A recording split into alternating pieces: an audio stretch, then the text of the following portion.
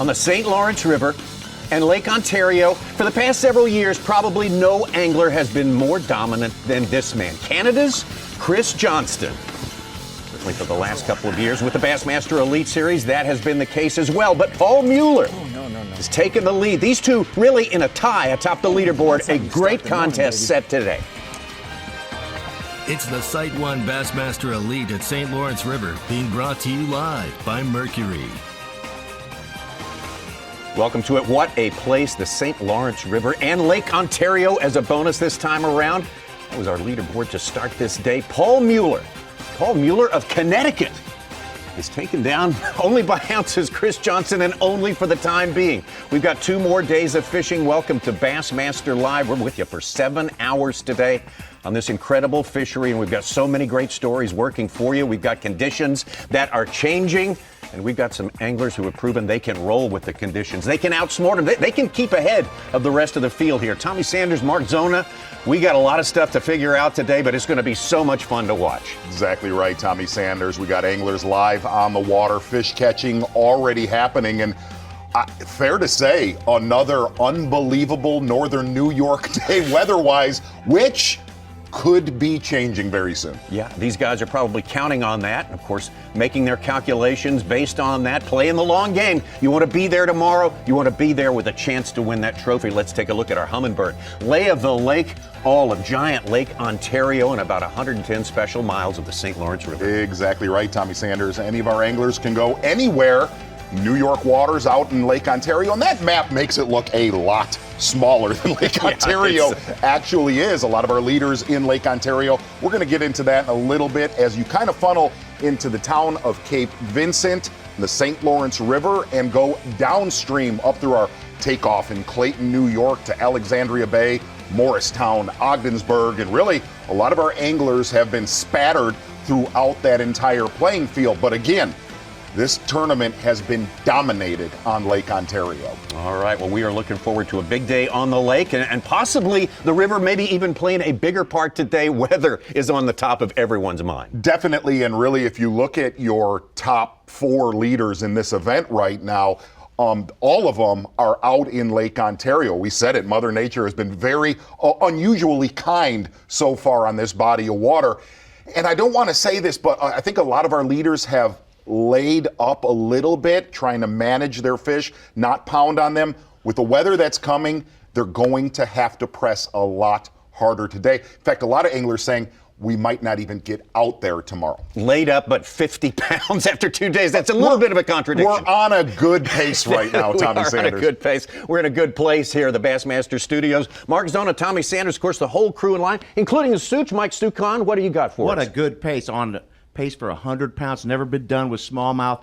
I'm monitoring who's going to get in that top 10. You got to make it to tomorrow to be able to win on Championship Sunday. All right, Ronnie Moore with us as well at the Screen of Knowledge right now. Yeah, I wanted to drop a couple key facts. When you are on a place like the St. Lawrence River, big bass are there. You need to bring in a big bag. And looking at the top 10 bags of the first 2 days of competition, it went from 27-1 to 23-2. To even break the top 10 biggest bags over 2 days of competition with 86 anglers each day, you had to have over 23 pounds. So for the guys who haven't caught a 20 to 25 pound bag this week and they want to make that top 10, you're going to have to get somewhere in this top 10 for the biggest bags to make that jump into the top 10 to have a shot going into Championship Sunday tomorrow. Just a snapshot of what a remarkable fishery this is that just seems to get better, stronger each and every year. Exactly right. We're going to get right out right now with your day 2 leader, with Paul MUELLER live fishing right outside of Chameau Bay.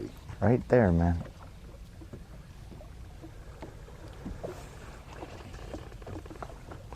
Stay away from them. See, they're not really grouped up, so.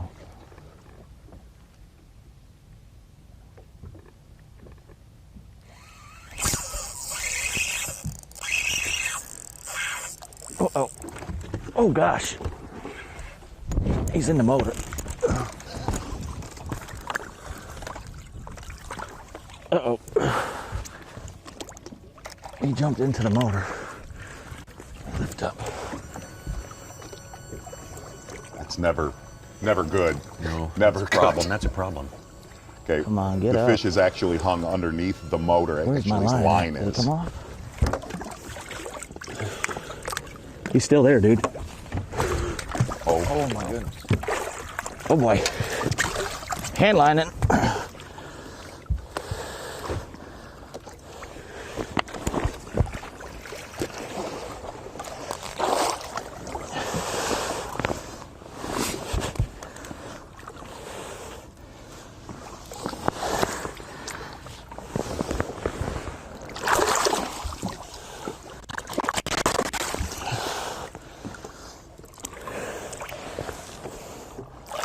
Thank you, Jesus.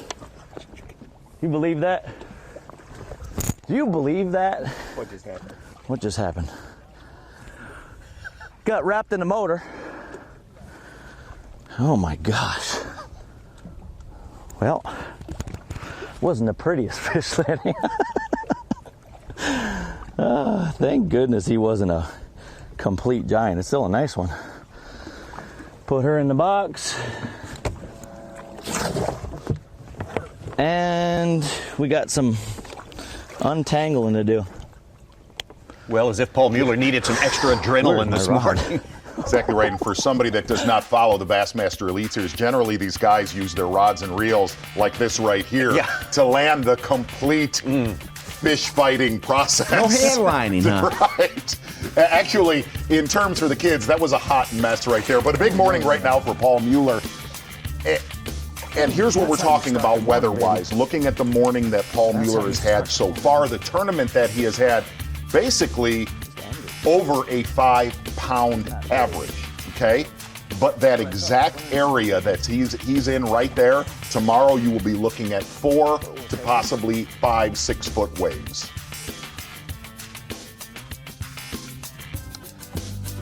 Lake Ontario, as you mentioned, the player this week.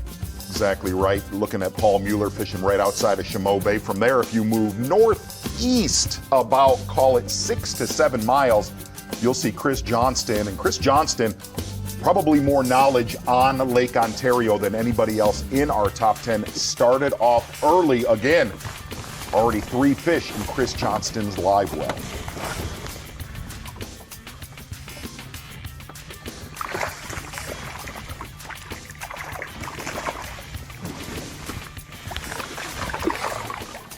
All of these fish earlier today with Chris Johnston, and he was one of the anglers that actually stopped, don't want to say he stopped fishing at about 11:30 yesterday, but he said he found multiple new spots later in the day yesterday that he didn't even fish.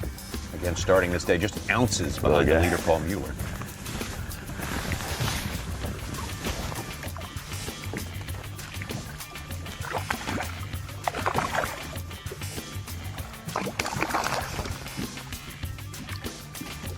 And surprisingly, Chris Johnston, having a really big stringer yesterday, was a little bit frustrated after our weigh-in, saying that he thought, man, I really thought that I'd take a pound or 2 lead over Paul Mueller to where he could kind of keep managing throughout. As we say, he's going to have to press a lot harder today with Paul Mueller not backing off anything.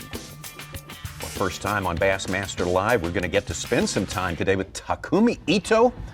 Great fisherman, very, very sensational, you might say, young fisherman out of Japan.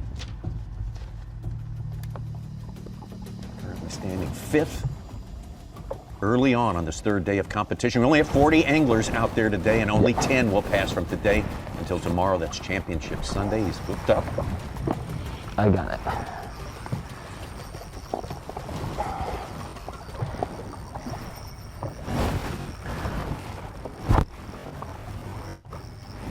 See that wind starting to come around from the southwest. Basically a wind we've not seen direction-wise this entire tournament. Many school, many school.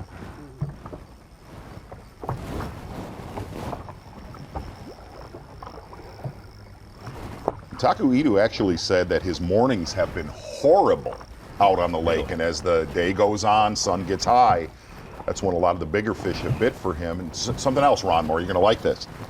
I said, are you catching any shallow? No, I don't like to fish shallow at all. All of them coming deep. I use a 6-pound line, so it's right, easy break. So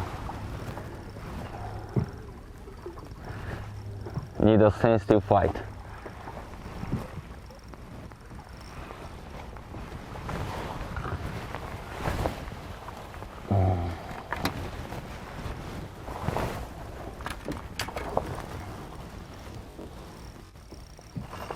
Having a great tournament here. This tournament has landed him in the top 10 Angler of the Year points. Wow. How about that? You hear Taku make the comment that he's using 6-pound line right there. Very, very easy to break. The other side of it, too, a reason a lot of guys are using. Is it See, that fish is locked up and got him hung up in rocks.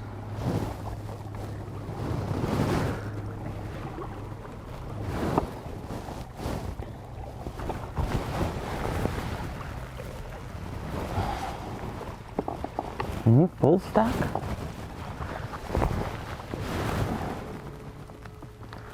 What is it?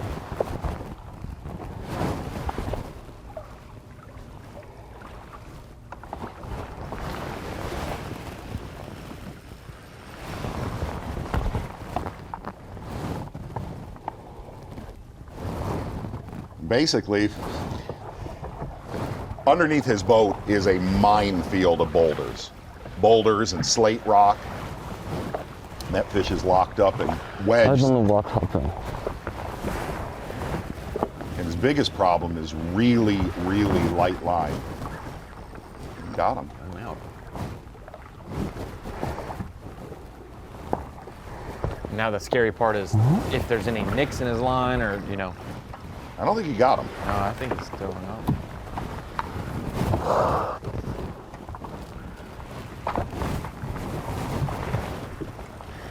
Everything's been a hot mess this morning. Yeah. Right?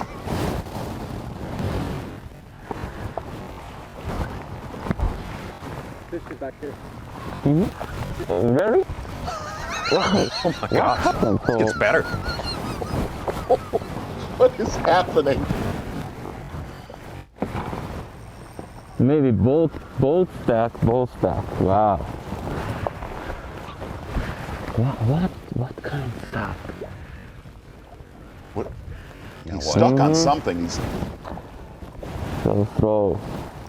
I need to throw 5.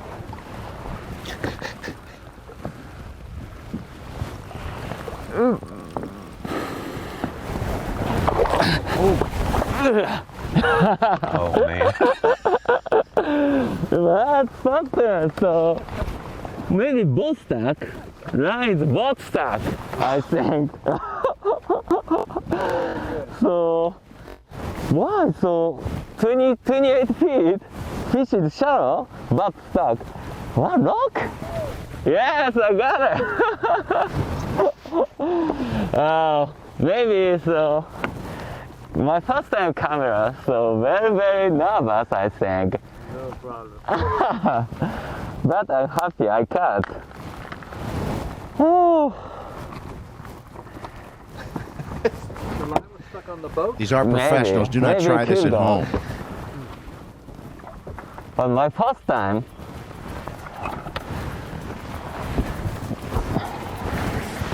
a really good one. Very, very odd fish catch right there for Taku Ito. Earlier today, this is Takumi Ito. That one was just fantastic. That was Once in a great while, we have that happen where your cameraman has to tell you the fish you're fighting is on the other side of the boat, and it's always solid gold. Hey, a big assist to the cameraman Yeah. saying, hey, your fish is over here. Good morning for Taku Ito. Said he fished the first day in the St. Lawrence River. Yesterday, ventured into the lake, spent the entire day out there catching really solid fish in between the St. Lawrence River and Henderson Bay. And we're actually going to get back to Paul MUELLER, your day 2 leader, hooked up live. God, those head shakes. Yeah, tire out. Wow.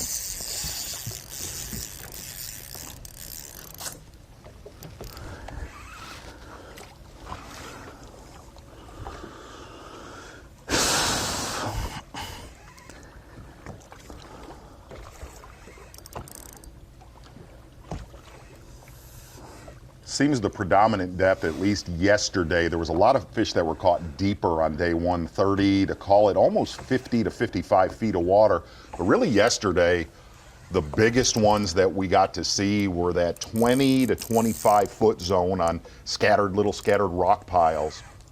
But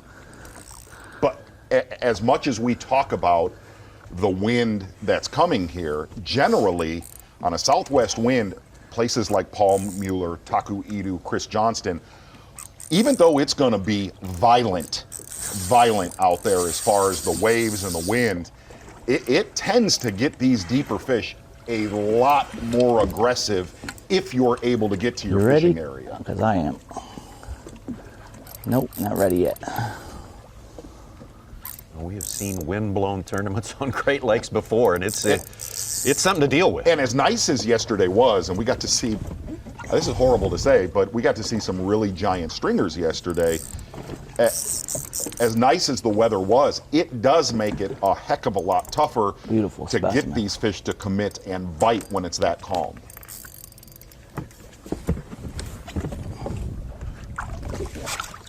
Thank you, Jesus. Yes. All right, let's see what that one weighs. It's not as big as I thought it was.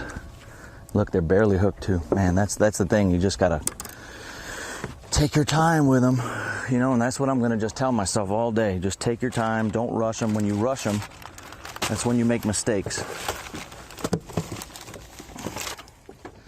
We're just gonna hate to say this, but after our start today, just a regular executed fish catch just seems a little boring. But we'll get over that. Yeah. We'll get over that. It has We need been more stuff like that Oh my right there. What a start to day 3 of competition here on Lake Ontario. Oh my gosh. Couldn't ask for better. Yes. To a fish catch and start as well. That's the important issue at hand here. Paul MUELLER hanging on to that lead right now, and it looks substantial. At this point, Chris Johnston going to have to play a little catch-up, but there will be movement up and down the leaderboard, swapping out places all day long, and that's what we'll be with you all day long. 7 hours taking you all the way up to weigh-up time. 10th place angler Steve Kennedy, over 20 pounds behind our leader already. Okay. Wait, what's happened? We'll find out what's happening. We'll take a break and be right back on Bassmaster Live. The Site 1 Bassmaster Elite at St. Lawrence River is being brought to you live by Mercury.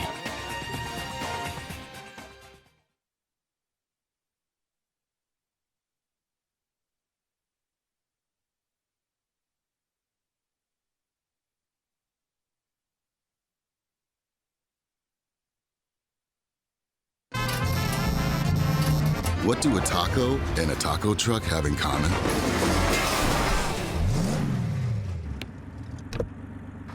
Nothing. If you want to play, you need a Tacoma. When I'm on the road for work or for fun, I always like to have a reliable generator around. This open frame inverter from Champion is ideal because it's lighter than a standard open frame generator and more affordable than a traditional inverter. The remote start helps me start up the generator or shut it off without having to leave my camper. It provides essential power for things like charging my boat batteries, also makes life a lot more comfortable for myself and my family. Introducing the Bass U TV app. Get the most out of your Bass U TV subscription and learn on the go with the Bass U TV app. Unlimited access to 700 plus training videos. Multiple new releases each week, including seminars, on-water videos, live shows, interviews, and other original content. The Bass U TV app. Never stop learning. Pre-collision system, standard, on the 2020 Tacoma, so you can go from one epic playground to the next. If you want to play, you need a Tacoma.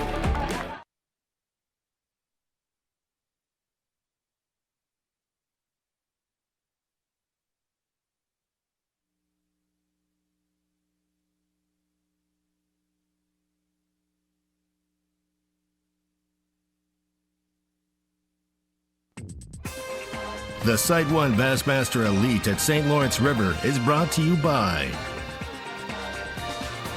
Power Pole, Skeeter Boats,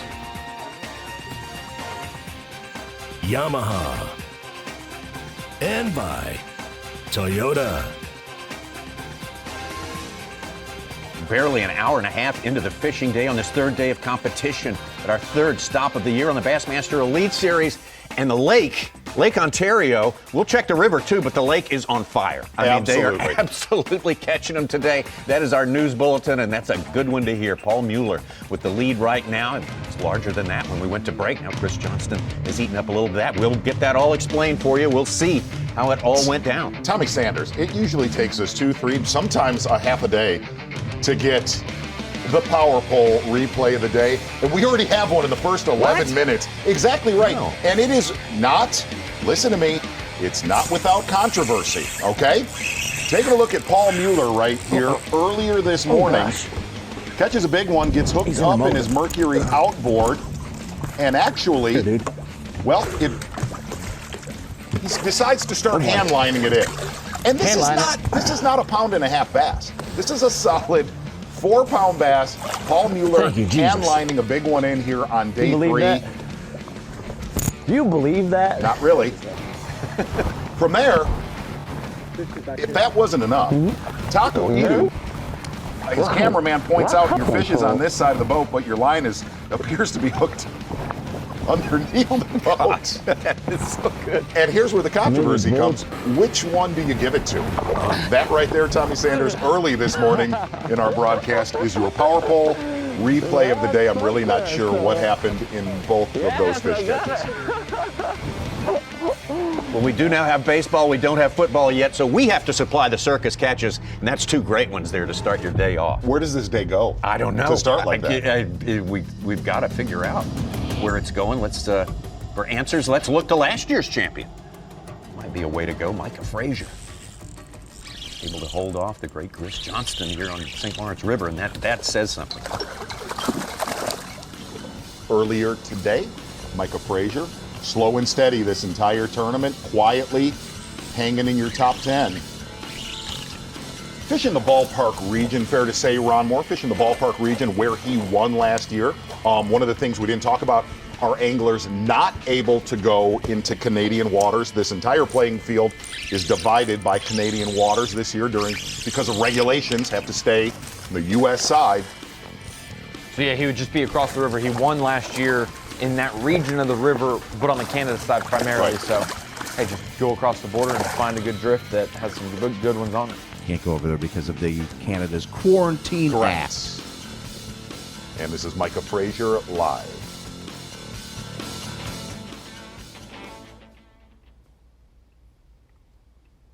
The one advantage Micah Frazier will have going into later today when we just winds are supposed to stopped arrive. on a spot right here close to takeoff.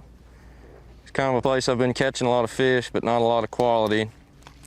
I have caught a couple 4-pounders on it this week, so I thought I'd stop here and put a few in the box, and then we're gonna head downriver to the area that I've been catching a lot of the better fish here shortly. So far I got 4 for about 11 or 12 pounds or so.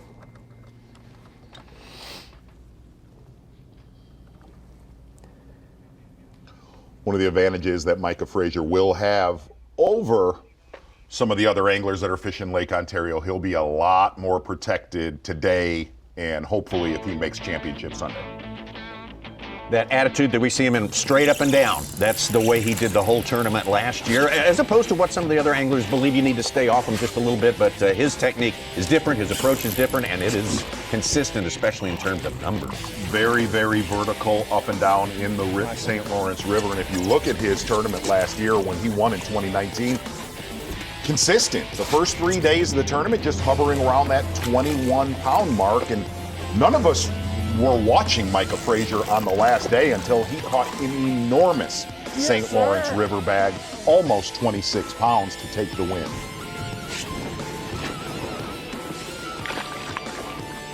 I think that one will help a little bit.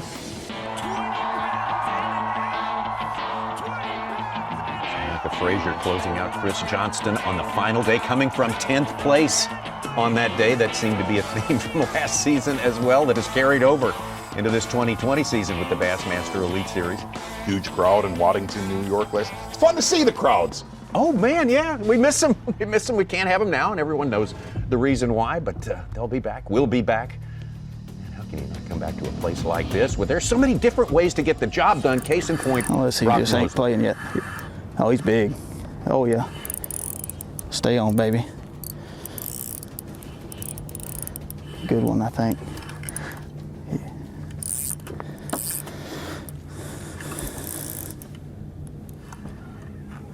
Good one. Good one. Stay. Not now.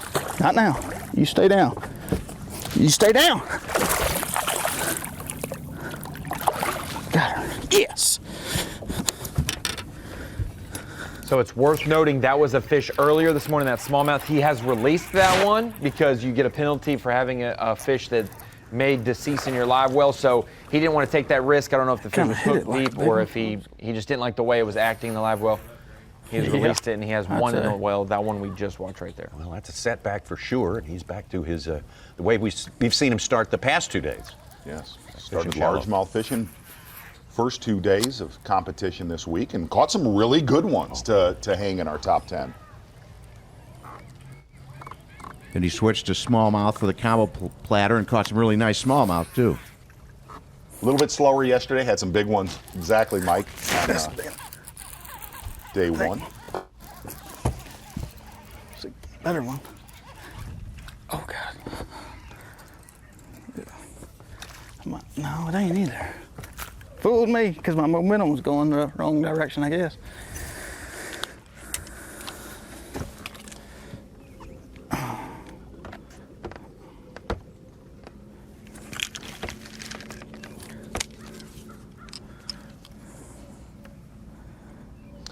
Well, that's not the kind he wants to take to the weigh-in, and if everything goes according to plan, he won't be doing that. You do not want to get in a numbers game here.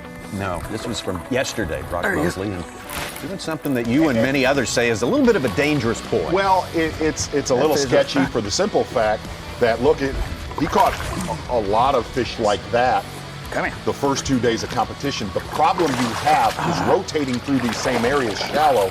These fish do not reload. They do not replenish as good as those smallmouth, whether you're in the river or out on the lake.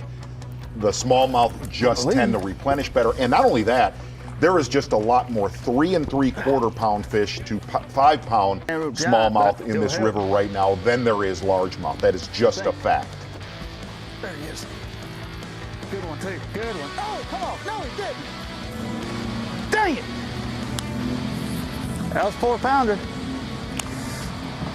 It's a long shot strategy, but it was fun to watch yesterday as Brock Mosley, the man from Mississippi, who has proven that he can catch smallmouth up north here. He's just made a conscious decision to lay down that base of a good, limit there with largemouth. There's plenty of largemouth from French Creek to Alexandria Bay, Goose Bay, Chippewa Bay. Very, very good largemouth fishing. But a lot of the really big largemouth areas are off limits this week up in the Canada. Come here, girl. Come here, girl. Woo! Gosh, that gives you a great look of how clear that water is. There's a lot of zebra mussels in this river. The zebra mussels really filter the water, make it a lot cleaner, a lot clearer.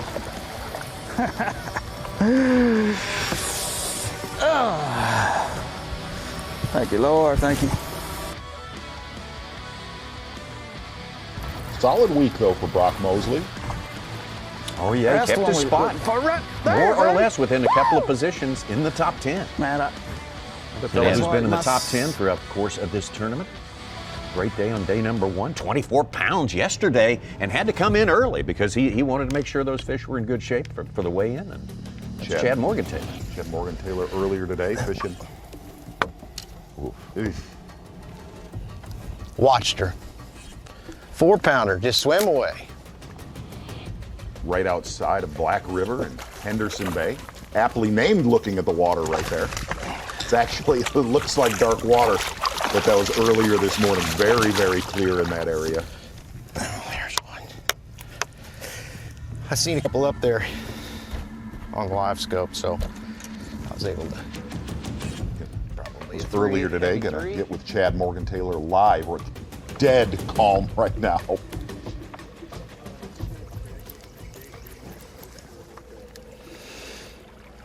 So far this morning, it's dead calm and sunny, which is what I would have originally hoped for. And they bit right out of the gate for about 30 minutes for me. I lost 3 and only caught 1 of the 4 big ones I had hooked. So needless to say, that is not what you want to see go down on the Saturday. And once you do that on a spot, which I did, on one spot, it pretty much messes them up for a little while. Now I'm gonna come back to them here in a little bit. I'm gonna let them rest. I'm checking a few other places right now, but right now I've only got about a 3.5 pounder in the live well. Just working through a few adversities here. As far as the rest of the day, man, I hope they're wrong about the wind, and I hope it stays like this, because that would be wonderful, but I'm pretty sure they're not. We're gonna take it as it is, though. We're just not gonna get excited about anything. We're gonna keep on doing what we've been doing and keep the throttle down, baby. That's what we're gonna do. Losing 3 out of 4 first thing in the morning on a Saturday, like Chad says, that's not what you want to do on a Saturday. How about some B&W trailer hitches live on the line? Let's check in with Ed Loughran, having a good tournament. And Ed, size up day number 3 for us so far. It's been a little bit slow. I went to my first spot, didn't get any bites. Spent about maybe 40 minutes there. Saw a few fish, marked a few, but wasn't able to catch them. Moved a little bit, a couple miles away, and started off my first drift and caught a fish a little under 3 pounds right out of the gate. So I'm going to continue in this area probably for another hour or two. I caught several of my fish here over the past couple of days, and there's a lot of fish here, but they're just difficult to get to bite. Ed, a lot of weather seems to be coming later today into tomorrow.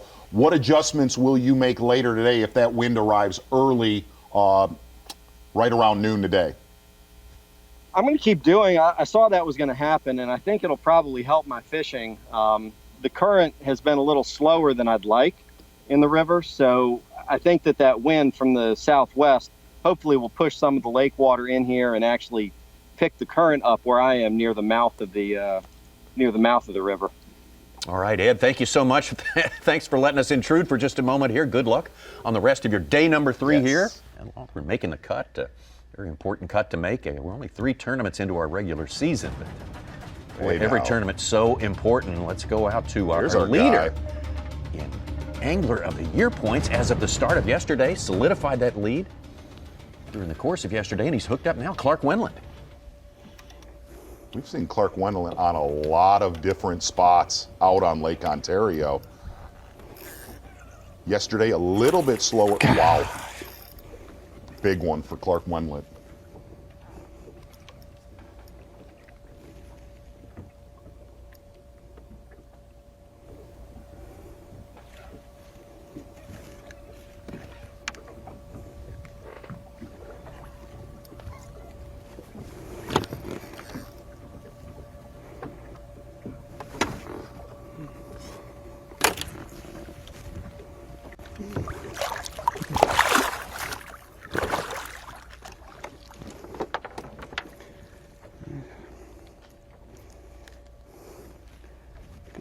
Three pounder anyway. Solid keeper right there. Clark Wendland. Kind of been bouncing shallow, deep. Said this is actually earlier today with Clark Wendland.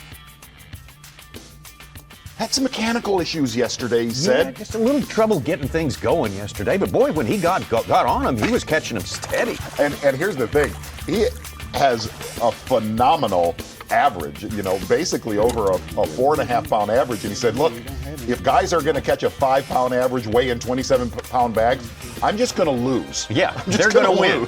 That's right. It was very simple and very honest. Sometimes you just say, take my money. But I don't think he's going to give up that easily. Clark Wendland, again, our leader in Angler of the Year points as it stands right now. Chris Johnston, our leader, by ounces over Paul MUELLER right now. Micah Frazier, last year's champion. Boy, The players from last year playing big again this year, and some new faces as well. We'll get to see all of them during the course of the next few hours here on Bassmaster Live. The Site 1 Bassmaster Elite at St. Lawrence River is being brought to you live by Mercury.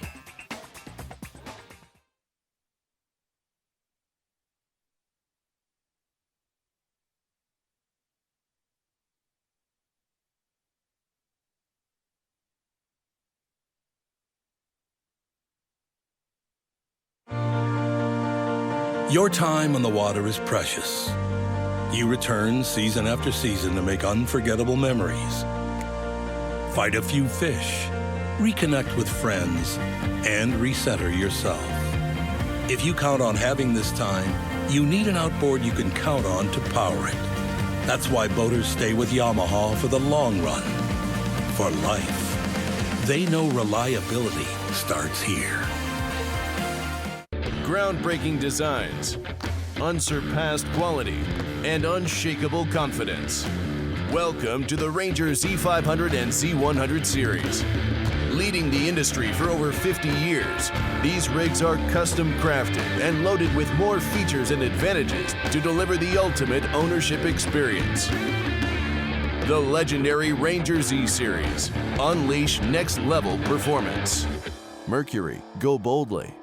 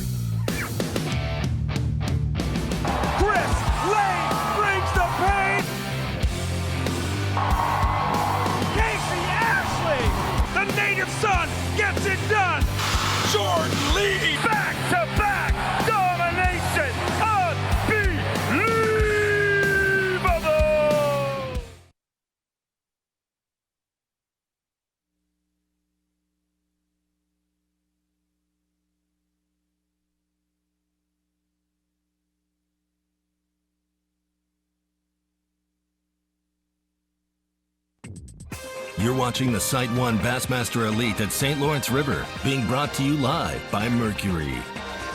Great to be with you this Saturday morning on Bassmaster Live. Safe to say that our appreciation for live sports has gotten a little more intense over the past few months, so it has been indeed a pleasure to bring you so much of this big tournament here on the St. Lawrence River. Tomorrow we got more of the same, starting earlier, an hour earlier than we did today here on ESPN2. We start at 7 a.m. tomorrow. Got a session that runs, and then we go down for just a little bit. The fishing continues, and we come back at 1 p.m. Both of those Eastern times, local time, here in the state of New York. What a bass fishing state this is. If you're not familiar with it, absolutely check it out. It's huge here, and it's great here. Paul MUELLER still atop the leaderboard, just by ounces over Chris Johnston. Go back out to Taku Ito. Taku Ito fishing right outside of Fox Island, a little bit south of there. Seen a lot of anglers in that area throughout this tournament. Looks like he did get unstuck previously. Back to fishing.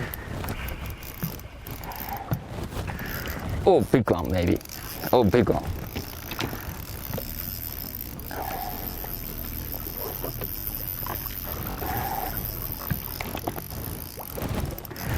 Talked about this earlier. He said his mornings have been really slow, but picking up later in the day. Off to a fast start today.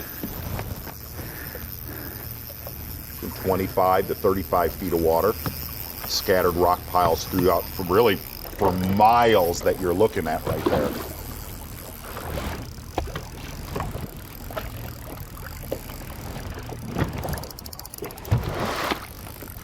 Big tournament, 20 pounds plus, 20 and a half on day number 1. Yesterday, all the way up to 23.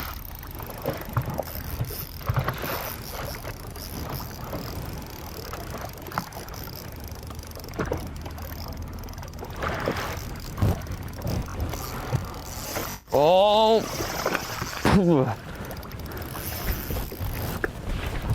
Yes, come on. Oh, I'm scared. Oh. There he goes.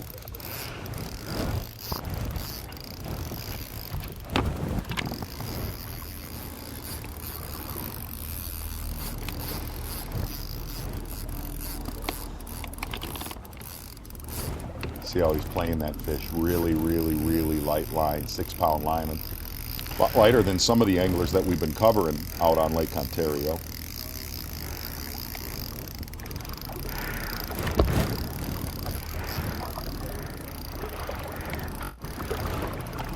Oh, too much power.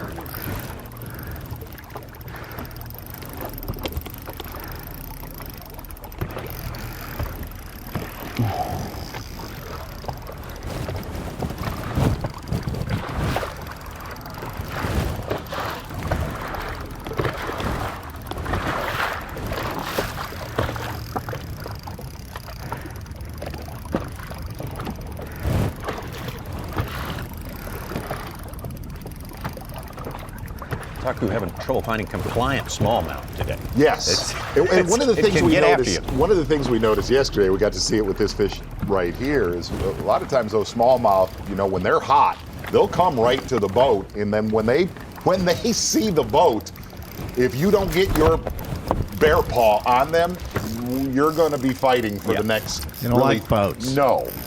Same next way. 3 to 5 minutes. Same way that fish came flying up and jumped and it got stuck in the motor was immediate. Yeah. Oh. Big. Yes, good one. That body. What do you think? 3.5, 4? Can you hold him? Nice. Yes. Maybe 3.5. Woo! Oh. Oh. Strong. Strong fish. Yes. They're gonna head back around the corner right now with Chad MORGENTHALER fishing outside of Henderson Bay, Black River Bay.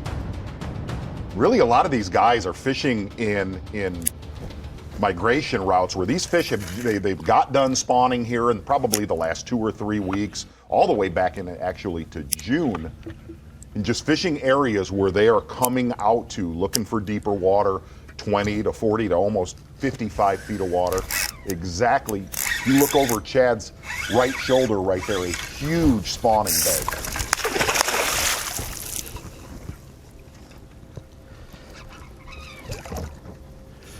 Come here, you big, beautiful thing.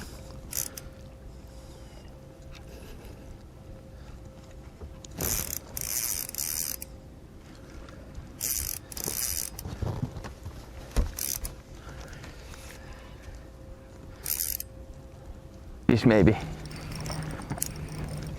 Boy, it is happening. It is. Ooh. Looks up. Ooh. And in proximity, these guys are fishing probably, call it 6 to 8 miles apart. Taku a little bit more on the main lake. This fish is one fish. One MORGENTHALER. fish stay in a rock. A little bit more protection in the bay. Now we're cooking. He said Now we're cooking. 34 feet. So maybe deep is a big fish, I think, today.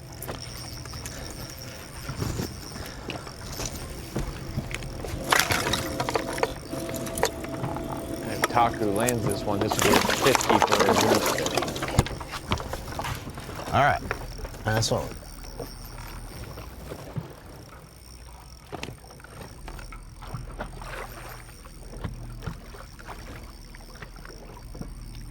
You know, we just got off of Chad MORGENTHALER, and yesterday we saw him start in that Black River Bay area and then made his way out to what's called Galoo Island. And that's, in fact, when you see Taku pan to his right, you'll see an island way out there. That's Galoo Island.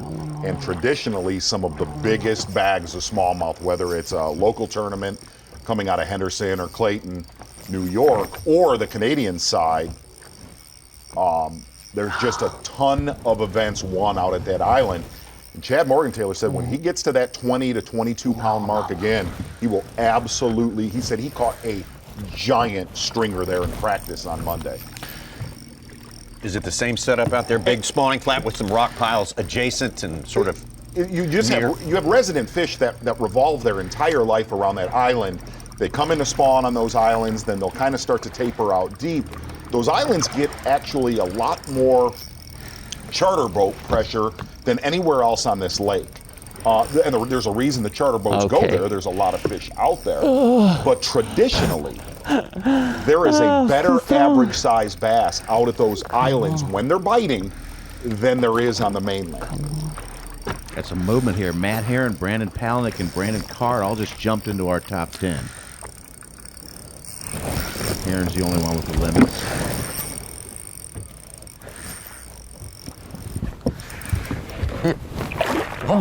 That's a good one. No.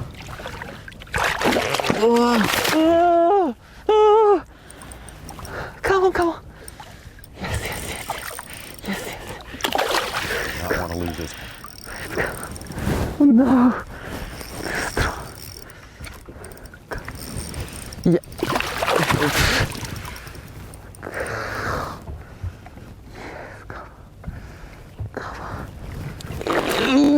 Yeah.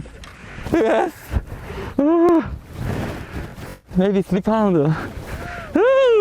I got it. Thank you. His maybe 3 pounders or maybe 4 pounders is what I'm going to say. I'm just the calling it like I see A it. little bigger than what he's calling. Solid start.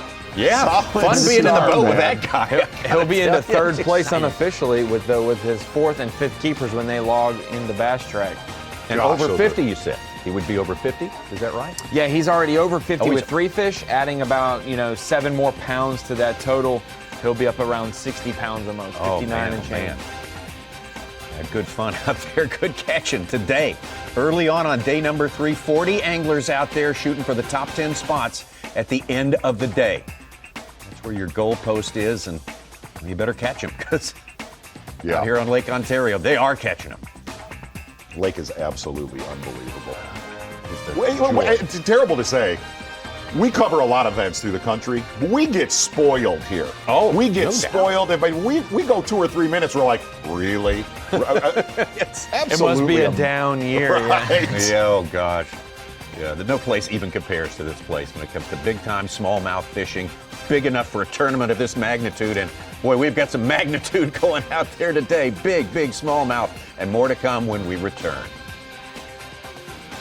The Site 1 Bassmaster Elite at St. Lawrence River is being brought to you live by Mercury.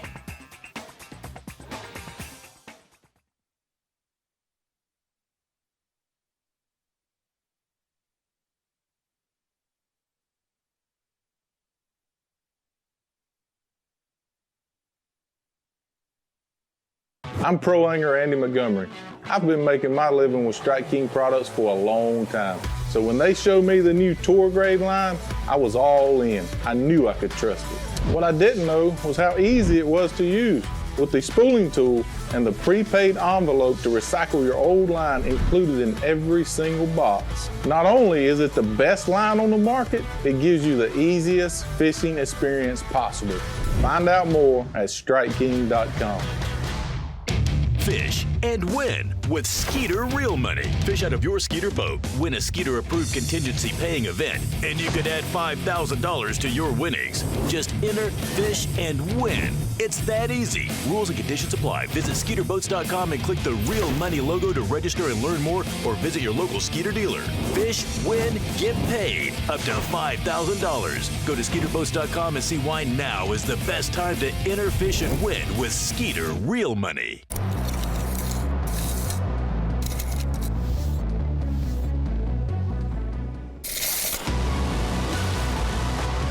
This reel allows you to cover more water, make more casts, giving you more opportunities to catch more fish. The new Revo Rocket, Abu Garcia for life.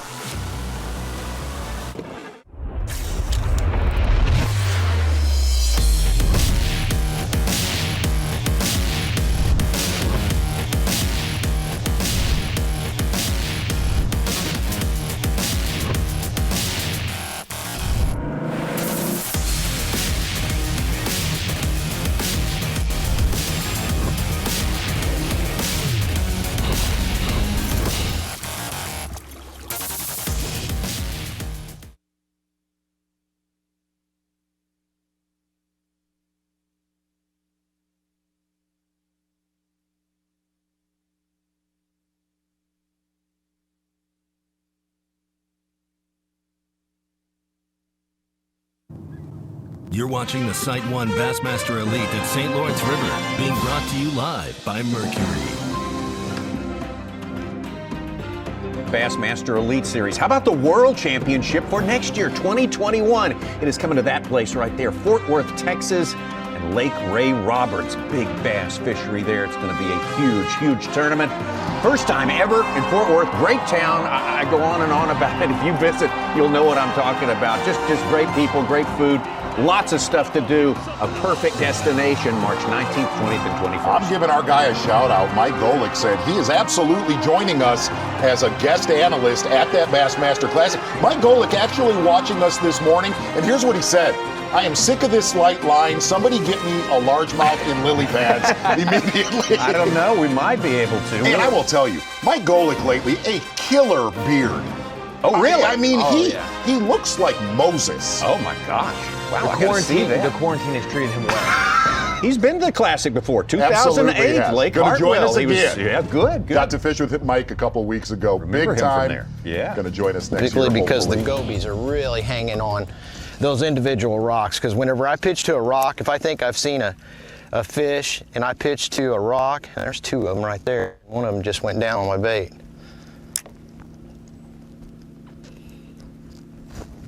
I think you got it.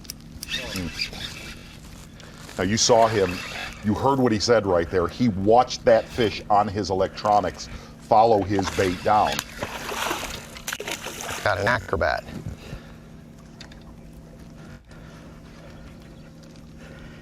I find this interesting. First day of this event on Golick and Wingo.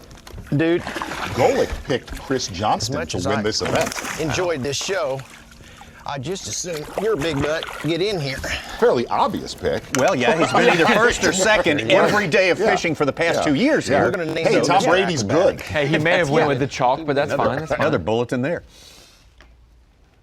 Oh man, it is. I can't say enough about how strong it's been out on Lake Ontario today, and a lot of guys making moves that you approve of, for sure. Yeah, and definitely one of the things that you're seeing a lot, even though it was dead flat calm where Chad Morgenthaler was at right around the corner, you're starting to see that breeze pick up, and we've just seen a lot more bites early this morning. And here's the great thing, if you follow this broadcast all week, follow this event, when that sun gets high, a smallmouth is a sight feeder. He uses his eyes to hunt and eat.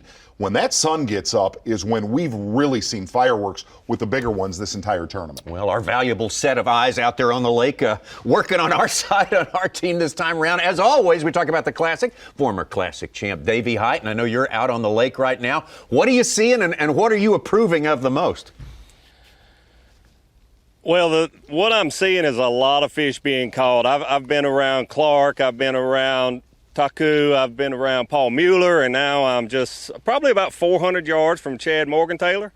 And honestly, the fish that y'all just showed, I saw jump from 400 yards away, so I know it had to be a nice one. But it's absolutely gorgeous here. I'm in the Black River Bay area, and it is slick, flat, calm. Z, you're exactly right. Just around the corner, there is a little bit of chop on the water. But here's what I heard from the anglers last night and this morning. They're going to bear down on them. Chris Johnston, you heard, kind of saving some place, knowing that it's a 4-day event and you got to catch them each day, some weather coming in on the final day. Today is the day that you want to watch because these guys that have been managing their fish are going to bear down on them, and I can tell that already. Everybody I've been around, I've been watching catch fish. Normally when I'm out here on the water, you want to get around a guy that's catching a fish or two. Everyone I've been around this morning, they have been catching fish. Davey, real quick, over your shoulder, if somebody comes here, it's an ocean. Like if you come here for the first time, you say to yourself, where do I start? A lot of these points, a lot of these migration routes after these fish spawn, these points run out into the lake miles and miles and miles, kind of break down where on these long points into Lake Ontario, what it looks like under the water. That is a great map we're looking at to describe what these guys are fishing. Sure, Z, and it's so interesting because you and I both were here back in the 90s, and to see the way our sport has progressed, this has always been a great fishery. The smallmouth have the average size is bigger. There's no doubt about it. The gobies, we've been talking about that for several days. You guys have done a great job in the studio with that. But But what is amazing is when we were here in the early to mid 90s, you basically fished the shoreline, so you could visually look for the grass clumps, the patches of sand, the isolated rocks, that sort of thing. But now with our electronics and our mapping, as good as it is, I'm seeing guys like a Chad Morgenthaler, a Paul MUELLER. They're catching fish 300, 400, 500 yards offshore, the same shorelines that we fished back in the 90s. Electronics have changed everything, and these guys are really good with the electronics. They're the best in the business, no doubt about it. But here's the big key. It's not about catching fish here. You better be catching 4, 5, and even 6 pounders of Paul MUELLER. That 713, absolutely a fish of a lifetime. Any smallmouth fisherman's lifetime of 713 is phenomenal. But it's the big issue. There's a lot of guys that are not fishing today. Fished 2 days and got cut. We're catching 50 fish a day, but we're not catching those 4 and 5 pounders. So that's a big key. And you just heard Chad Morgenthaler. Not only are these guys seeing those fish on the electronics, they're seeing those boulders, but they can tell what size they are. And I even heard a couple of guys talking that they don't even drop on a fish that they know is a small fish. It's absolutely incredible. The fishing offshore looking for the same thing we looked for years ago, the patches of grass, the clumps of rock, and the sand patches. Those fish like the variety of cover. Davey, why, in your opinion, we talked about it, lack of current, and the fish out in Lake Ontario get lazy, sloppy, and big. Why, in your opinion, is Lake Ontario every single time that you're able to go out there, is it better usually than fishing in the river? So this is just my thought. It's a great question. I've asked other people that same thing, Z. But my thought is really and truly, there's gobies everywhere. There's gobies in the river. There's gobies out on the lake. There's current everywhere. Z, you and I have fished here many times before we filmed here. And I remember one day in particular we were filming and noticed how much current there was out around Galoo Island. So there is current everywhere. But when that water funnels into the St. Lawrence River, then that current picks up a lot more speed. And I really think that those fish they burn more calories, so to speak, if they live in the river. Yes. Where out here, there is some current, but those fish can relax, and they just get bigger because of that. Davey Hyde, thank you so much. Time well spent Nailed with it. Davey. Nailed it. Like you, Z, you guys do such a good job of breaking it down. Of course, once in a while, we lean on our anglers to break it down themselves on the water. That's where we're going right now. Paul MUELLER and our AFCO Taste the Bait. Set up for your drop shot. This is a Dobbins Ecstasy 722. It's a 7'2" 2-power rod, so it's a medium light. I got a Lew's Team Pro Speed Spin 2000 size, 10-pound Gamma Torque braid, and an 8-pound Gamma Edge fluorocarbon leader, long leader. A little bit longer on the drop shot length on the leader, just because I'm making long casts. A lot of times you have a pretty good scope in your line. It's actually probably pretty close to the bottom even with that longer leader. But the long leader, I think you don't get as many frays above the hook, which could be a potential disaster if you catch one way out. It's a Gamakatsu split shot, drop shot, 1/0 hook. Show you the hook. And I open it up a little bit with pliers just to kind of make the gap a little bit bigger. And then the Berkeley Max Scent flatworm. 3/8 ounce Do-It Molds cylindrical drop shot weight. That Berkeley Max Scent flatworm has been used by a pile of our anglers in the top 10. Jesus. Looking at one earlier that believe that? Paul MUELLER had to interestingly hand line in. It's caught in his motor. Good stuff right there. What's good stuff? You say that flatworm, that's been a player in 2018, 2019, and this year. So it's not like it's a brand new thing for the St. Lawrence. It's more so these anglers are so dialed in on how to use it, what colors to use in it, and then using that scent to their advantage. And it always seems, whether it's been years past, gulp, which is a scented worm, the Max Scent, obviously, is a scented worm. It always seems that is more powerful on smallmouth than anything else. Sure, it probably works on walleye and largemouth and all that, but where it really plays is with a smallmouth.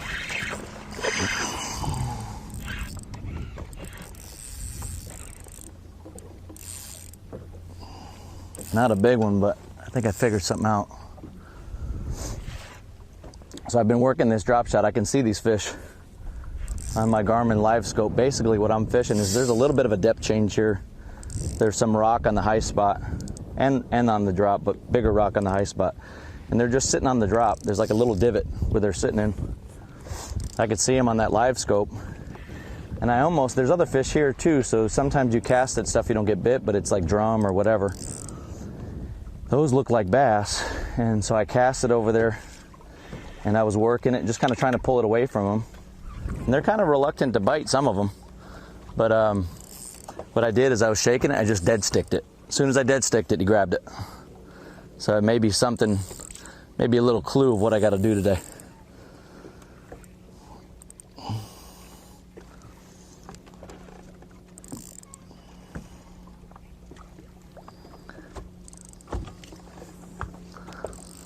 And for something that Davey was talking about, who watched Paul He's a little bit bigger than I thought he was. fighting this fish. Not huge, but they're deceptive. The difference here, of bass, of what they're like, how they're built.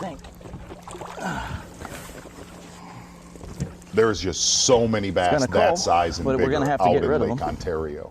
But feels good to know that, like with these fish, I definitely made a top 10, which, you got to set small goals, I guess. And then we got to try to get the weight. See, the funny thing is that fish weighs 3 3/4 pounds, and these fish are just so thick here that it's deceptive. I would call that fish a 3-pounder back home.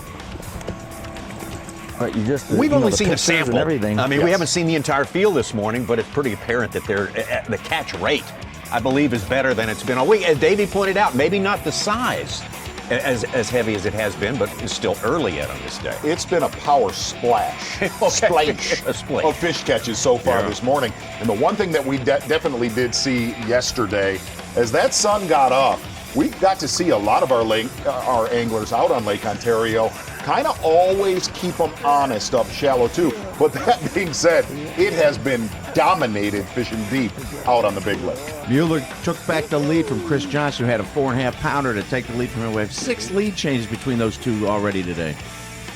Also lead changes all through our top 10. And of course, top 10 is a critical number because you have to be in the top 10 at the end of fishing today. That is a long way from now. We will have plenty more fishing on the way, plenty more changes. Zaldane, 4th place. Chris Zaldane. Shallower, some of the guys. Chris Zaldane, wow, that is a huge One of our anglers fishing shallow. Okay, we're going to see some shallow fishing later on today. Never fear. There'll be a lot of ways to get the job done here, but who would have thought? At the start, before the tournament started, we have multiple anglers with a 5-pound average after this much fishing. My goodness, what is next? We can only guess. We'll take a break, and we will be right back.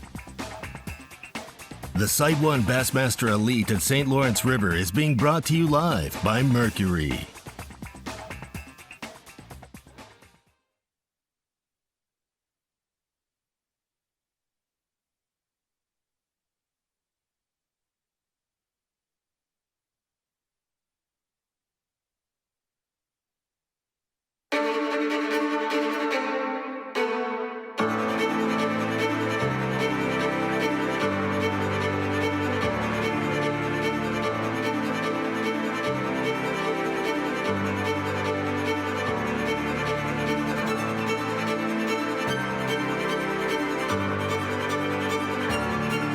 You don't know their names yet,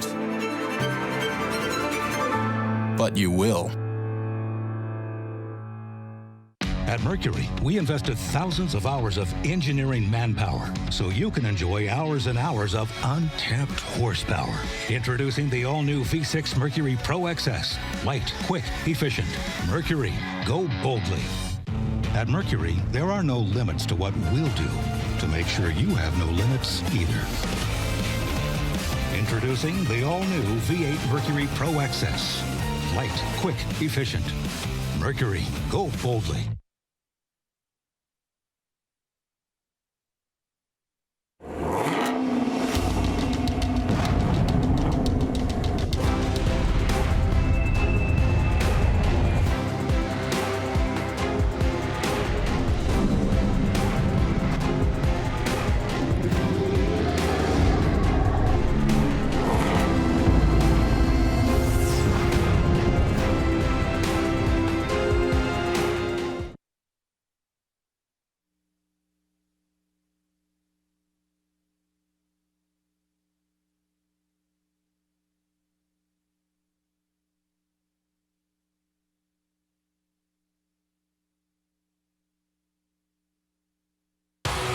You're watching the Sight 1 Bassmaster Elite at St. Lawrence River, being brought to you live by Mercury. Hope you're having a fantastic Saturday. We certainly are here. Thanks for including us in your sports menu for your weekend here. We got a big menu here, actually, in these parts tonight. It's the final July UFC Fight Night from Fight Island in Abu Dhabi. Fantastic main event. You see the two competitors right there. Number 1 ranked middleweight contender Robert Whittaker on the left versus Darren Till, number 5. That will be a matchup to be sure. Main card starting at 8 Eastern, 5 Pacific. Prelims at 5 Eastern, 2 Pacific on ESPN, ESPN Deportes, and the ESPN app. You know where I sit on that one. Robert Whittaker's going to have his hands full with Darren Till. Studied under the Muay Thai. We talked about it yesterday. Oh, yep, a gentleman that has been stabbed 2 times in the back and survived. Okay. And survived. All part of the profile as we begin to put together our expectations for that big bout. But man, sports today and tonight. Write it down. Start planning your day accordingly. And that's not like a hypothetical friend stabbed you in the back, like legitimately. No, that's a stabbed you straight in the up back. twice. 2 times. There's a difference. There he is. That's a big one. Stay on there, baby. She ain't hooked good. Ain't hooked good.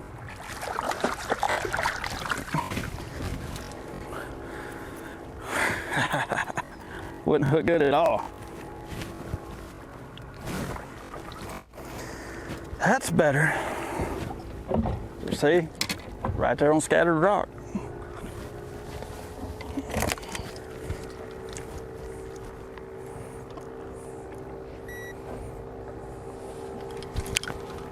Man, I had her skin hooked too.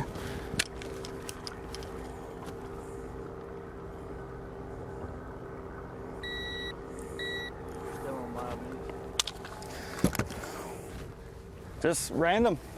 And the problem you have with catching largemouth is backing that up. We talked about it, days 3 and days 4, catching 5 of those, because guys like this, Chris Johnston, Clark Wendelin, are going through lots that size, and both of them hooked up right now. Clark on the right, Chris on the left. Clark, one of the legends of bass fishing.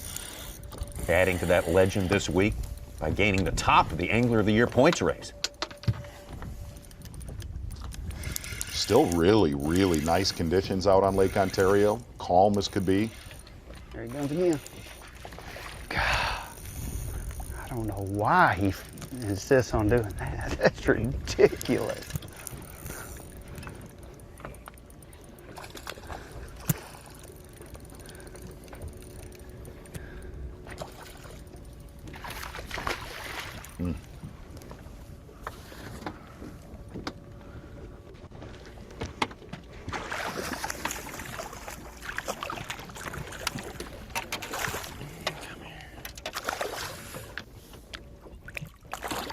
That is what you gotta have right there.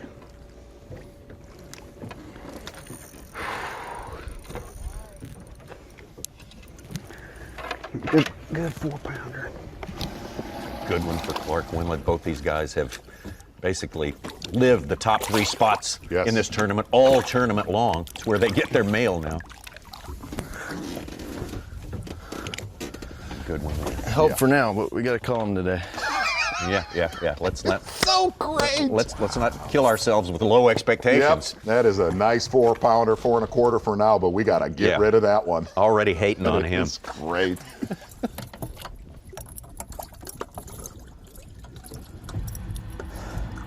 She's going to go way downriver, which is northeast. Yeah. Going to go past Clayton, New York, Alexandria Bay, to get to Ogdensburg area. Kentucky angler Mike Huff had a giant at the end of the day yesterday. That's a big one, sitting right on the other side of the rock. He just won't bite.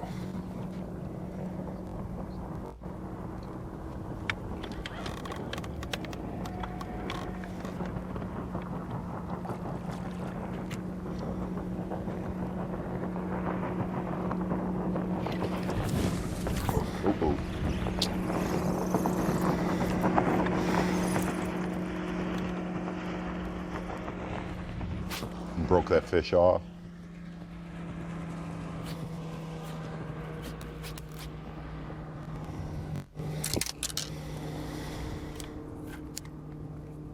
He bit. Yeah, broke my line. It's a good bite, broke my line. I saw it on the graph, man. It's right on that.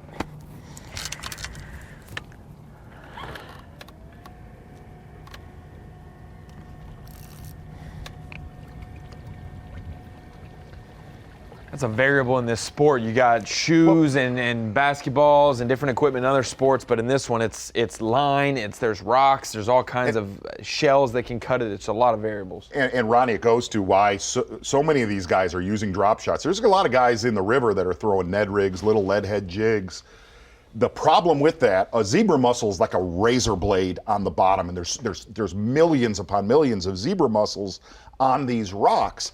And why a drop shot is so efficient, your hook, where the fish bites, is above all of that mess. There's one. It's a good way to rebound.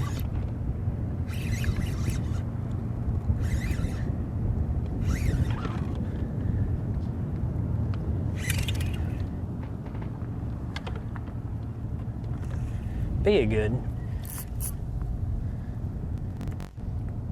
Mike Huff fishing a lot of the same areas he fished in 2019 here, Bassmaster Elite Series, when we went out of Waddington.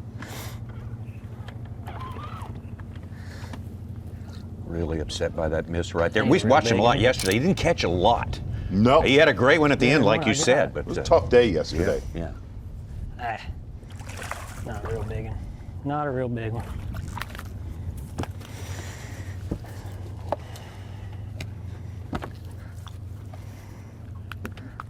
Hey, I caught one after going 0 for 3. Oh. Uh-oh. Fumbled him. Yeah, almost lost that. Oh, yeah. I shot it 0 for 4 right there. Well played. Ooh, man. Good job, Mike Huff. Something positive right there as we get closer to it. Taking a short break here, but Paul MUELLER. It is a horse race with Chris those two. Johnston, man. It is a horse race. They are out there catching them on Lake Ontario. Ditto for Clark Winland. Don't take our eyes off those guys. Chad Morgenthaler as well. And hopefully we'll be able to run down Chris Zaldain and some of our other players. We'll take a quick break and right back. The Site 1 Bassmaster Elite at St. Lawrence River is being brought to you live by Mercury.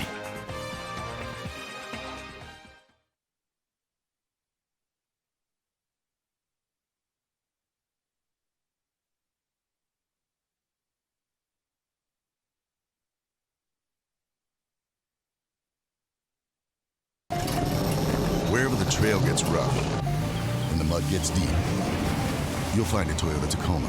It's the best-selling compact pickup in America for 12 years. And it's not because we baby them. If you want to play, you need a Tacoma.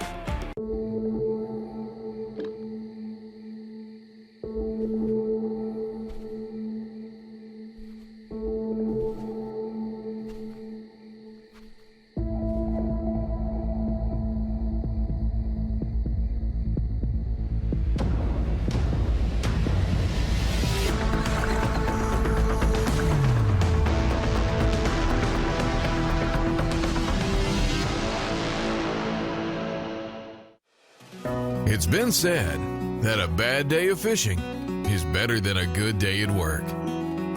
Getting you to that fishing spot is key. And Bully Dog gets your truck road ready. No matter where, we give you the horsepower and towing torque right when you need it. We make getting there better. Make your ride a Bully Dog.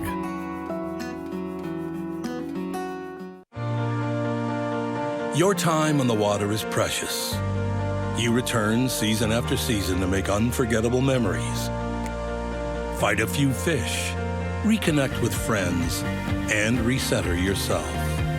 If you count on having this time, you need an outboard you can count on to power it. That's why boaters stay with Yamaha for the long run, for life. They know reliability starts here.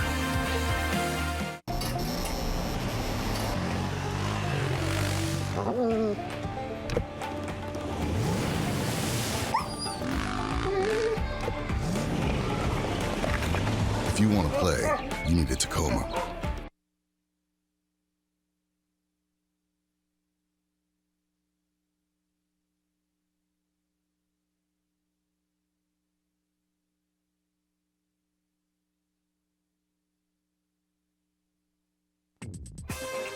You're watching the Site 1 Bassmaster Elite at St. Lawrence River, being brought to you live by Mercury.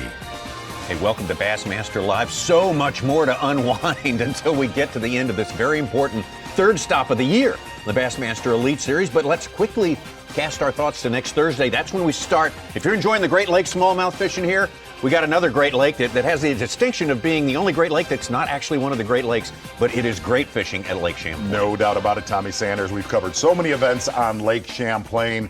And as you said, it's another one of the Great Lakes it is absolutely massive. A lot of history here.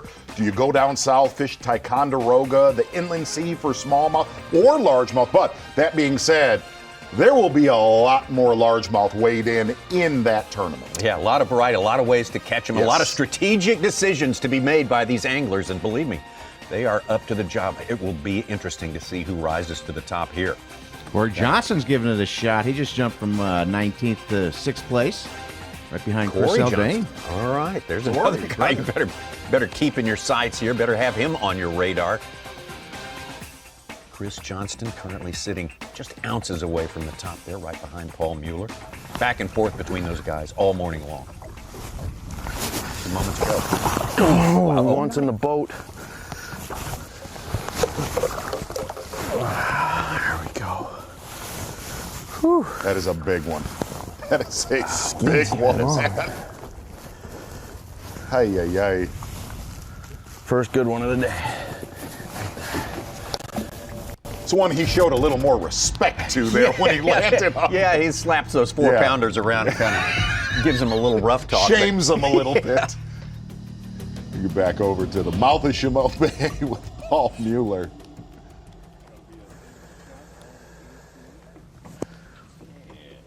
How about it for an update on our morning so far? Well, we got off to a better start this morning so far. I definitely feel a little bit more relaxed. Still got a ways to go as far as weight goes, but I got one of the right ones, maybe two. But realistically, I'd like to get rid of 4 fish. I think that you're going to really have to have a big day today. Tomorrow's going to be who knows what, but we got to worry about today. They're here. I mean, it's just kind of methodically working them. The key for me yesterday was, I rely on my electronics so much. And too much sometimes. That live scope is so awesome. You can get on an area and you can pinpoint exactly where these fish are. And a lot of times, what I was doing yesterday morning was scanning, see a fish, drop it right on them, but they didn't like that. So a lot of times when you do that, you get too close to them, they see the boat. Today is a different story. And I learned this yesterday, and that was changed my whole day. I'm staying off these fish. So basically what I'm fishing here is there's a pretty good drop, but there's little high spots all through here. I mean, this is a long area, and I haven't even fished all of this yet, and I think I'm going to camp on this because it's been good to me. I have some other spots, too, I may run as well that's similar to this, but I feel good about it. I'm seeing fish on the live scope, which is really, really important, and the main key is just staying off those fish. And I feel like, I've only caught that one today that was right under the boat. If I see one, I'm going to drop to him. But for every one that I've caught, I've seen probably 15 or 20 that I haven't caught each day. And I just think that when that shadow of the boat's over them, they know something's up. And the weird thing is they'll bite like a goby. And you'd never even, if you didn't see them on the graph and know what it is, you would think it was a goby biting it. They'll just short strike it. And that's the same thing when you're fishing shallow and they see the boat and you throw to them. A lot of times they'll come up and they'll just peck at it. It's the same thing out deep. The water's clear here, so they can see. I'm fishing right now. I'm in 25 feet of water. That's not that deep with good clarity. So the main thing is just stay off these fish. I've caught every single fish on a Berkley Max Scent flatworm on a drop shot, and I'm keeping it simple. You see, I got 2 rods on the deck. And that's a good thing when you can kind of eliminate. I'd love to drag a tube through here, I'd love to throw a swim bait or something like that. The problem is there's so many zebra mussels that you risk losing fish, breaking off fish, and that's why the drop shot is supreme on a place like this where you have all these little rock crevices and stuff. And the whole deal with the rock crevices is that's where those gobies hang. Whether you're up shallow, mid-range, and deep, you got to look for places where there's little places for those gobies to hide. That's the whole key when you're looking shallow too. I may even go do that. I seen some fish at the end of day one, and a real big one that I'd like to catch, and I kind of know what I need to look for. This lake has got a lot of that slab rock, and it's got those crevices in it, and that's where those gobies hang. And I think that's why you have fish that live in 4 foot of water and they live in 40 foot of water, because there's gobies throughout this whole place. So this is just, it's a fantastic fishery. It's the best, you know, hopefully today is going to be like yesterday, the day before, is the best days of smallmouth fishing I've ever had in tournament competition. Today's looking like it's going to be like that. So, well, Paul MUELLER, in a short time on the Bassmaster Elite Series, has proven himself to be the complete fisherman. That is for sure. He has notched a couple of wins in the last 2 years. The first one coming last year on Lake Lanier with spotted bass, yet another subspecies. Exactly right. We talked about it yesterday. Paul MUELLER from Candlewood Lake up in Connecticut really cut his teeth fishing deep, clear water. That was a tournament. We said this yesterday. That was a tournament we expected him to win the way he grew up fishing. But if you really rewind to earlier this year on the St. Johns River, which we did say it, that tournament feels like it was about 6 years ago. It really was. It's been a strange year. But Paul MUELLER trying to achieve that rare thing, although not as rare as it used to be, winning 2 Bassmaster Elite events in a single season. So hard to do, so improbable against this cast of characters you have to compete against day in and day out. And he is making a big point this time around, going out to Chad MORGENTHALER. MUELLER made that point as well when he said he would throw other things, but he would break off like Mike Huff broke off. One. But he said he'd even have a longer drop shot leader. We'll have to get into how long is much longer. Oh.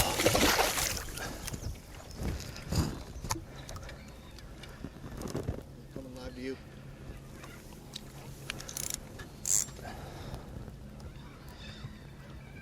Seen Chad MORGENTHALER definitely fish in the Black River Bay area a lot longer than we thought he was going to. He said he was definitely going to make that run. He feels that there's a 25 to 27 pound stringer out at Galoo Island. We'll take him right now if we can get him in the boat.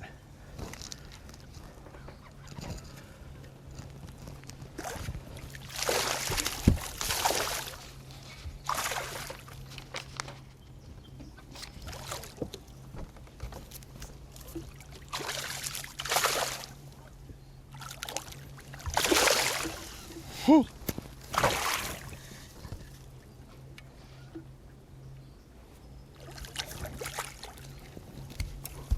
Looking at your unofficial 5th place angler, Chris Zaldane, actually fishing very close to Chris Johnston. Is it good, finally? But very, very shallow. Almost all of his weight has come shallow. Chris Johnston's kind of in a sketchy area, but he just caught a 4-4. He's over 20 pounds today, 72.5 total, and back in the lead.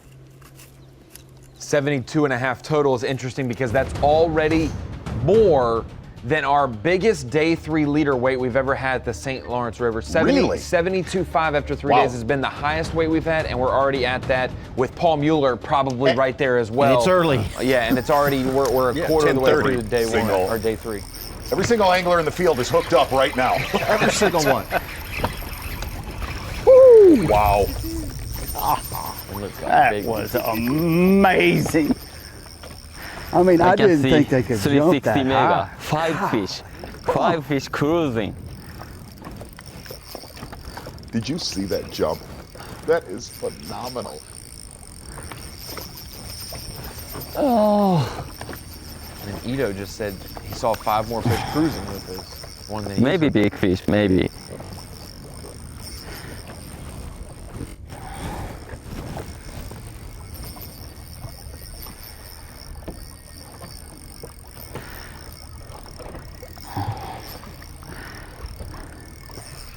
Talked about Clark Wemlett, left-hand side of your screen, your Bassmaster Angler of the Year leader.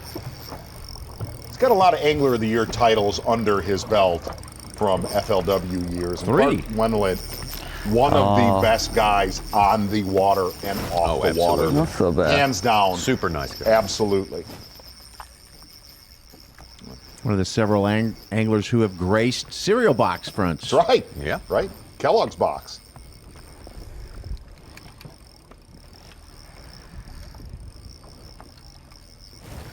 Nice guy. Very competitive. Oh, sure. For like scary Doesn't like to competitive. lose. No.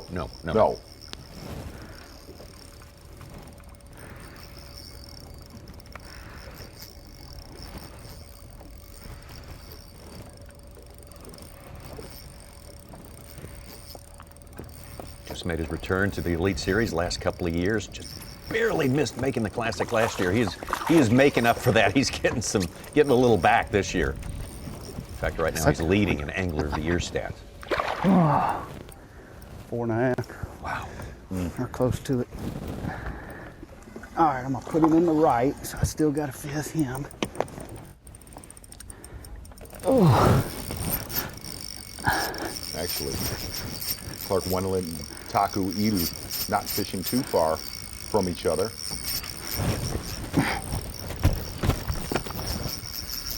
I feel like Taku's drag's a little looser than everyone else's.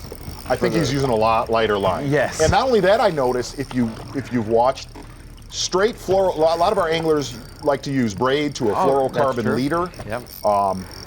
Taku Idu, straight fluorocarbon like that.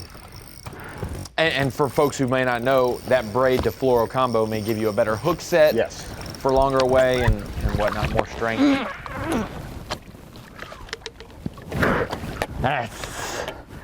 What do you think? Big baby. 3-pounder? Yeah. Uh-huh. You're just gonna help. Yeah. Awesome.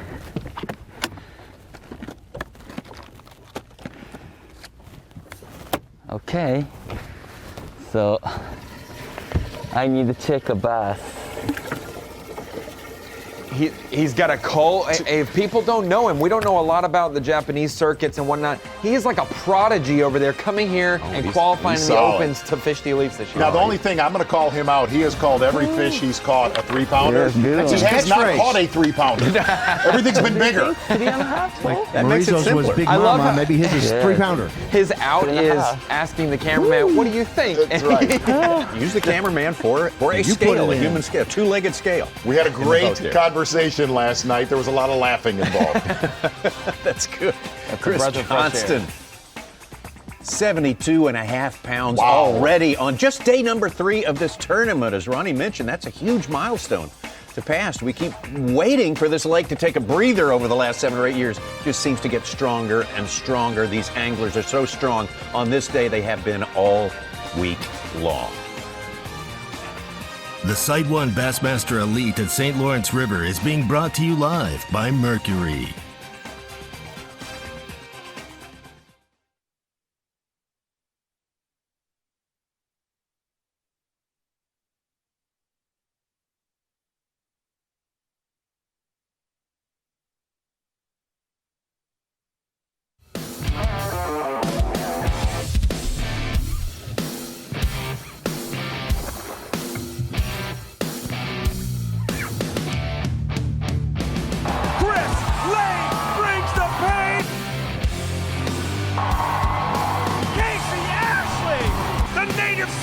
Gets it done! Jordan Lee! Back-to-back domination! Unbelievable! Fish and win with Skeeter Real Money. Fish out of your Skeeter boat, win a Skeeter approved contingency paying event, and you could add $5,000 to your winnings. Just enter, fish, and win. It's that easy. Rules and conditions apply. Visit SkeeterBoats.com and click the Real Money logo to register and learn more, or visit your local Skeeter dealer. Fish, win, get paid. Up to $5,000. Go to SkeeterBoats.com and see why now is the best time to enter, fish, and win with Skeeter Real Money.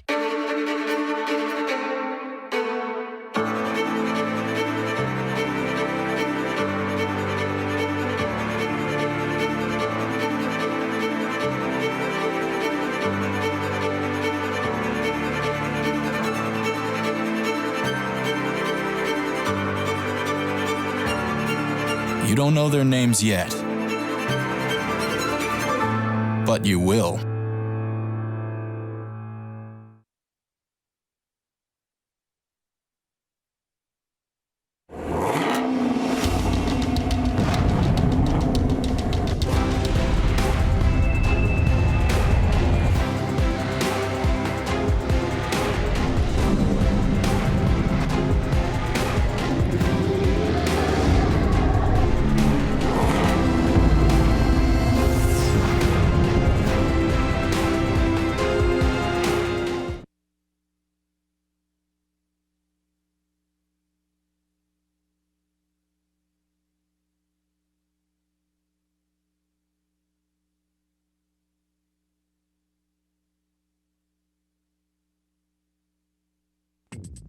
You're watching the Site 1 Bassmaster Elite at St. Lawrence River, being brought to you live by Mercury. You can't say enough about our first hour and a half of coverage on this third day of the Site 1 Elite on St. Lawrence River and Lake Ontario. It has been jam-packed with action, and we've got 5.5 more hours to go today, full 7 hours today. Tomorrow we start earlier. We start at 7 a.m. Eastern Time. Be here, please. Why don't we start We've got at to have 6? you. Sorry, I'm joking. No, come on now. 7 a.m. we start the morning session. The afternoon session begins at 1 p.m., takes you all the way to 3 p.m., which is the weigh-in time.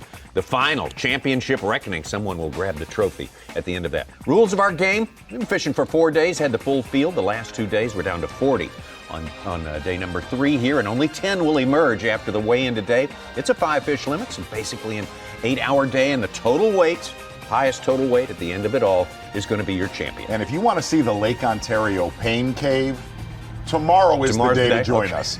You can slowly start to see it build right now. Still very nice, but it's what's coming. Yeah, the weather is Brad something. Watley went back down to Oswego, and when he went down there, it was probably 3-4 mile an hour wind. When he's coming back this afternoon, depends when he comes. It'd be up DH to Marine 10, he Weather may Watch. get a surprise. You can see right there, a high of 83.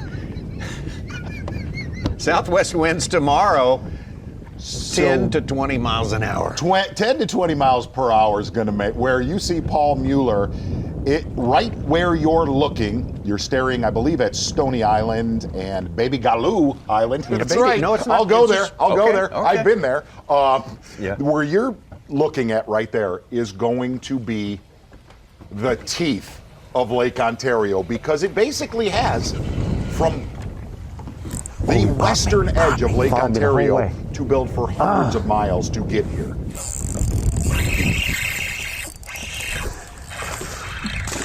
Wow, what a shot. I don't know. Jumping today is off the charts. Incoming. I think that'll call that 2.5. It's not a huge one. Looks like a tarpon. That's crazy. They don't bite that. They don't bite that easy today. Wow. All right, maybe you won't call it 2.5. Of course, the little one bites. That's all how it is. I'm gonna move off this spot so that I don't spook the rest of those fish. There's about 5 or 6 of them. I could see them on the live scope. You just got to take your time today with these fish. I mean, they don't bite right off the bat. I was about to throw something different at them.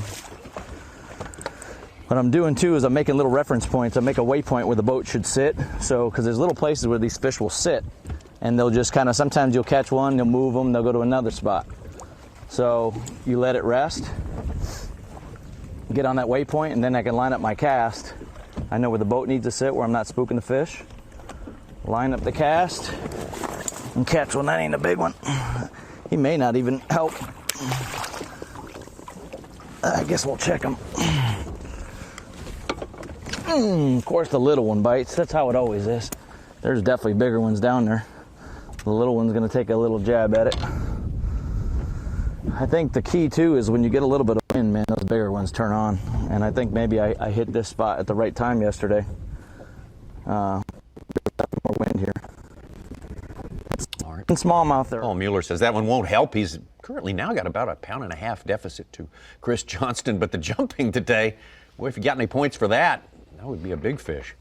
Such an excellent point that MUELLER made there about making almost 2 waypoints, a waypoint where the rocks or the structure he's fishing and a waypoint where he needs to sit, because when you're looking down at your graph, out in the middle of no reference points, it's going to be hard. So he has to keep himself off there and keep it honest. That is a good point. Something we didn't talk about. This whole thing is boat control. Whether you're in the St. Lawrence River, going to Brock MOSLEY right now, actually not as much with him, but a lot of these anglers that are fishing offshore, it is absolute, but they're not just aimlessly flailing around. They're throwing at individual rocks, individual fish, and where their boat is in conjunction to those objects is critical.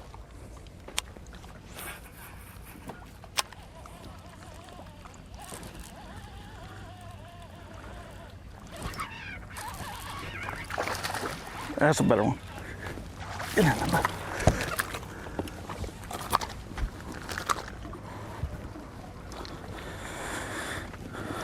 That's a little better. He ain't what we want, but we'll take him right now as I sit here and bleed out from poking myself with a hook.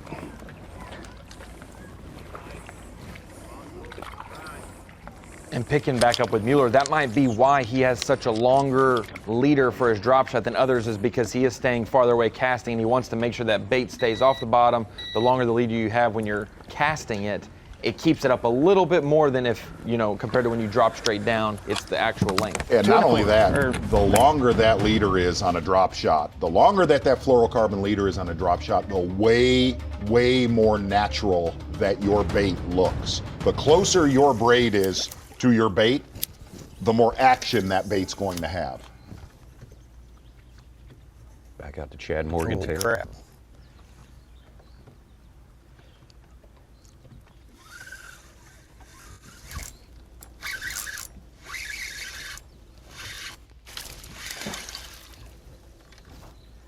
There's about a half-pound cull for Mueller there.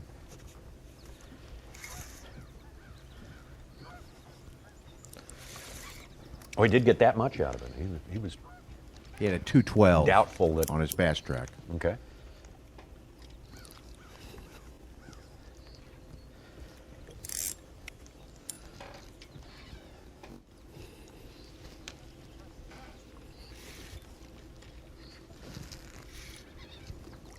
Chad Morgenthaler, originally from Illinois, moved to Table Rock Lake in Missouri, deep, clear, and said fishing on Table Rock Lake has really given him a lot more confidence coming to places like this that he's actually been to for over a decade. You think you are?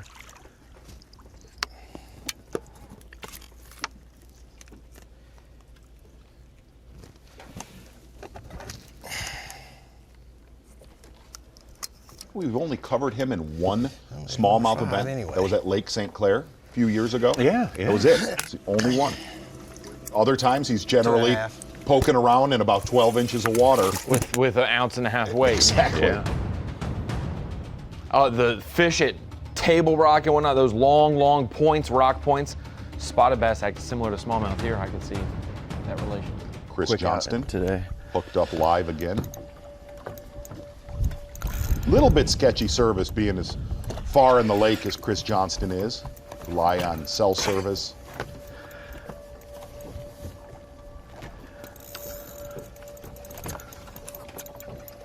Just picking up with us. You can only fish the United States side. There we go. Yikes. Ontario, 3.5. That's a big American smallmouth there, though. It's a solid one. I don't think it's a 5, but it's a good one. Solid one. Let's see what it goes.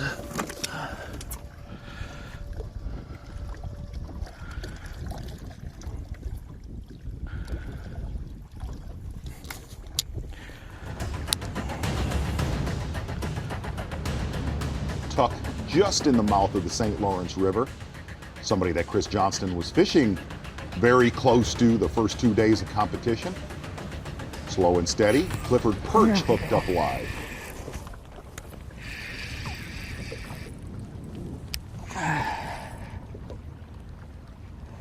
You actually I don't look think he's real big, but I think it's a bass. past Clifford Perch. That's where Chris Johnston is at. About 8 miles into the lake, straight past him is exactly where Chris Johnston is at in the Lake Ontario.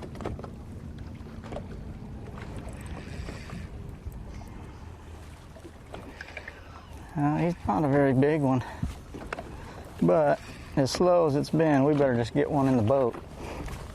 Because I know guys are killing them somewhere.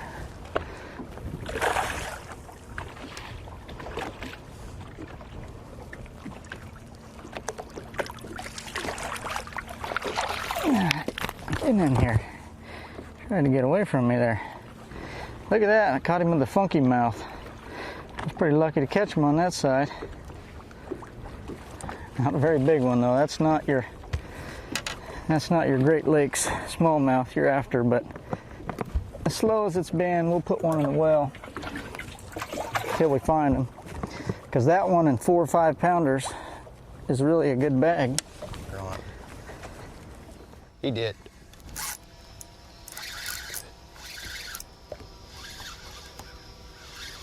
Feels like a better one.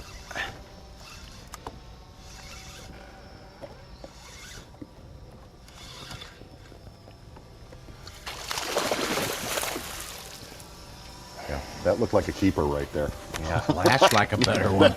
He's got a 2.5 pounder in the live well, so we can get something out of that. Here, the drone right above Chad Morgenthaler.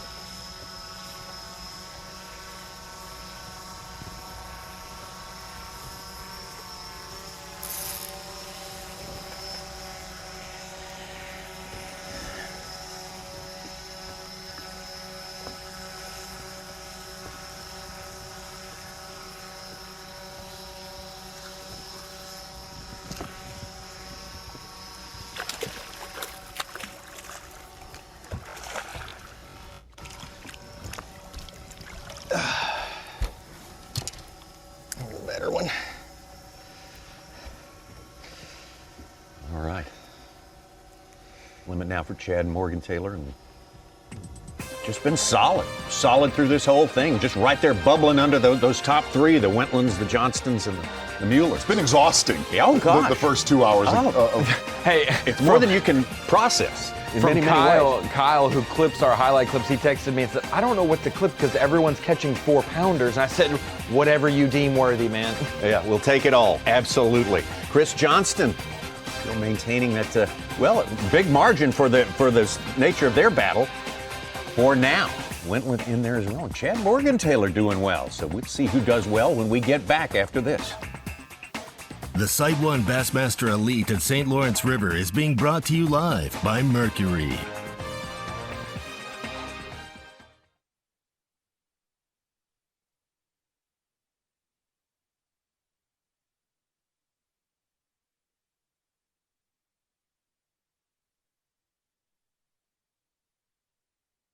I'm pro angler Andy Montgomery. I've been making my living with Strike King products for a long time. So when they showed me the new Tour Grade line, I was all in. I knew I could trust it. What I didn't know was how easy it was to use. With the spooling tool and the prepaid envelope to recycle your old line included in every single box. Not only is it the best line on the market, it gives you the easiest fishing experience possible. Find out more at StrikeKing.com. Introducing the Bass U TV app. Get the most out of your Bass U TV subscription and learn on the go with the Bass U TV app. Unlimited access to 700 plus training videos. Multiple new releases each week, including seminars, on-water videos, live shows, interviews, and other original content. The Bass U TV app. Never stop learning. In the wild, nature dictates that when it's time to eat, animals will instinctively find and devour the meal that satisfies them most. In the water, Berkeley Powerbait's scientifically proven formula triggers the natural predatory instinct in bass. Now available in a plethora of shapes, sizes, and colors. Berkeley Powerbait. Fish bite and won't let go.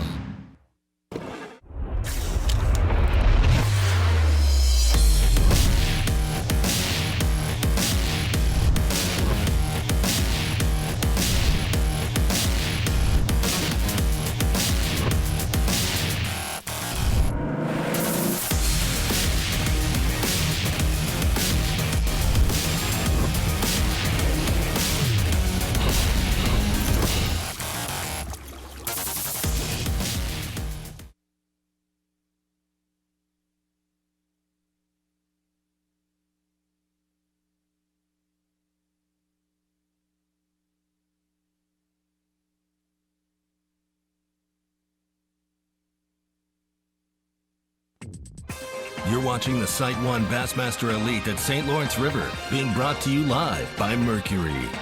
As always, this trip to the St. Lawrence Lake Ontario, a smallmouth festival without compare. First time, though, for the Bassmaster Elite Series to headquarter out of Clayton, New York. A lot of history of the Bassmasters here. Back when it was the Thousand Islands, more of a largemouth tournament, Clayton was the place. That was where it was. I think you and I used to take field trips up to Clayton, New York. Very fun field trips. A beautiful place, a great town. It's been a tourist destination, especially in the summertime, these beautiful summer days they have here. People back in the 1850s would come up here from New York City. Clayton really stepping up to help out with the safety issues. Very, very big safety concerns here. For all of us to do any event in the state of New York or anywhere else, Clayton and a group called Crew Minders has helped out big time with the testing and the regular health checks, daily health checks for the angler. Yes, they got here before practice. Practice started Sunday. They got here on Saturday. Everybody went through the testing process, and since then, to keep our anglers safe, they've been screening themselves each morning, making sure they're not running a fever, doing all the different daily checklists so that we can make sure we're under the New York protocols for pro sports and accomplishing that feat. And each day they have to do their screening before they compete. Same with the crew that's actually working on site, Bassmaster crew.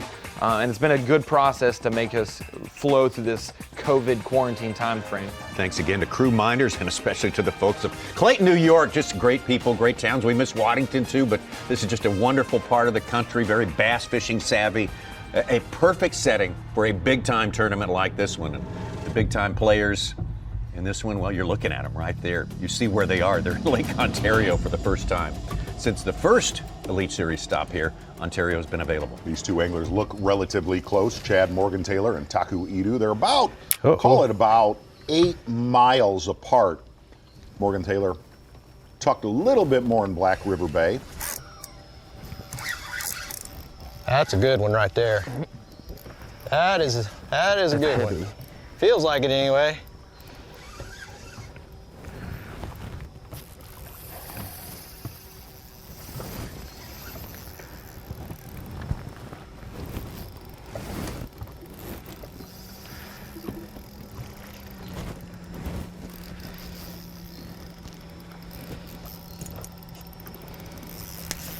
Yeah.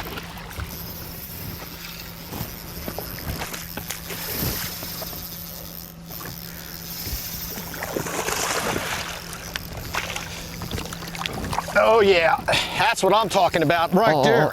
Yes! Love good stuck. I knew he was a good one whenever I hit him. How about that, folks?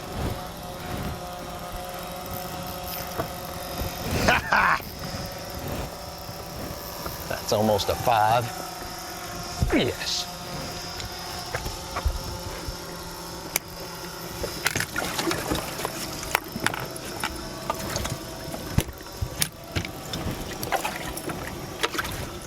I was just going to make the comment, Morgenthaler not quite catching the quality of a lot of guys that are further on the main lake, Tilly. Just be patient. Good catch. Say that was Just a minute. Catch. All of a 5-pounder right there for Chad He is going to get closer to that top 3 that have dominated through the first 2 days. That's going to pull Chad Morgenthaler into that group.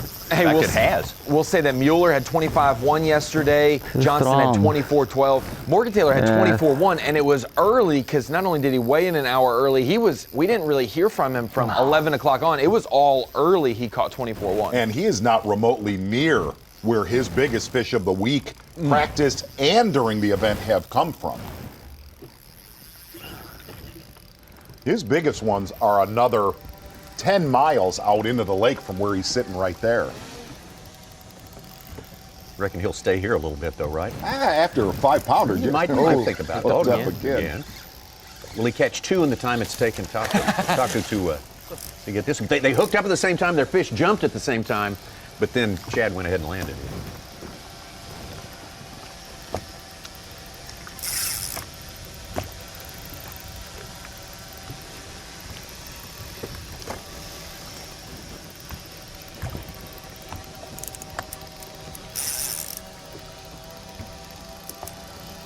It's hard not to get jealous watching this, like wishing we were out there ourselves. You know what's so strange? Really? What's so weird is I fished here since I was 20 years old. We talked about it, Tommy. Oh, yeah. Is to see the transformation of this lake, of this river, of the pure size and amount of smallmouth bass that are here.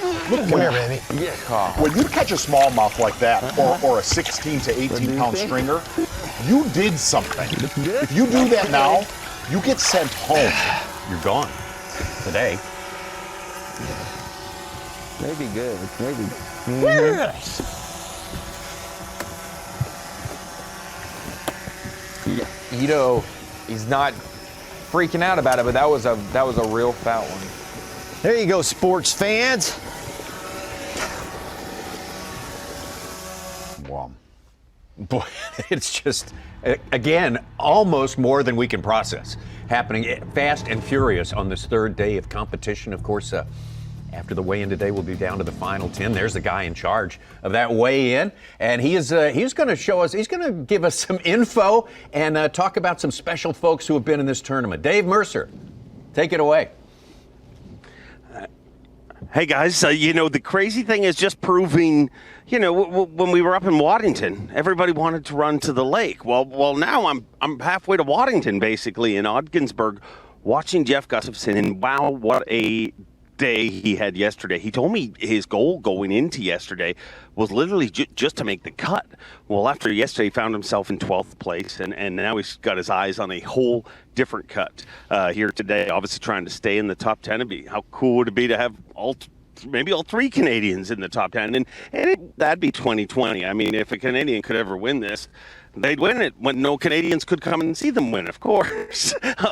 But he's got a 5 in the boat, and he put a 3 in just a little while ago, and you're watching somebody do something that they're just very comfortable with. I mean, it's no different than if you spend a little time with Keith Combs on a lake like Lake Fork. Gussie has fished the same areas all 3 days, but every day has been totally different, and he's able to adjust with that, and he's just basically running through a series of spots and picking them up here and there. He said the wind definitely helps his bite, so you got to feel that is, if he can get through to tomorrow, that should help him. Dave, we've talked about the combination of zebra mussels giving smallmouth great eyesight, gobies making them bigger. Interestingly enough, when I first met you, you said you did not fish here a lot because of your home is Buffalo, and truly, the exact same thing happened on your home water that happened here throughout the entire Great Lakes, where everything just got big in about a decade's time. It really did, and there's a lesson in life. I mean, how often do we hear of different things that are supposed to destroy nature, and then they actually ended up being what has put it on steroids? I'll say one thing. I love Erie, and I talk a lot about Erie. These are the toughest smallmouth on earth. I really do believe that. Niagara River smallmouth, they're very strong, but they just don't get as big as these ones here. You watch these guys fight them, Z, and not only has the conditions made them bigger, and it's just, these are the golden years of smallmouth bass fishing. I mean, you look at Mueller's fish. We were like, well, we got to check the record books. Well, there was only like 2 or 3 other events outside of the last 10 years that you had to look at. That's how much this has changed this fishery. And you're right. I mean, all of the Great Lakes. I mean, zebra mussels, gobies have turned I say it all the time. It's like chicken wings to me.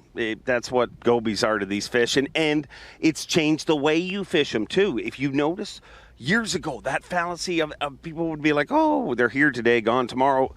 That was when fish were chasing alewives and stuff like that. With gobies, I mean, these fish move every day, but it's more like they're moving their positioning as opposed to, in the past where they'd make a big move. If you really track these smallmouth, I don't think they move more than 100 or 200 yards from their area. They have that area, and they adjust on it, and Gussie's been adjusting through this tournament. Let's hope he can continue to adjust and get right into Sunday. Well, Dave Mercer, great job, Dave, all over the place today. Multitasking, as always, out there with Jeff Gustafson. Hey, let's go to Micah Frazier, last year's champion. He could still be the upstart that upsets things here. I would not take him off my radar scope at this point.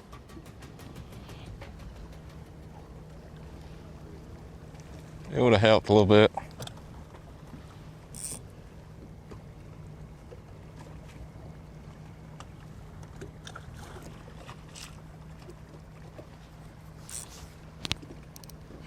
I remember asking Mercer that. It was like the first year he worked with bass a decade ago, and I said, man, do you go to Lake Ontario a lot? He said, why would I ever leave Buffalo and Lake Erie?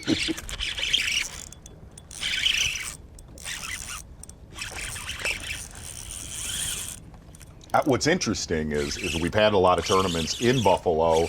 Good ones, too. Good tournaments. Yeah. I've seen a lot of Dave's fishing show on Buffalo, taped there a bunch myself. How different the bass look there from here. Very big. Their build is different, their frame is different. Such talked about it. There's a lot of really dark ones here. How big? Where you don't see as many of they're that pale straw looking color. Yeah, a lot. Just a different watercolor there. There's not as much vegetation there as there is here.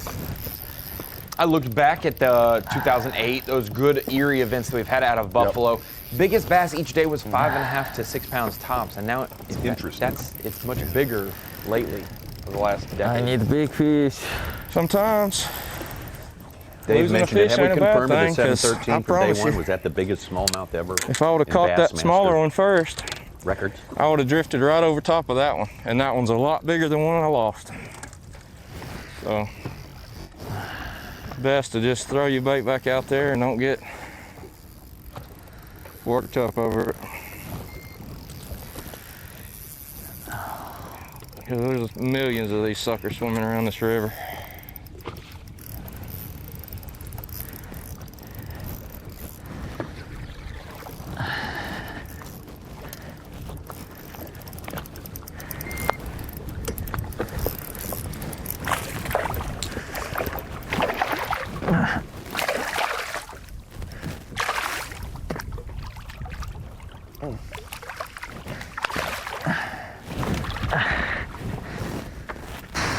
Not so big.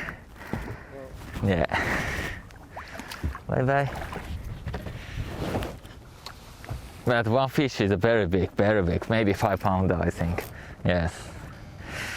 I can see eight fish I can see, but so big. One fish is maybe 4.5, but so many fish is maybe 3 pounder, I think. I need so one fish 5 pounder, and one rock, many fish. You can see he's doing his math as absolutely. well as our leaders. The number 3 still important. Absolutely. Chris Johnston, Paul MUELLER. There's been a lot of mental calculators going on. Oh, man, these guys are thinking hard. They are working as hard as they possibly can. What a wonderful opportunity it's going to be for one angler at the end of it all. But we got a long way to go before we get there. Chris Johnston still hanging on to his 1.5 pound lead right now. Mueller's Morgenthaler winless, just like it's been all morning long. Will that change? We'll be back to find out. The Site 1 Bassmaster Elite at St. Lawrence River is being brought to you live by Mercury.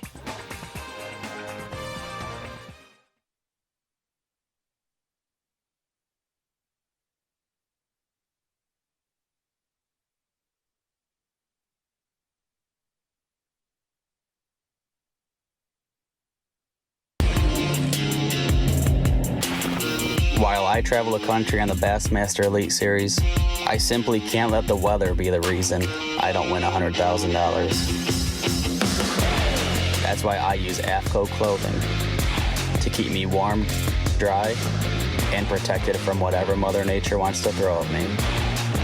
My season depends on it. My career depends on it. AFCO, any fish, any water. At Mercury, we invested thousands of hours of engineering manpower so you can enjoy hours and hours of untapped horsepower. Introducing the all-new V6 Mercury Pro XS. Light, quick, efficient. Mercury, go boldly. At Mercury, there are no limits to what we'll do to make sure you have no limits either. Introducing the all-new V8 Mercury Pro XS. Light, quick, efficient. Mercury, go boldly. It's been said that a bad day of fishing is better than a good day at work. Getting you to that fishing spot is key. And Bully Dog gets your truck road ready. No matter where We give you the horsepower and towing torque right when you need it. We make getting there better. Make your ride a bully dog. Groundbreaking designs, unsurpassed quality, and unshakable confidence. Welcome to the Ranger Z500 and Z100 series. Leading the industry for over 50 years, these rigs are custom crafted and loaded with more features and advantages to deliver the ultimate ownership experience. The legendary Ranger Z series. Unleash next level performance. Mercury, go boldly.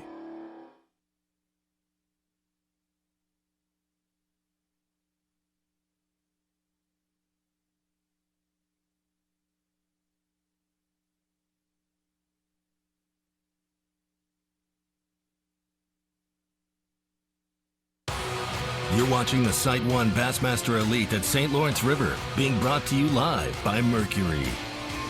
Enjoying the eye-popping fishing. Also not forgetting that there's a huge fight going on at the top of the leaderboard. Huge fight tonight, the final July UFC Fight Night from Fight Island in Abu Dhabi with another fantastic main event. Number 1 ranked middleweight, there he is, Robert Whittaker, going to take on, he's going to take on a handful, according to you, Mark Zona, with Darren Till. Main card starting at 8 Eastern, 5 Pacific. Prelims at 5 Eastern, 2 Pacific on ESPN, ESPN Deportes, and the ESPN app. You have not given me your pick yet tonight, Tommy Sanders. I'm still crunching the numbers, still thinking about the scenario, the various scenarios. I'll be honest with you, man. Robert Whittaker has been off his last few bouts. I've watched him. Dave Mercer has studied Robert Whittaker. He's going to have his hands full if he does not get back to his form we saw a few years ago. Sometimes you have to be wary of the guy who's been off for a couple of fights. Sometimes it's like a light switch goes on. I'll just say that. It's like Chris Johnston. Exactly. Speaking of which, why don't we get out to Chris Johnston right now on Bassmaster Live? 72.5 pounds. 100 pounds, looking more and more like a real deal, a real possibility at the end of it all.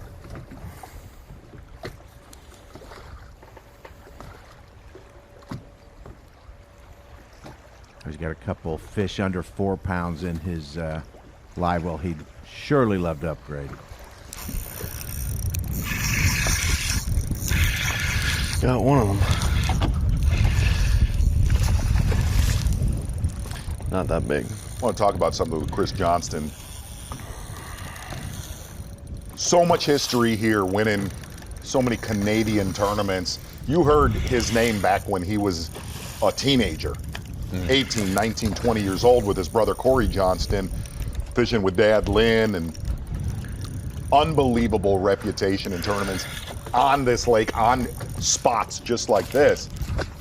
The other thing about Chris Johnston in this exact event, lost that fish right there, didn't bother him too much, it appears. No, it looked like one of those hated 4-pounders, didn't it? Right. One that Chris Johnston more than likely can make up right there, but something that happened yesterday was at about 11:30. Chris caught a really big one, about a 6-pounder, up shallow on a hair jig, then went back out idling deep water, looking at his electronics. And he found an area that he is not on yet. I know where the area is at. It's a little bit further south of where he is right now. That there were dozens upon dozens on his screen that he said, if I can hold off and save them, I'm going to be in real good shape on day 3. I haven't really left this area this morning. I'm about to leave here in about 5 minutes and go hit some fresh ones. There's still some fish in the area, but there's a bunch of stuff I still want to hit, so.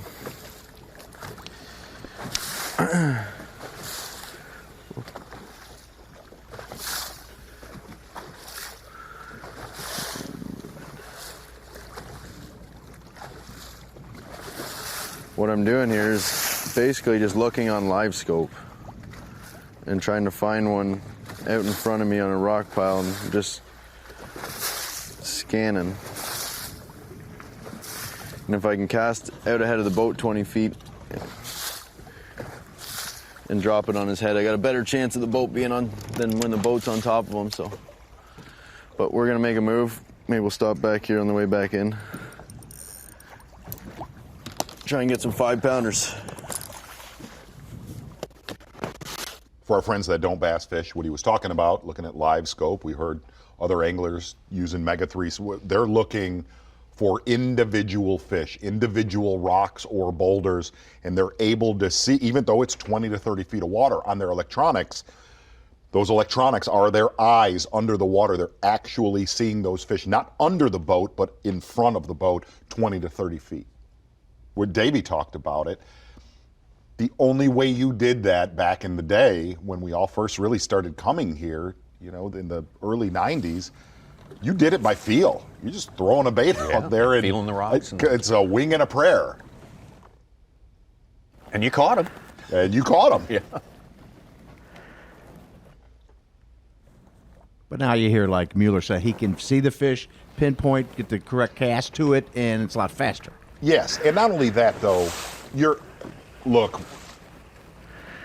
electronics for looking from, you could have caught them back in the day 20 to 25 feet of water, but I remember as the years went on, and there's a lot of great smallmouth fishermen at home watching this, it was strange when electronics got better, you would start to hear people, wow, caught them in 30 feet of water, 40 feet of water. We covered a tournament, and it opened a lot of eyes in Buffalo where they're catching them 50, 55, 60 feet of water.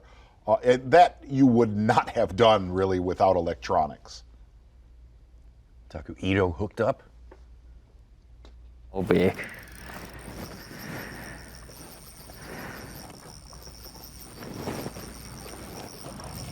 And really the other side of that too is these anglers, I hate to say it, they're a lot better now than they were with their electronics 10, 15. A lot of times it looked like a bunch of buttons and a computer.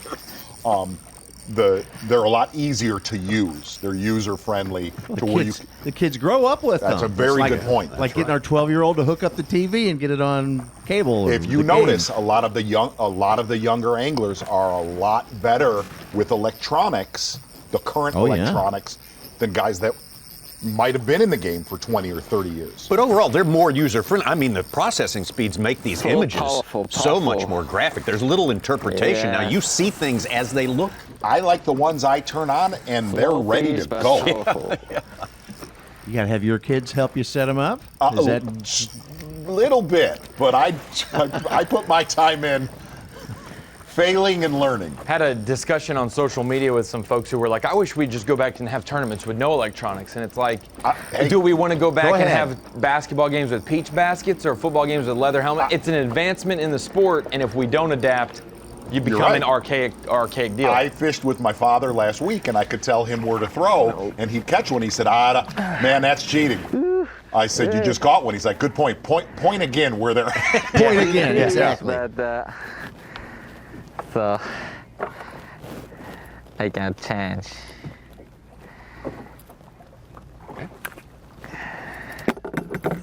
Thank you.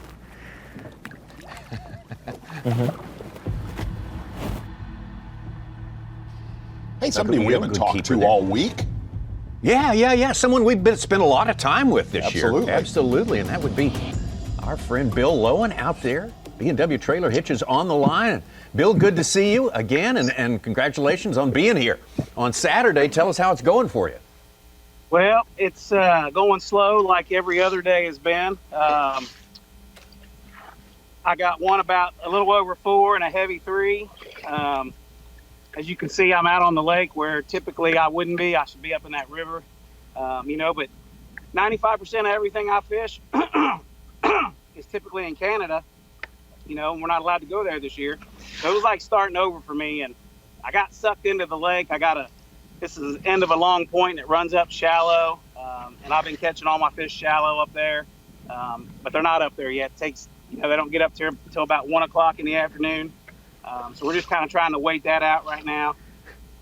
Beating around out here in the middle of the lake. I'm fishing isolated boulders, dropping on them, and I don't get a lot of bites out here, but typically when I do, it's a big one. This general spot that we're in right now, I lost one the first day that I know was over 6, one of those big giant, Lake Ontario Smallies. But it's just been a rough event for me. I'm very blessed and fortunate to be here today because on 1:30 on the first day, I had a 0, and I caught what I weighed in about 30 minutes, about 2:30 in the afternoon.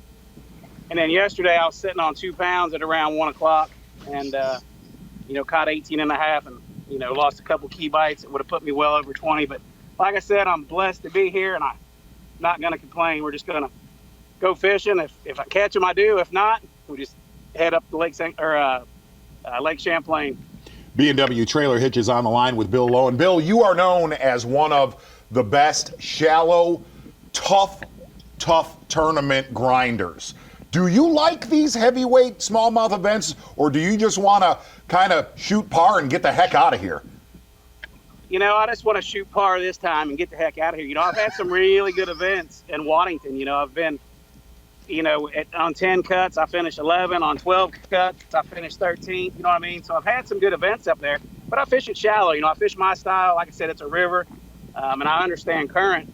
But, that's 60 miles away from here, and I just wasn't going to make that run. I'd rather spend my time fishing. Like I said, I got a pile of fish back here behind me that get up there shallow. The first day, they just didn't get up there with the cloud cover and things like that. But yesterday and today were perfect. And today's perfect. So hopefully they'll get up there and we can go catch them. But yeah, I'd rather have every event be tough. I hate slugfest. I can 12-pound you to death, but when they're catching 27 pounds of smallmouth, man, I don't have a clue.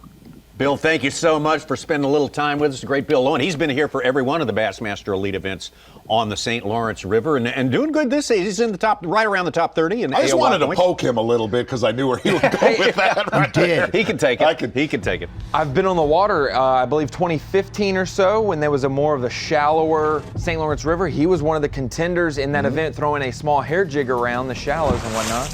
2015, I think, and also 2017. I bet what he misses most is the weigh-ins and being able to give a kid a bass membership. Yes. He pulls one out of the crowd. And back with your day 2 leader, Paul Mueller. Corey Johnston has moved up to 5th place. He's got about 20 pounds today. We made the comment, some way, shape, or form, Corey Johnston, Chris Johnston's brother, will somehow be there come Championship Sunday. Only about 14 pounds behind his brother, though. Give a big shout out to one of the veterans of the Bassmaster Elite Series out on an injury leave, Mark Menendez. I heard Dave Mercer, Trip Weldon, well wishes for Mark Menendez. He heard our depth finder and technology conversation we were having. That's her. Yeah. Mark Menendez, one of the salty veterans on the Elite Series, said he 300 tournaments. He would love to go back to no depth finder. Hey, we do every year at the St. John's River. That's right. And that's why him and Clun and those guys are always really at the top. In the world of golf, they have little clubs where they have an event every year where they only play with wooden shafted old-timey clubs. Yeah, nobody cares. Nobody even wants to know the results. We actually knew a bunch about that. You heard Paul Mueller make the comment, this is the one. And he is fighting this fish a lot different than the rest of them that we've seen earlier this morning.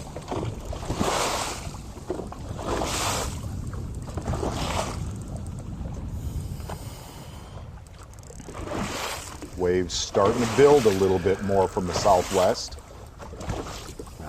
That last time we had a shot of them. We don't have waves yet. We got those swells, though. They're getting a little more up and down. Didn't Chris Johnston yesterday tell us on camera that he kind of wanted the wind coming from that way to help target some fish? But not too much, right? There's been Canadian Open tournaments that have gone out of Kingston, Ontario, that he and his brother have weighed in massive bags out on the lake where it was 20 to 30 miles an hour. He will be up and down, absolutely ready for tomorrow. Like Paul Mueller, who's grown up in bad big water conditions. Now, do the seats come out then in those conditions? You're going to be leaning against something, absolutely. How many will we see out of the 10 tomorrow? I will say you'll see every one of them tomorrow. Yes. Okay. Looks like Mueller's about to see how big the one is. I feel for our cameraman.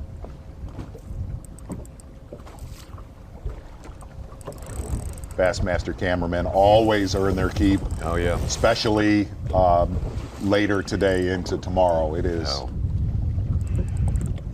I've taped there many times with cameraman Wes Miller, and Wes Miller loves coming here, and at the same time, he really, really hates coming here at times. There's a reason the trees are on a permanent lean, and you've seen it. Yeah. Here, Erie. Oh my gosh. Yes. I thought we were going to lose a couple of cameramen on Erie multiple times.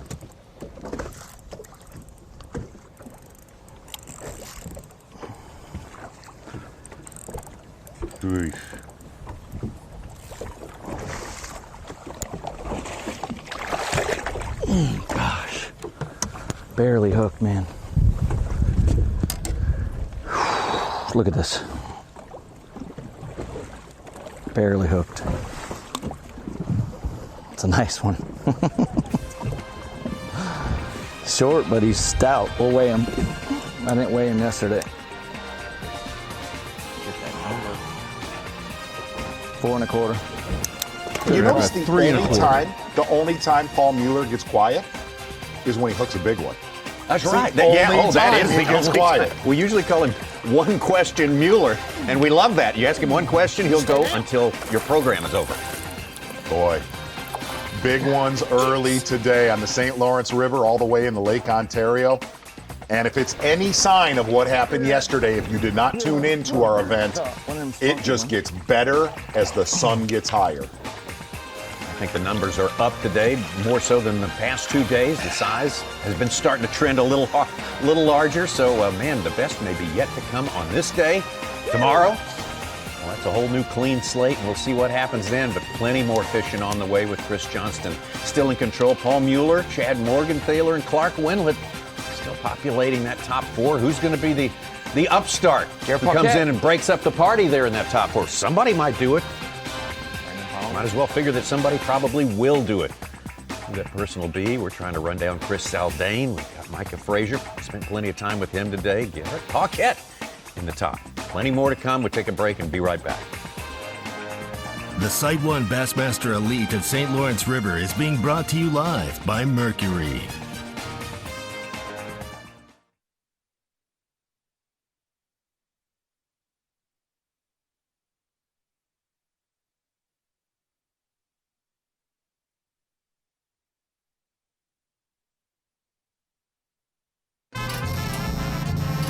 What do a taco and a taco truck have in common?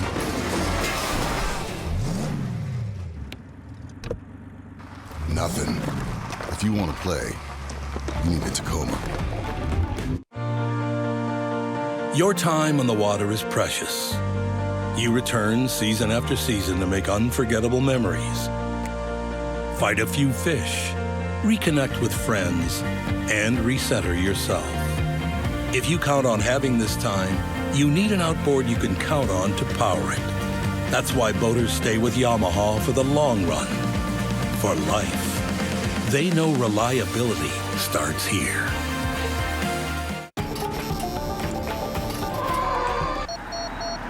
Pre-collision system, standard, on the 2020 Tacoma, so you can go from one epic playground to the next.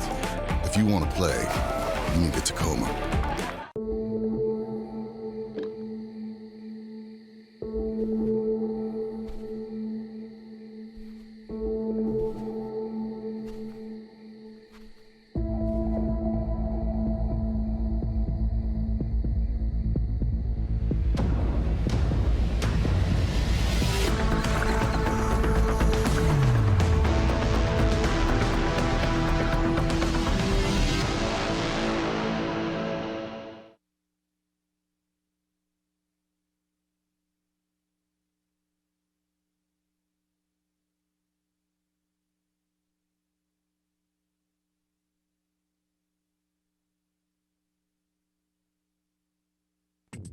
You're watching the Site 1 Bassmaster Elite at St. Lawrence River, being brought to you live by Mercury. We all look forward to a trip to the St. Lawrence River. Fishermen probably more than anyone, but we all enjoy every aspect of it. And all these years so far for the Bassmaster Elite Series, we've loved this. The great crowds at Waddington, New York. You get out here in the countryside in upstate New York, where do they all come from?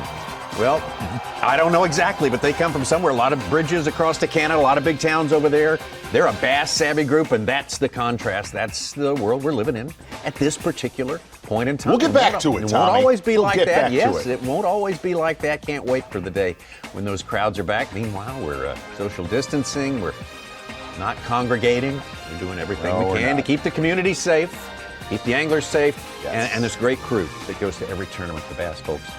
Keep them safe as well. Very important work being done right now. And as you say, Z, it won't always be like that. No, it won't. And not only that, there was a lot of history right there where that stage was set up. French Creek Marina throughout the, late 70s, 80s into the 90s. Gonna take a look at our cut line. Shave down to our top 10. We'll go on to Championship Sunday. Former champ Brandon Polnick, the man on the bubble right now. That's going to change through the course of this afternoon. Look Up at and down. Austin Felix right there with 51 and change in 12th place. He had over 20 pounds on day one and only had 13 on day two, but he's back up to that number today. If he was to somehow get a mid-20s bag, I think he'd be able to get close, but making up a 13-pound bag would be very tough for those guys. Yes. Boy, that is crawling 17 back today. into the game right there for sure. So a lot of drama on tap for today, especially starting at 3 o'clock when we get the weigh-in going. But all the maneuvering between now and then, going to be fun to watch. As much as I want to stay out on Lake Ontario, we're going to head back up to Ogdensburg right now with Mike Huff. Missed a big fish earlier today, hooked up wide.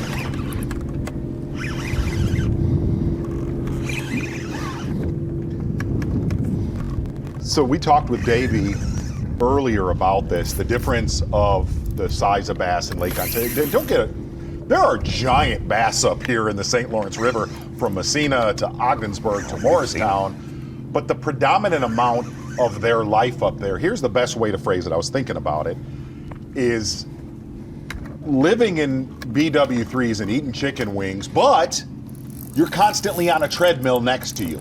That's what goes on in that 3 to 6 mile per hour current. Those fish are constantly having to swim and fight that current. Difference is out in Lake Ontario, there's that BW3s being the goby, whether it's goby up here near this bridge or in Lake Ontario, but that current is so much softer out there in Lake Ontario to where they don't have to sit there and fight their entire life. Yeah, they go through a lot more gobies in the river here. I'm focused on wings. For some reason, it seems to be a theme that comes up more than once a day. All right. I got one in the boat finally.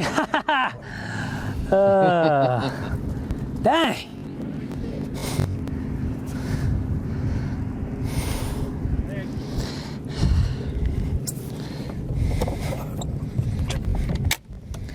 Man. Finally. Feeling good, bud? Yeah, after losing 5, man, I was up there contemplating what I was going to do the rest of the day.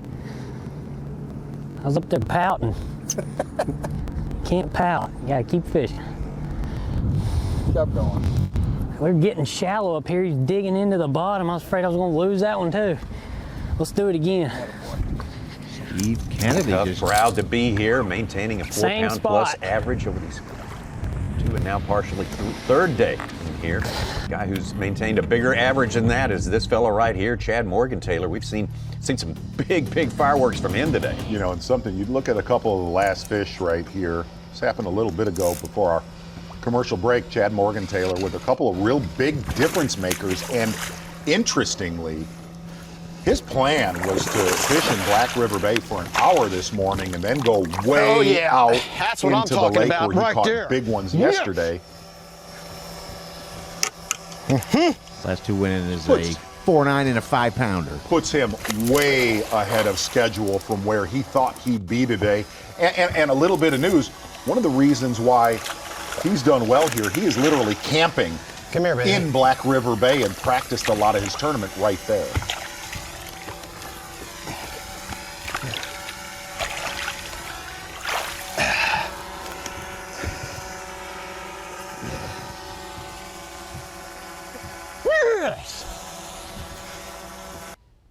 What was that noise right there? What was that? That was the drone. Giant mosquito. Oh, his noise. The drone. Yeah. He's got the biggest bag of the day, a little bit over 21 pounds. Now's Chad. where we need to watch what he's going to do. He said he got to look at one of those 25 to 27 pound stringers, and it, like we said, he caught that out at Galoo Island. And the thing with Galoo Island, it's that island at the bottom of your screen. You are gonna forego numbers.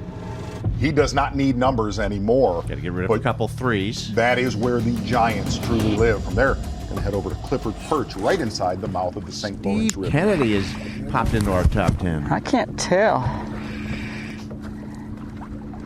He feels strong enough, but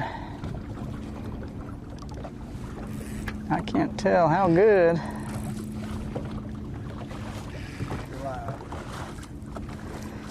Thought it was worth a cast. He was right where he was supposed to be before we drove out of here. I can't tell how big. Seems like he's moving a little too much to be giant, but I could be wrong. I don't know. Yeah, he's strong.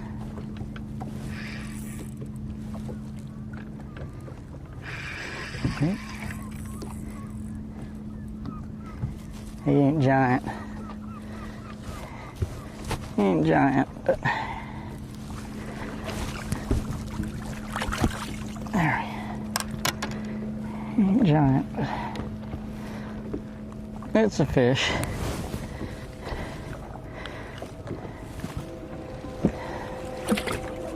It's one closer to a limit. It's amazing catching a beautiful smallmouth like that and almost discard that size here. Yeah. They don't get unbelievable. I tell you, you get no respect from them. Clifford Perch, got to get things going. Having a little bit of a slow morning, size-wise, numbers-wise as well. Started out the day solidly in our top 10. You can get back there. Doesn't take long, either on the river or on Lake Ontario. Chris Johnston, Paul MUELLER, Chad Morgenthaler, Clark Winlet. That's the four you got to look out for. We'll be back with them. The Site 1 Bassmaster Elite at St. Lawrence River is being brought to you live by Mercury.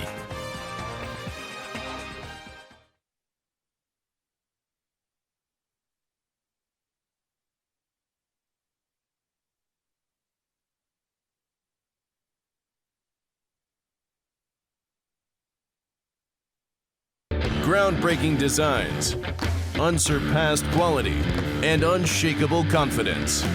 Welcome to the Ranger Z500 and Z100 series.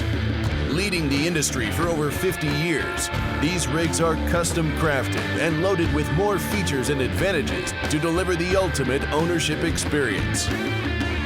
The legendary Ranger Z series. Unleash next level performance. Mercury, go boldly.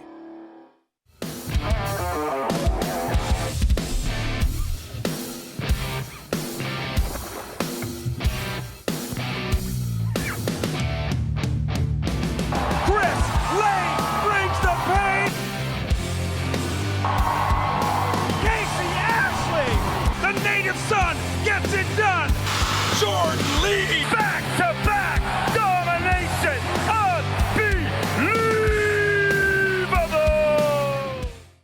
Fish and win with Skeeter Real Money. Fish out of your Skeeter boat, win a Skeeter-approved contingency paying event, and you could add $5,000 to your winnings. Just enter, fish, and win. It's that easy. Rules and conditions apply. Visit SkeeterBoats.com and click the Real Money logo to register and learn more, or visit your local Skeeter dealer. Fish, win, get paid. Up to $5,000. Go to SkeeterBoats.com and see why now is the best time to enter, fish, and win with Skeeter Real Money.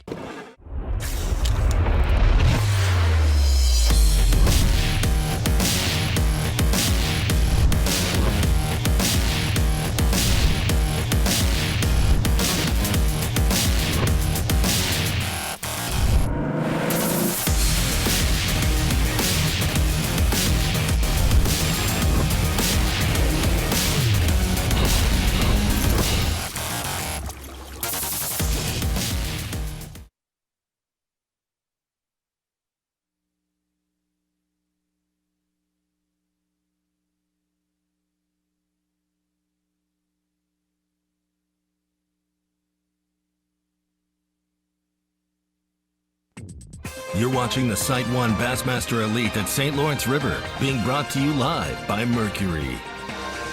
I Love New York. Remember that song from the 1980s, that big campaign? I guess they still use it. Man, if you're a bass angler, you love the state of New York. We got a double dose of it right in the middle of this one on the St. Lawrence River, all 110 miles of it. We got another 100-plus mile waterway coming up next week in Lake Champlain, the border between New York and Vermont. Going out of Plattsburgh, another great host town. And Z, is this a place where you can pick one spot, one little section of the lake, camp there, and win a tournament? Well, you had better. If you decide to go to a place like Ticonderoga, you're pretty much there. You're locked in? For the day. You are locked into that. I think we're going to see a mixed deal. I think a mixed bag of smallmouth and largemouth could win this tournament. Usually when we go to Champlain and it's high water conditions, largemouth dominate. When it's stable, kind of like it is right now, you see a hodgepodge. I think we're going to see a little bit of that this time around. A little lower than the last time. I remember the song, and we talked about it earlier, One Night in Bangkok. Yes. Yes. You mentioned that already. I know. You told me who did that. I forgot. That's what I was going to ask you. Oh, my gosh. It was like Daro or somebody some one-name critter like that. Going to get back out of the water right now with Chris Johnston, who has finally moved from Grenadier Island, outside of the mouth of Chameau Bay, not far from your Day 2 leader, Paul MUELLER, Bassmaster. Live. Waves are getting a little more live. This is kind of the area where he marked all of those fish yesterday.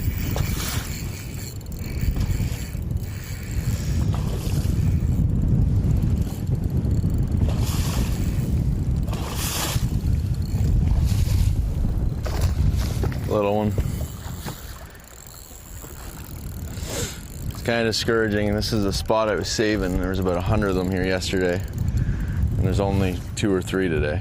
And I didn't try and catch them yesterday. Kind of sucks.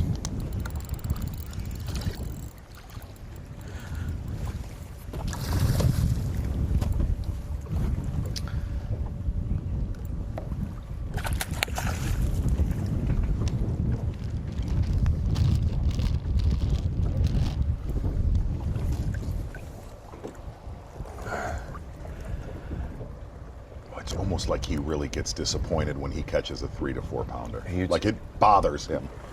Yes. He hates a 4-pounder as much as Seth Fighter does. Keep your mouth Exactly. off I was about to say that, Tommy. Your mouth on me. How about last year, Chris Johnston, so dominant, all eyes were on him. First year fishing the Bassmaster Elite Series in 2019. Big season, big event here. Started early, and look at that first day. 24 pounds, 7 ounces, consistent through. And this is something funny that we talked about on day 1 of competition this year. Almost all of his work was done shallow last year. This time around, completely opposite. Yeah. Wire to wire he was the first 3 days of the tournament. You look at those totals there, and still significantly lower than what he's done this year, and he hasn't been wire to wire. So the weights have stepped up this year. And did his job on the last day with a 20-pound stringer. The best way to put it, he just got beat by Micah Frazier in that tournament. Why are we showing you this right here? Well, this is the environs of Little Rock, Arkansas. That's actually where we are in the Bassmaster Studios, and happy to be here. Happy to have you with us here. We got another 5.5 hours worth of coverage coming your way here on Bassmaster Live. A real pleasure for us to be able to bring so much live bass fishing, which is really a different animal than what people who haven't checked in on bass fishing in a while are used to. It shows you a lot more stuff that you didn't know. Exactly right. We're looking for potential, century mark in this tournament. A 5-pound average of smallmouth. Well on pace right now to do that. All right. Plus, being here gives us a chance to be close to our devices. I know a young man who's extremely addicted to them, and he's very good with them, too. He's at the screen of knowledge, our #1 device right now, Ronnie Moore. I wanted to talk about a little bit of Rapala Bassmaster Fantasy Fishing, and we talked about it day 1, who the chalk anglers were, the most picked anglers in each bucket, the guys who are kind of like sure things, and how they played out. Now that we've made a cut to the top 40, how those guys have fared. Jamie Hartman, Seth Fighter, Corey Johnston, and Chris Johnston all made the cut, all fishing today. Jamie Hartman, after a slow day 1, upticked a little bit yesterday, made that cut. Stetson Blaylock, the only one to miss it, and he missed it by 1 ounce. Finished 41st place,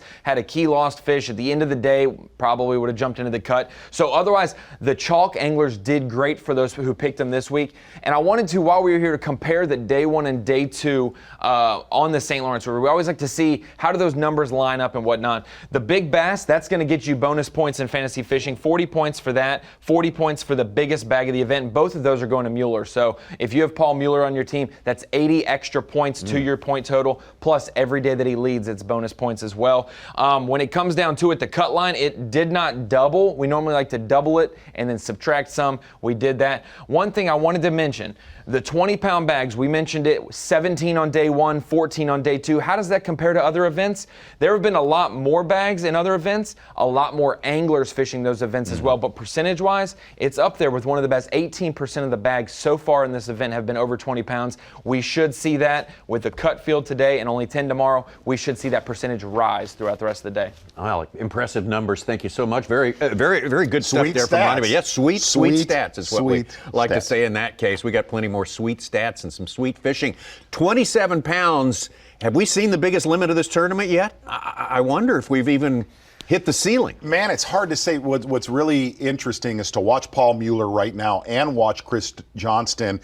By this time, really, the first 2 days of this tournament, Chris Johnston was kind of on easy street. But you could see today there's a lot more urgency knowing what's coming weather-wise tomorrow. He's pressing a lot harder than we've seen him do at all in this tournament. Yeah, his last spot he hit, he's a little disappointed in what things looked like versus what he saw there yesterday.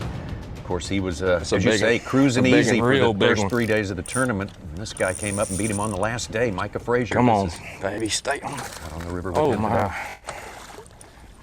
Oh, my.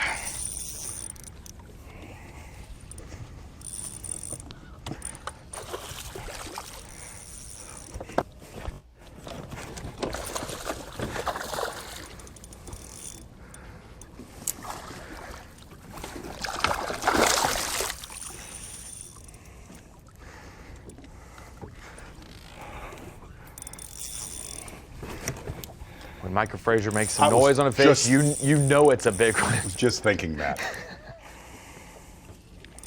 Micah Frazier as calm as anybody, not in the Elite Series, on Earth. When you hear him breathing hard, he's stoic. He's got a good one.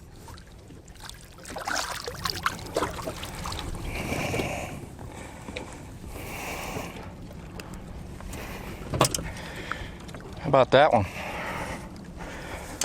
That's a nice one there. That'll get rid of a 2-something. We had a 5.13 in his big bag last year to come back and win. Ooh, that's a good starting his pull. rally. Getting rid of a 2-something? It's a solid 2.5 to 3 pound coal. Keep him on your mind. Don't let him slip off your radar screen. We've said that a couple of times today. We've learned our lesson with this guy. That's a dark one right there. Yeah, we talked man. about it. Yeah. Gene Gillian and Mike Sucon talked about it. That's an attitude. Yeah. It's a mood. A little moody fish. A little mood ring. After spawning, and then while they're being aggressive, and we've seen other species like that. The octopus can change colors? There's nothing like that. Yes. Okay. Smalley wants his tummy rubbed. Where does that come from? Wow. Out of nowhere. My mind is spinning at this time right now. Chris You know, Johnston, a leprechaun Paul can MUELLER, change- of course, Micah Frazier in the mix as well. We'll be right back. The Site 1 Bassmaster Elite at St. Lawrence River is being brought to you live by Mercury.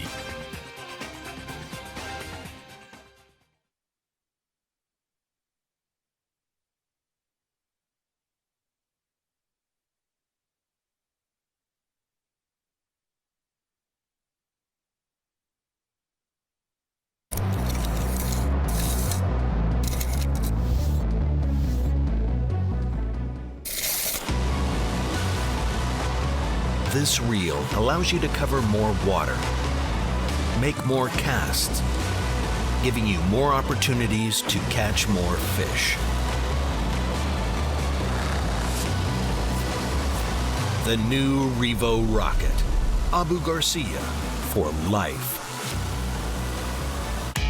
Introducing the Bass U TV app.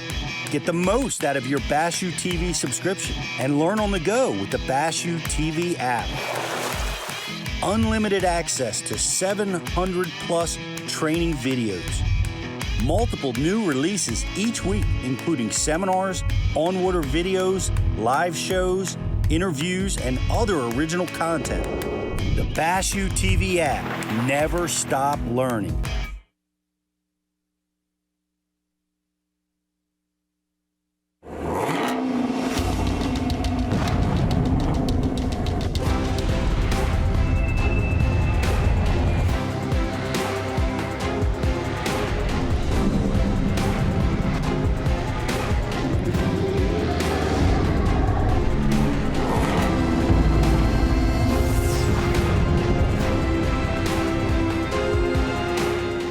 I'm pro angler Andy Montgomery.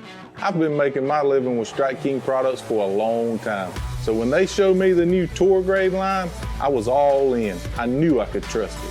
What I didn't know was how easy it was to use. With the spooling tool and the prepaid envelope to recycle your old line included in every single box. Not only is it the best line on the market, it gives you the easiest fishing experience possible. Find out more at StrikeKing.com.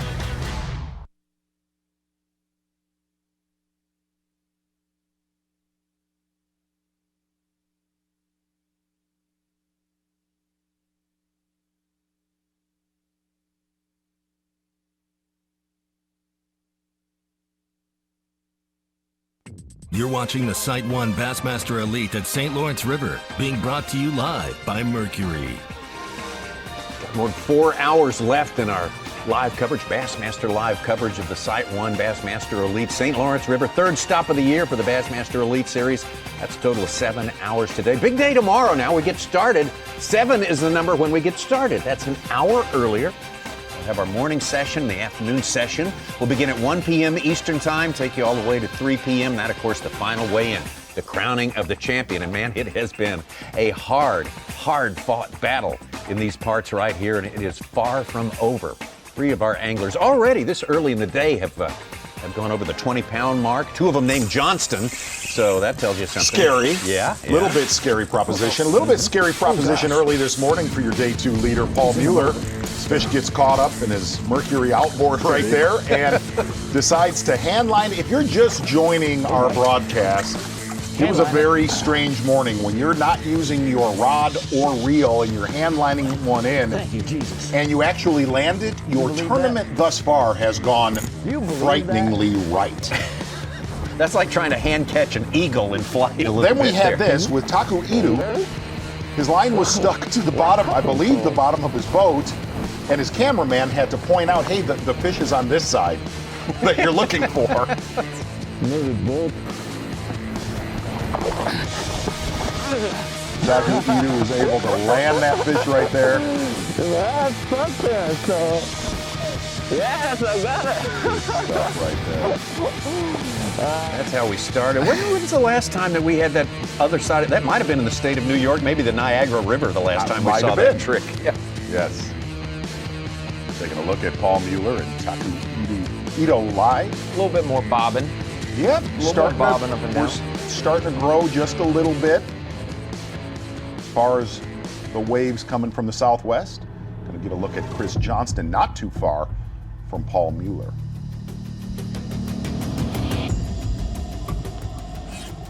I believe Chris Johnston's also hooked up live. Can't even. Ah! Frag! 4.5. All right, where you see his boat right there. Yeah. Davey Hite talked about it yesterday. So many tournaments have been won in that bay behind him. Not in front of him, behind him, Chameau Bay. But it funnels down right there where he's at. You see this good fish, about a 4.5 pounder right there for Chris Johnston. Comes off on that jump. But that funnel where it bottlenecks down right there is truly one of the roughest places on this entire, on any Great Lakes that I've ever seen in my life, right where he's at.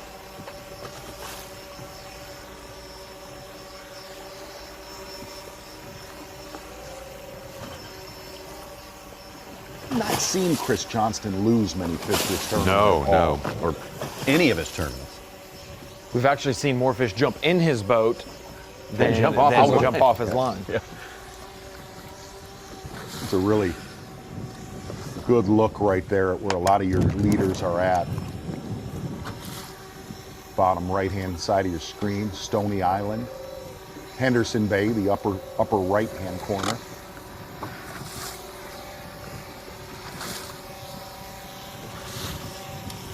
And we talk about a lot of these fish that go into these bays and spawn and come out to these areas this time of year. But there's also a lot of fish that spawn out there, live there, and do not leave that section of the lake.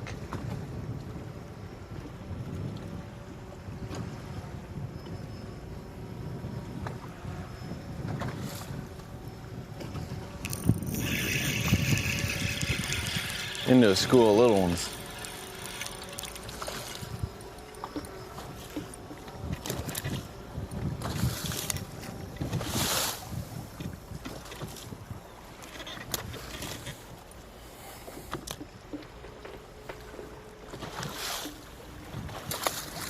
Paul MUELLER and Chris Johnston out on Lake Ontario. Micah Frazier up near, call it the good one. Just outside of the Chippewa Bay area of the St. Lawrence River. And Brock MOSLEY still largemouth fishing, really within a couple miles of our takeoff there at French Creek Marina in Clayton, New York. Man, we've seen that get slow for him. Kind of what we talked about. Like it just starts. You can't only go through those areas so many times in a row. It's just, man, he had a great first couple days, but the thing that we warned of. Be a big one. Be a big one. Oh. Wait. Like you were saying. But no, that's one of the problems See how he was under that shaded rock? With the high skies. Those largemouth do like biting a lot better, replenishing, getting shallower when it's cloudy, but they do not replenish as well as the smallmouth on this body of water. It's very scary that we're basically getting closer to the halfway point of day 3, and he says he's 20 pounds behind. Yes. That's hard to make up. First look at Brock MOSLEY this morning. Actually had a big smallmouth on.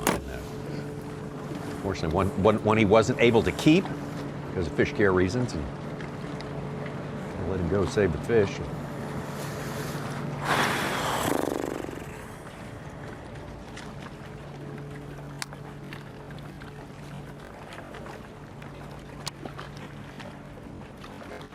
We're going to have a horse race from here out with those two at the top. I think you see them push it to the very, very last minute today.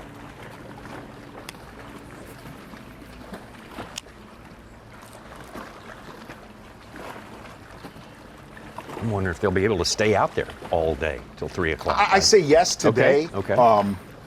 Tomorrow will be the question, because there are times if you sniff around that 20 to 30 mile per hour wind, you cannot fish out there.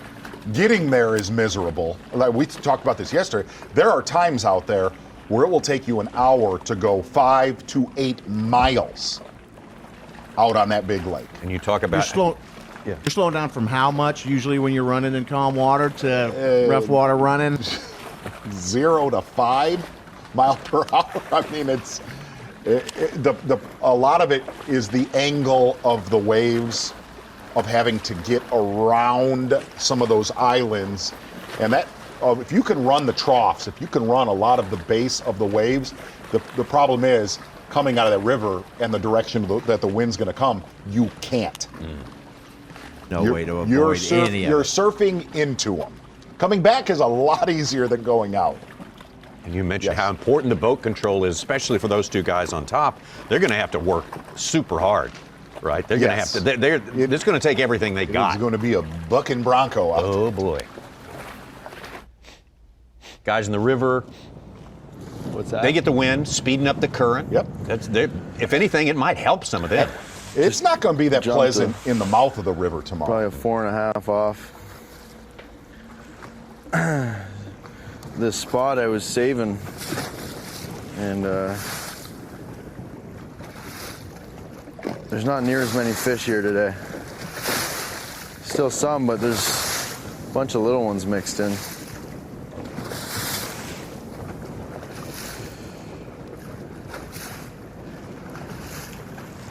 Need a couple big ones here.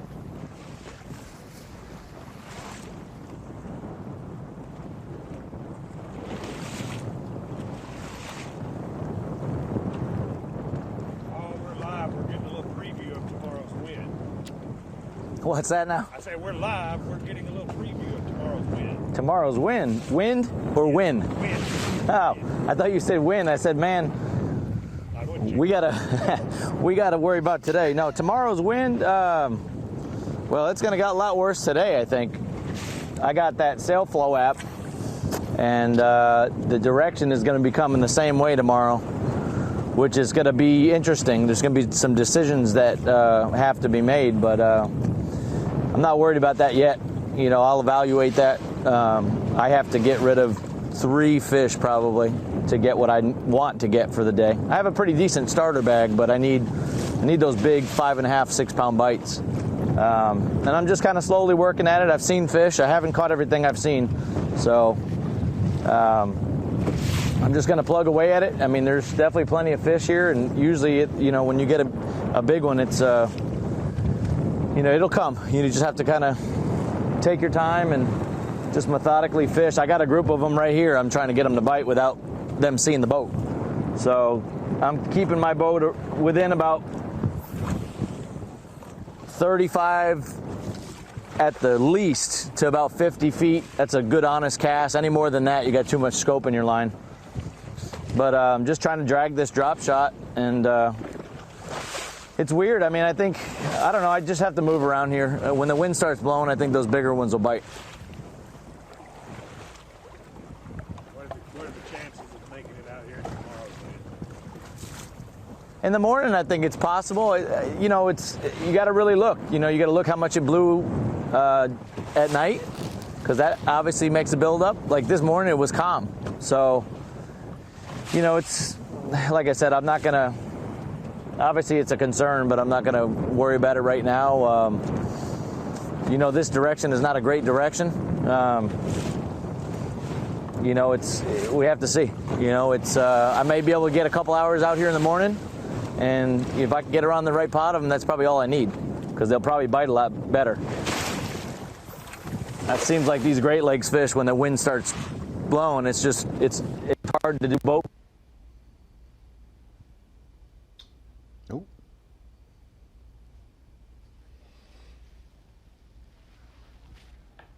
Pandemic wasn't going on, we'd have a huge crowd at a weigh-in.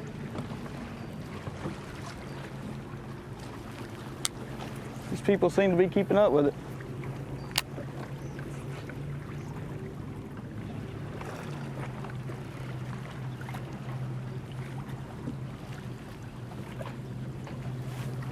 Brock Mosley also bemoaning the fact that we're missing our crowds this week. We do miss all these great bass fishing fans in this part of the country. In 2013, the first one set the record at like 33,000. I think last year was 36,000 to eclipse it again. I remember the first time we went to Waddington. We were on site. We were on site. We used to do a lot of our content on site. We made the comment driving together, is anybody going to show up to our weigh-in at Waddington? Because you go through little country crossroads, and there'd be you see more horses and carriages at Walmart than you do regular cars. That's the crazy thing. That's like where I live. Yeah. Really. But I saw a billboard going up 81, heading north up towards Alexandria Bay, and I'm like, wow, they got a billboard up. Maybe there's going to be a few people. An enormous crowd. New York's always good, whether we're in Buffalo, any of the places we've gone, Cayuga, Oneida. Yes. And the lakes always show up. Oh, yeah, the lakes for sure. A lot to enjoy. We miss those big crowds, and we can't wait till we're reunited with them for sure. We've been crowding our show with big smallmouth. throughout the course of this morning. Yes. In the middle of a little bit of a lull right now. It's been the case each and every day, Absolutely. but it does not last long. Nope. Generally, within the next 30 to 45 minutes is when really the biggest ones we've seen this week have come to play. As soon as that sun kind of pops out, it gets going. We got plenty more for you coming up on Bassmaster Live, taking you all the way up to 3 p.m. Eastern Time. That's when the weigh-in is today. You got to be on that list, top 10. When it's all said and done, when the weights are all official. These are Bass Track numbers and just almost a virtual tie. Well, there's some really good smallmouth fishermen in that top 10 that we could get a look at tomorrow. Oh, man, it just gets better and better, it seems. Plenty to look forward to on this third day of competition, the Site 1 Bassmaster Elite at the St. Lawrence. We'll be back with more on Bassmaster Live. The Site 1 Bassmaster Elite at St. Lawrence River is being brought to you live by Mercury.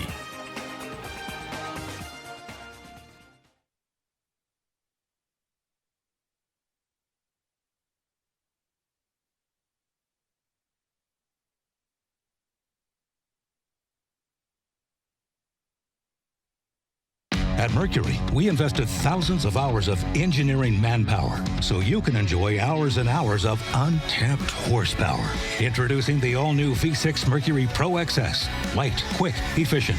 Mercury, go boldly. At Mercury, there are no limits to what we'll do to make sure you have no limits either. Introducing the all-new V8 Mercury Pro XS. Light, quick, efficient. Mercury, go boldly.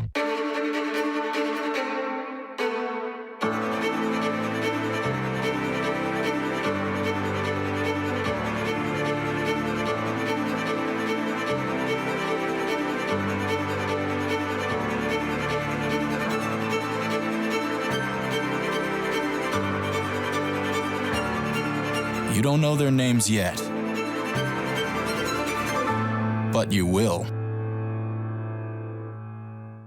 When I'm on the road for work or for fun, I always like to have a reliable generator around. This open frame inverter from Champion is ideal because it's lighter than a standard open frame generator and more affordable than a traditional inverter. The remote start helps me start up the generator or shut it off without having to leave my camper. It provides essential power for things like charging my boat batteries, also makes life a lot more comfortable for myself and my family.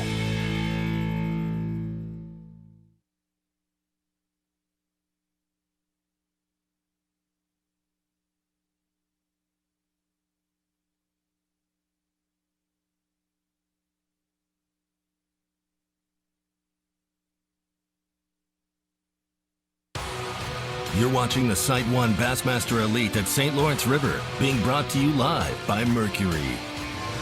Thanks for being with us here on a big sports weekend. By day, we watch the Bassmasters. By night, hey, tonight, the final July UFC Fight Night from Fight Island in Abu Dhabi. Fantastic main event. Number 1 ranked middleweight contender Robert Whittaker on the left there, going up against the challenger Darren Till. Number 5. Should be quite a battle. The main card starting at 8 Eastern, 5 Pacific. Prelims at 5 Eastern, 2 Pacific here on ESPN, ESPN Deportes, and the ESPN app. I will hold your feet to the fire in a minute. Okay, all right. We'll get into that. Absolutely. Special group of fishermen out there. Got to have specific skills to do well out here. You got to do that. Not just fishing skills, too. This is a big, brawny body of water, and negotiating, just getting around here, can be something else. Our own Dave Mercer is going to join us right now with our Yamaha Unlock the Lake. Every different body of water comes with different obstacles, and this is a rather big one. Ships. I mean, this is the St. Lawrence Seaway, and these sea-dwelling ships cross the Great Lakes are right out to the ocean, but you got to get past them on these rivers, and the biggest mistake you can make is speed. It's all about being smooth and gradual power. Don't try to jump these waves. There's big gaps in between them, so they can be very safe if you just slowly work your way through the waves, just tic-tacking your way across them. And the ship, believe it or not, actually works as part of a tool to help you, because you see how much water that's pushing. Well, that actually pushes the boat away from the ship. And as you slowly make your way over those waves, back and forth. Before you know it, you're past this bad boy and free to chase giant smallmouth. Thank you, Dave Mercer, showing you how to get around here. Think of all the water from the Great Lakes passes through this particular chute that Dave is on right there. So that is a lot to contend with. And chips, water, current, it's all part of the big picture, the rich pageant that goes on up here in upstate New York. Interesting to watch Chris Johnston earlier this morning. Pretty much was done very close to this time on day number 1 and 2. Don't get me wrong, he has a very solid limit in his live well, but you could tell he's now checking places, listening to him that he has saved for today and possibly tomorrow. Chris Johnston with a solid stringer on a drop shot early this morning, right in the Grenadier Island area, right where the Lake Ontario falls into the St. Lawrence River. And here's the thing, we do not have him at a bad day in any means right now. No. We've seen ample evidence to the contrary.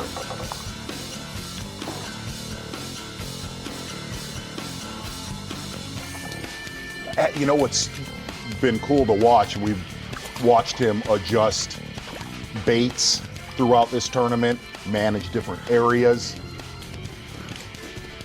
Very curious to see if Chris Johnston decides to go shallow again today. A couple of his big fish this week have come shallow late, day 1 and 2. There's his catches from today. You see a picture there on the graphic. Of course, he's moved from that area.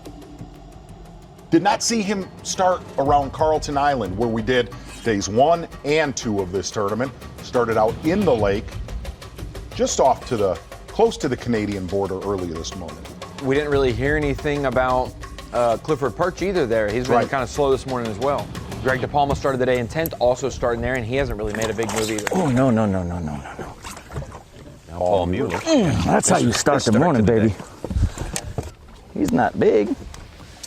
Yeah, that's what I thought. One of them spunky ones.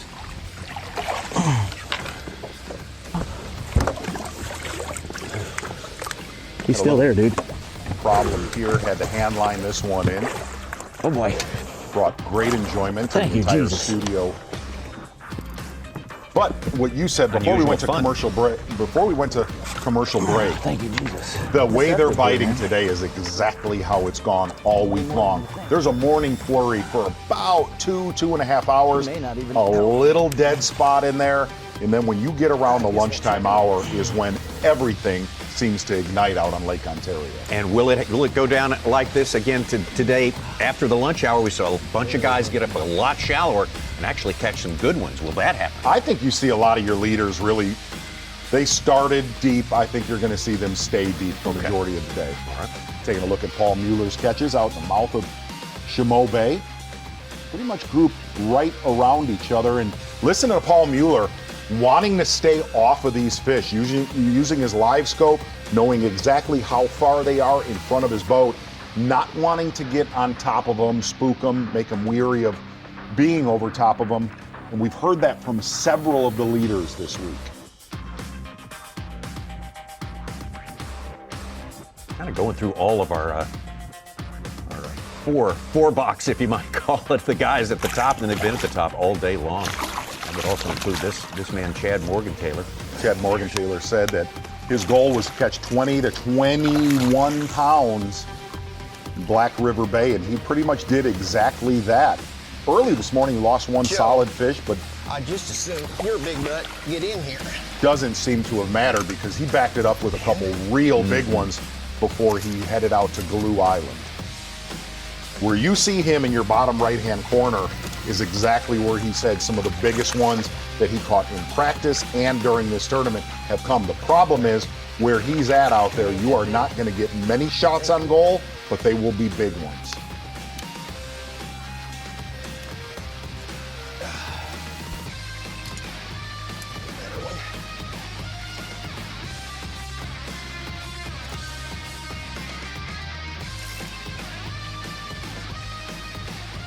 Morgenthaler has boosted himself up into the top 50 AOY points during the course of this tournament, having a great event. Just overachieving each and every one of these 3 days. That's what I'm talking about. It is interesting that he caught his two biggest ones and locked everything down and rolled. Yeah, that's... Yes.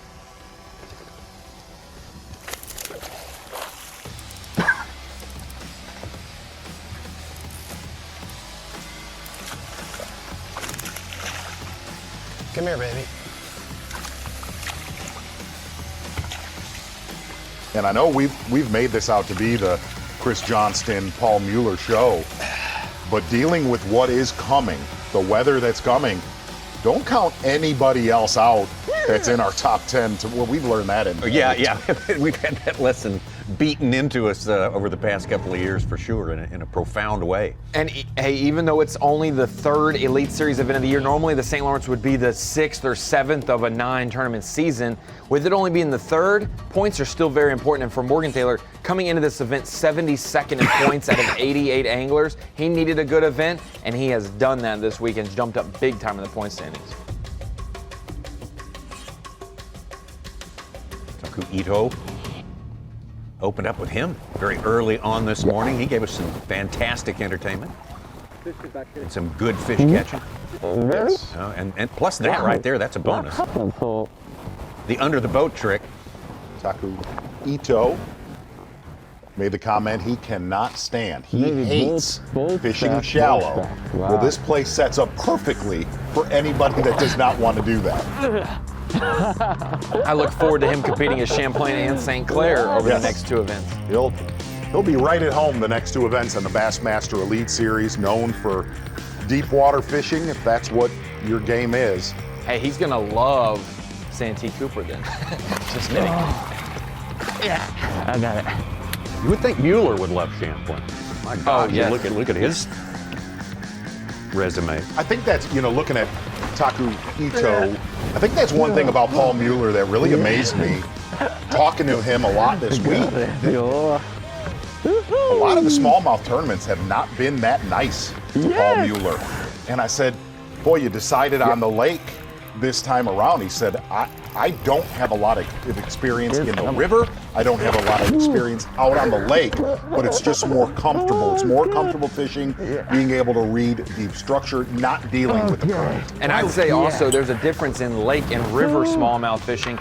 He is much more of a reservoir person in Connecticut. A St. Clair acts more like a lake to him than maybe the Detroit or St. Clair River. Same here. He struggled in past years on the river, and the lake is much his best more. finish here is 2015. He was 21st. Other than that, he's been like 86. Exactly. And, yeah, I mean, exactly. That's why a lot of folks coming into this thought that your leader, days 1 and 2, Paul MUELLER, had so much history here. That is absolutely not the truth.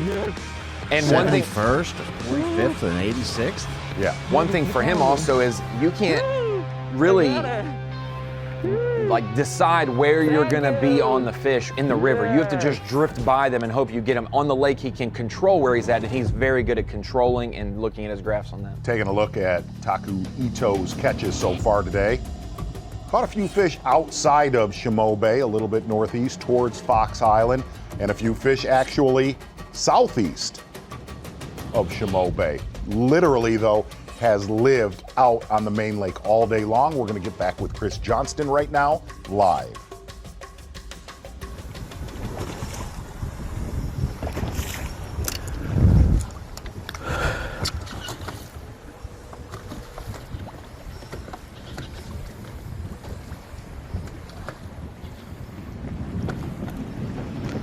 Zaldane running? I believe that is Chris Zaldane running. He was on the southwest side of the Grenadier Island, which is closer to the mouth. Making his way to Wild Shower.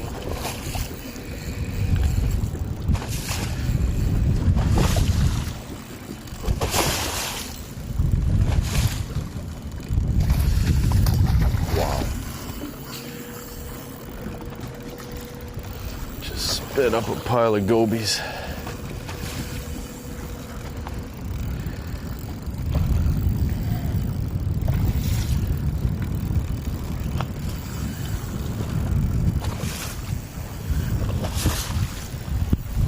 All right, we're due to get one in the boat here. I've had a bit of a run of bad luck.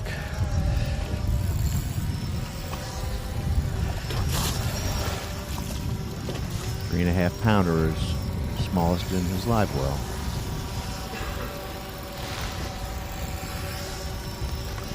Say that again, Suit. 3.5 pounder is your smallest fish.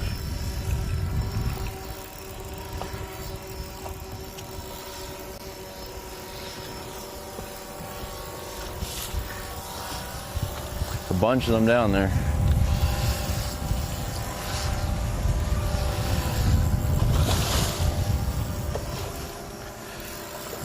Again, these anglers able to cull to their best 5 for the day.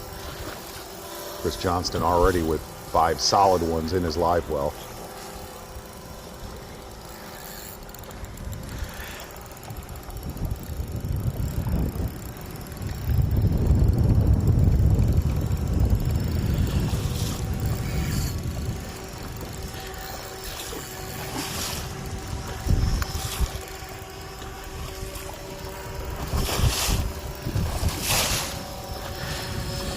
Man, these smallmouth can fight.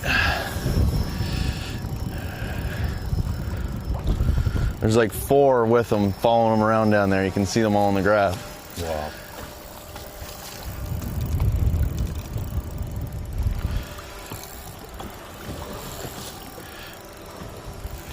Doesn't want to leave his buddies. Area that Chris Johnston and Paul MUELLER and really Taku Ito have been concentrating on out here in the mouth of Chameau Bay.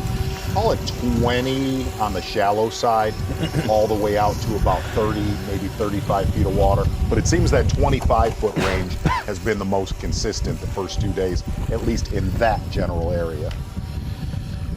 Come on, big girl.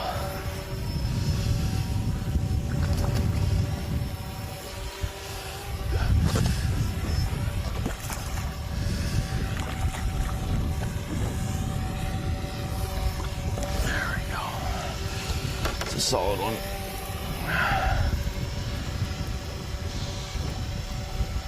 I'm gonna say that gives him Solid about a right there. 3/4 to a pound upgrade.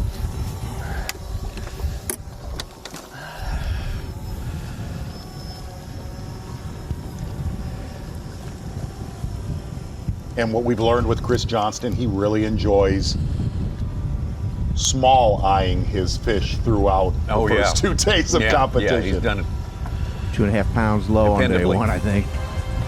4 pounder. 4 pounder. And if he said that's a 4 pounder, I'm going to say that's a 4 1/4, if not a Yeah, just because he's looking at a scale doesn't mean he said what the scale said. We will just say that.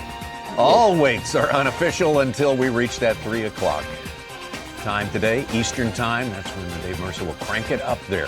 The weigh-in coming. You can feel him pushing. Oh, yeah. A lot harder today than earlier in this he's grinding. The wheels are turning a little bit harder today for Chris Johnston, but he's got the result he needs. He's on top of the leaderboard. We'll be right back with more Bassmaster Live. The Site 1 Bassmaster Elite at St. Lawrence River is being brought to you live by Mercury.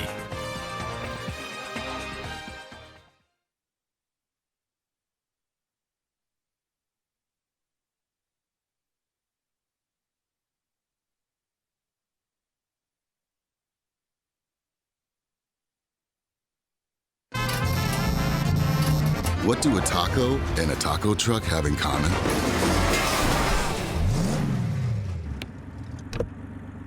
Nothing. If you want to play, you need a Tacoma. At Mercury, we invested thousands of hours of engineering manpower so you can enjoy hours and hours of untapped horsepower. Introducing the all-new V6 Mercury Pro XS. Light, quick, efficient. Mercury, go boldly. At Mercury, there are no limits to what we'll do to make sure you have no limits either. Introducing the all-new V8 Mercury Pro XS. Light, quick, efficient. Mercury, go boldly. Groundbreaking designs, unsurpassed quality, and unshakable confidence. Welcome to the Ranger Z500 and Z100 series. Leading the industry for over 50 years, these rigs are custom crafted and loaded with more features and advantages to deliver the ultimate ownership experience. The legendary Ranger Z series. Unleash next level performance. Mercury, go boldly. Introducing the Bass U TV app. Get the most out of your Bass U TV subscription and learn on the go with the Bass U TV app. Unlimited access to 700 plus training videos. Multiple new releases each week, including seminars, on-water videos, live shows, interviews, and other original content. The Bass U TV app. Never stop learning. Pre-collision system, standard, on the 2020 Tacoma, so you can go from one epic playground to the next. If you want to play, you need a Tacoma.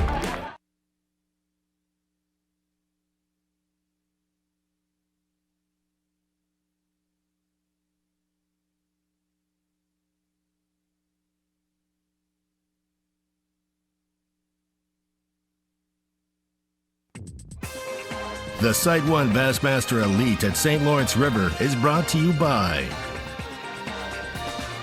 Humminbird, Mercury, Minn Kota, and by Talon. Beautiful day. Getting a little more insistently breezy day here in the state of New York. There's our leaderboard. That quartet at the top, Wendland, Morgenthaler, Mueller, and Johnston has proven to be hard to crack for the rest of this field, but we got plenty more fishing before we decide anyone is going to take over or anyone is going to be shut out from among this top 10 right there. Take a look. We talk about insistently windier. TH Marine Weather Watch be a good accompaniment to this picture. Now, mind you, you look at tomorrow, the TH Marine Weather Report right there. Southwest 10 to 20, and Taku Ito's boat, right? It's only blowing right now 5 to 10. Yeah. And here's the deal. It is going to blow 10 to 20 all night long. It's not like it's going to lay down and waves are going to build tomorrow. They're going to build from right now all night long into tomorrow morning. And tomorrow morning, we're going to be seeing gusts 15, possibly up to 25 to 30. And you have pointed out, since we started this a couple of days ago, that this is not like a 10 to 20 mile an hour wind coming across a mile of water on your local lake. This is coming the length of Lake Ontario, where all the momentum builds on itself. So I'm just going to go up and here. Just There was a big bigger and pot bigger of them, and is expanded. And we're probably going to leave it a bit. It gets more severe exponentially. Get a couple more. It's like 193 miles long, Still need east to west. Well, look how black and pretty he is.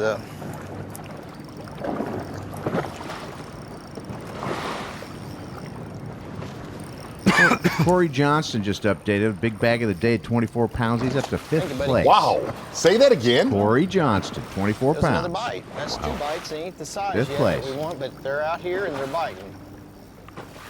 I will run across them, hopefully shortly.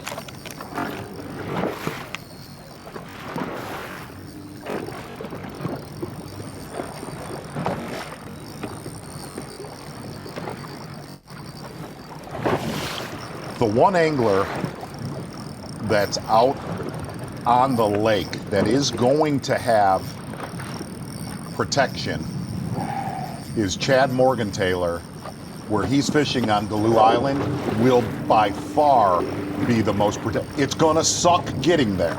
It's going to be brutal getting there. But when he gets there, there will be protection. The problem is out at Galoo right now, you do not get a lot of bites. We talked about it earlier. That there's big ones to be had, but he might have to forgo a lot of those filler fish that he was catching in Black River Bay unless he makes that move into there again tomorrow morning.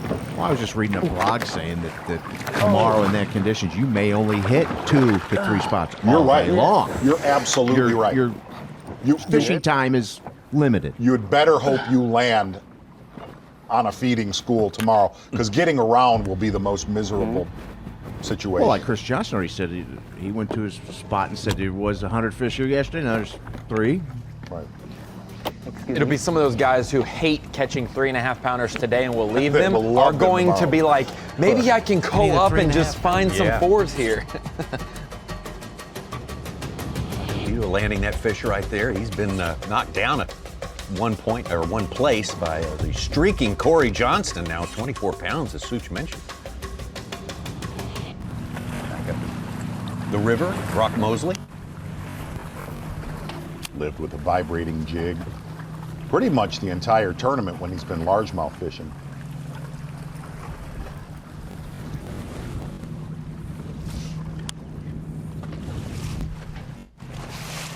Had a much slower morning than we've seen with Brock MOSLEY days 1 and 2 of this tournament. That's a good one, I think. Oh yeah, stay on, baby. Stay on. Stay on, fish. That's a dang good one there, boy. I don't think she's hooked good. Whoa, whoa, whoa, no. Come on. Come on. Stay hooked up. Stay hooked up. Stay hooked up. Stay hooked up! Yes! That's a game changer. Yes!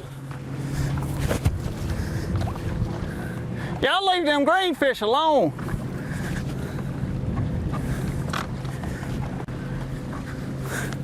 That's a 5-pounder.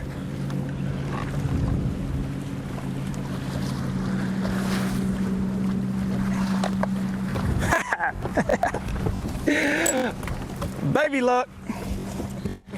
Hashtag baby luck. 3.5-pound cull.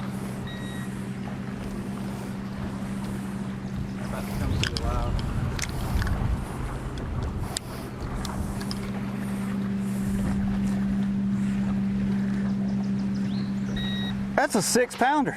No way. Yes, sir.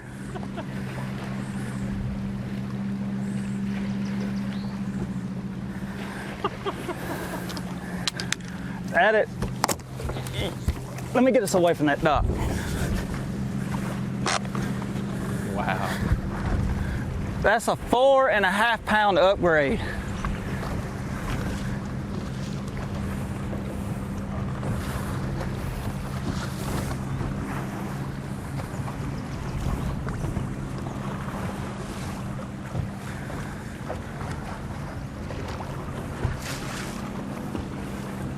Crazy is it'll only get it back into 6th place where he started today. Such, that was a buzzkill. Yeah. Sorry. Seriously. He's got other fish to cull. He can climb over them. Get this upgrade, dude. Let me tell you something. Oh, God. And I lost it. I'll take that upgrade every day.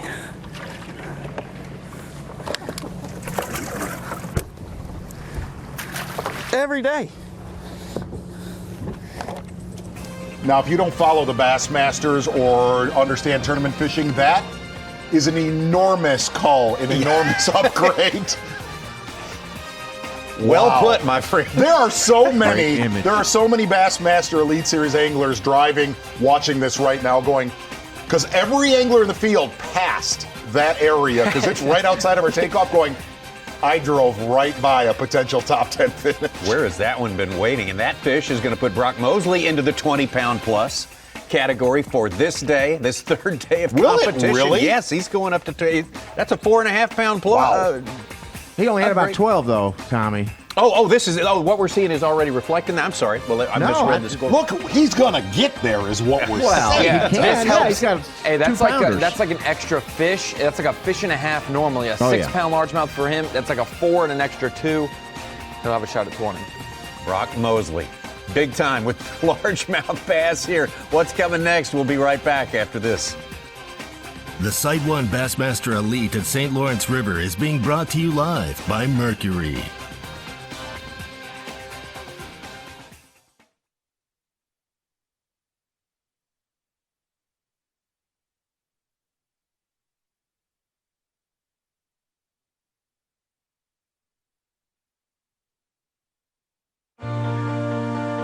Your time on the water is precious. You return season after season to make unforgettable memories. Fight a few fish, reconnect with friends, and recenter yourself. If you count on having this time, you need an outboard you can count on to power it. That's why boaters stay with Yamaha for the long run, for life. They know reliability starts here.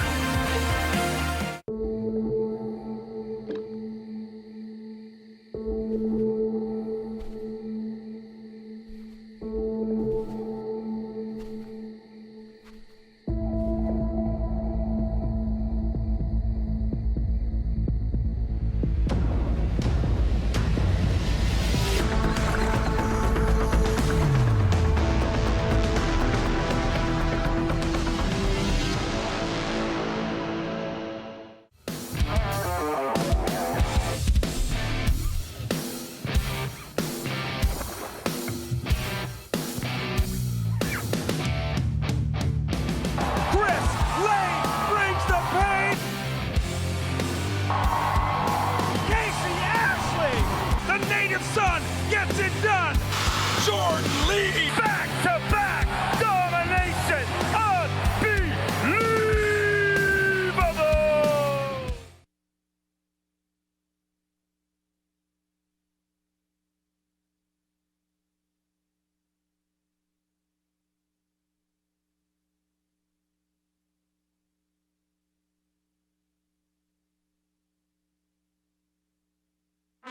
You're watching the Site 1 Bassmaster Elite at St. Lawrence River, being brought to you live by Mercury.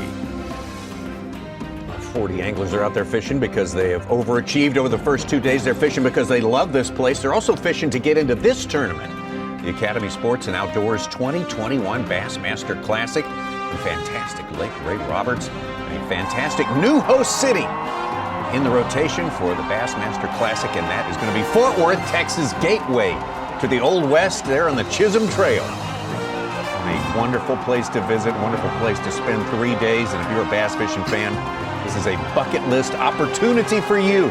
Get it on your mind, start thinking about the 2021 Classic at Fort Worth. Going to bring some big hogs into Cowtown to the delight of everyone.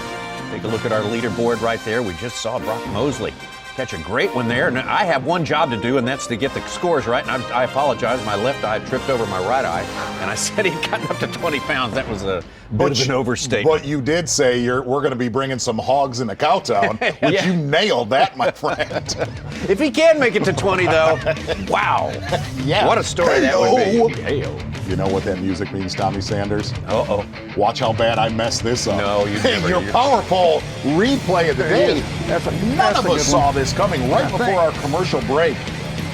Brock MOSLEY, who's been fishing largemouth the majority of this tournament, I'm not going to lie, throwing a vibrating jig on docks, when he hooked it, it looked to be good about one there, boy. a 3.5 I don't think she's hooked pounder. good.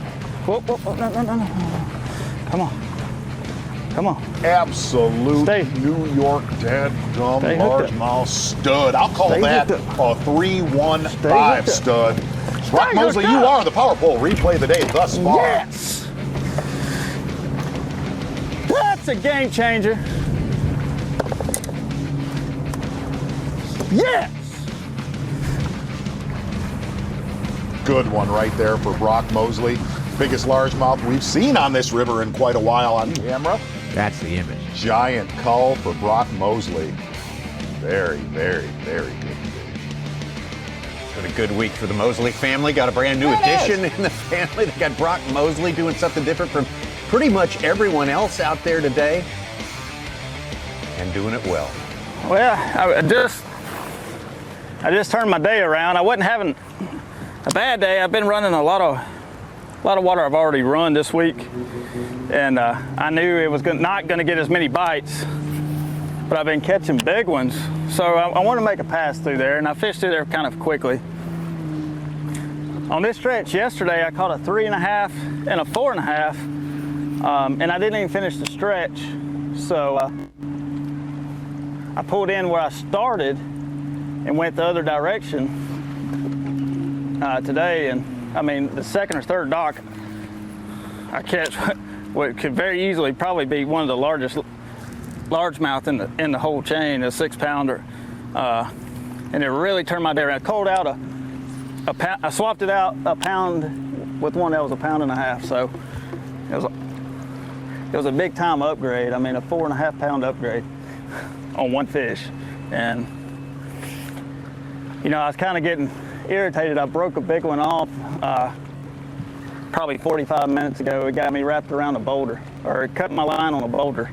And I really needed that fish there to kind of turn my day around, to get me a spark to keep fishing, put my head down, because I think I got enough now to make tomorrow, but this weekend tomorrow. But man, I still got a lot of room of improvement. I got 2 that are just 2-pounders in there. If I can get rid of those, we'll be in good shape. I know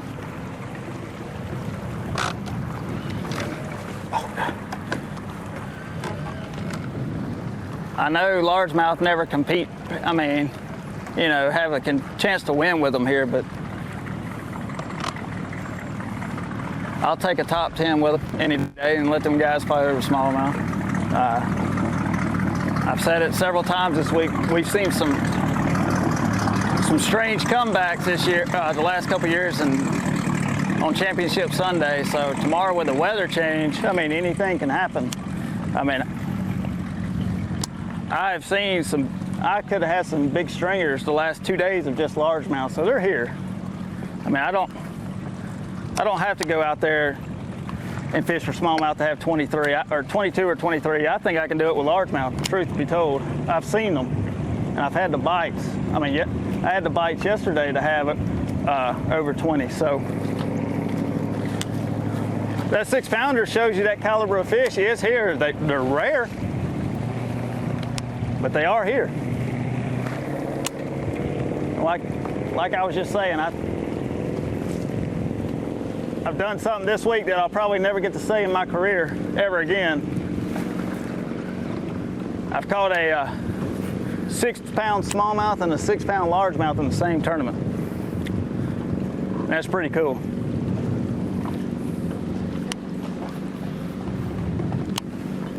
We still got plenty of time left, and I still have a lot of water I haven't touched yet since practice, so.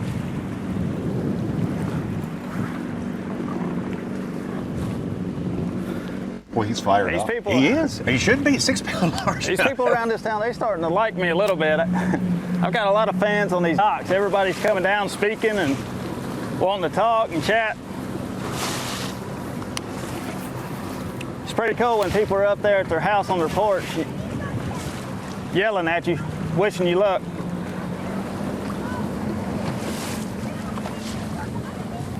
Well, we talked about it yesterday. He is right outside of where the Clipper restaurant is. Right? Oh, Just so you know. Man, I'm telling you, you get hungry thinking about this. I know base camp, okay, friend? Yeah, you do. Hey, he was talking about that thing that's been on the back burner in the background since this tournament began, and that is the weather that is on the way. And we can see a little bit of evidence out there right now, and our own Davey Hyde is experiencing that. Now, cast your mind forward, Davey. What is this change going to mean to the complexion of this tournament?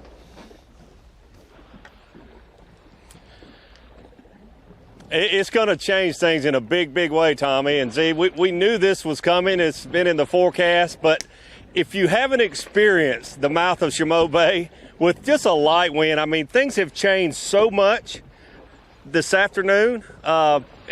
Just the last few hours, it's not even quite noon yet, I guess. But things have changed so much here in the last 2 or 3 hours. And it will be 180 degrees more tomorrow than today.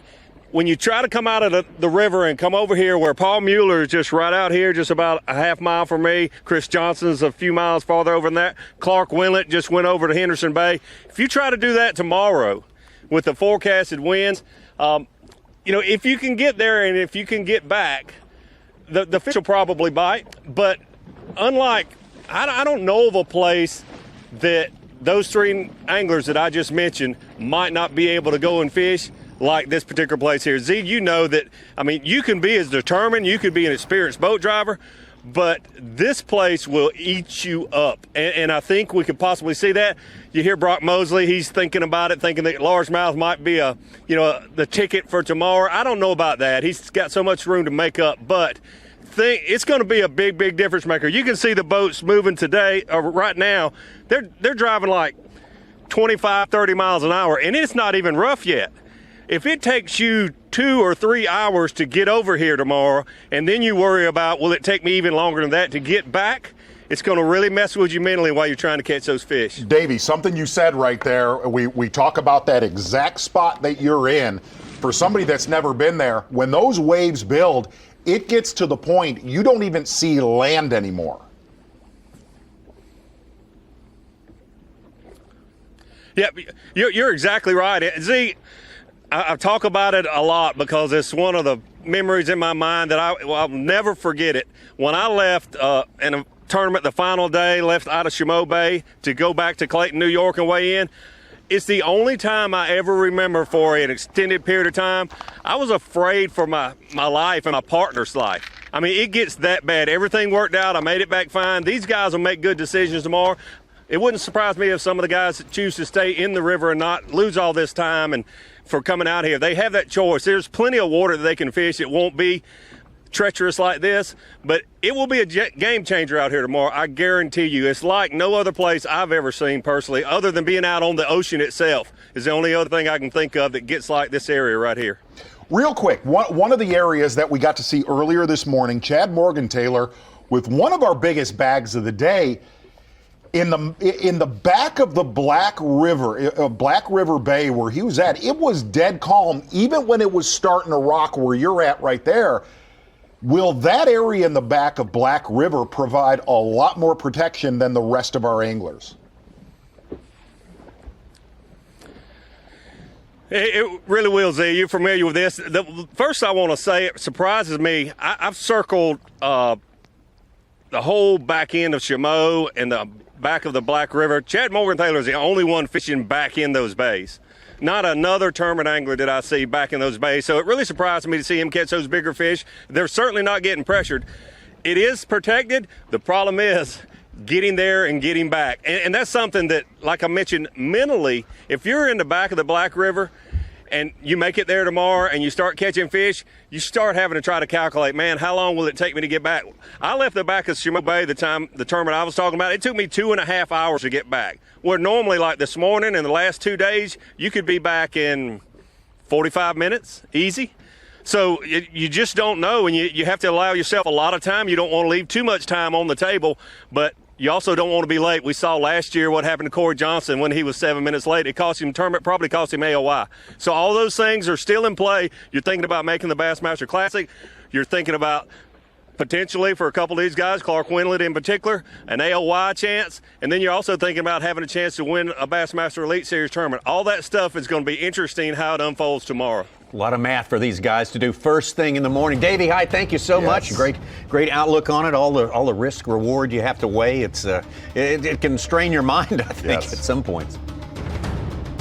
And back up into the St. Lawrence River. Hooked up live Clifford perch.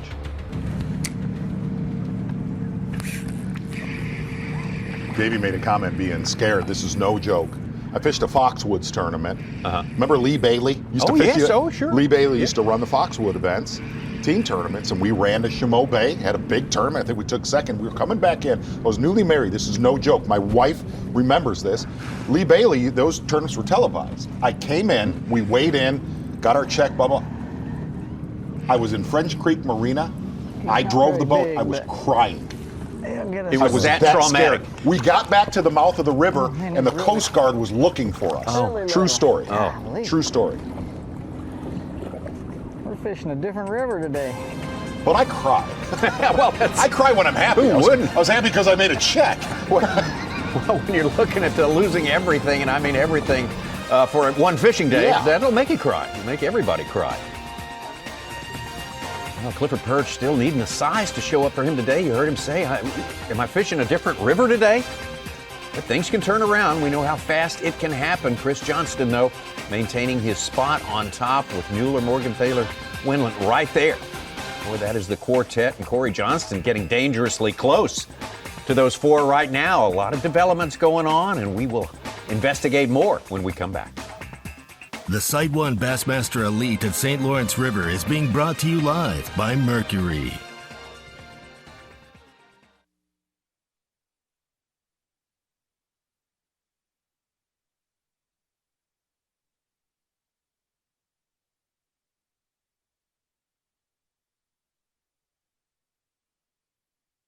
I'm pro angler Andy Montgomery. I've been making my living with Strike King products for a long time. So when they showed me the new Tour Grade line, I was all in. I knew I could trust it. What I didn't know was how easy it was to use. With the spooling tool and the prepaid envelope to recycle your old line included in every single box. Not only is it the best line on the market, it gives you the easiest fishing experience possible. Find out more at StrikeKing.com.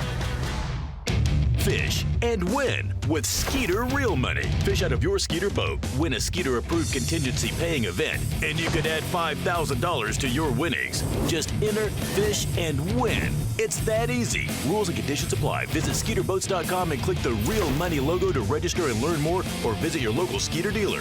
Fish, win, get paid. Up to $5,000. Go to SkeeterBoats.com and see why now is the best time to enter, fish, and win with Skeeter Real Money.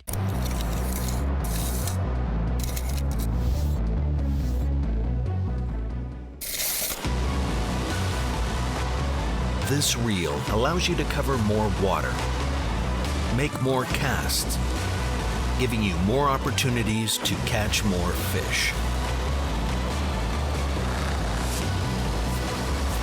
The new Revo Rocket, Abu Garcia for life.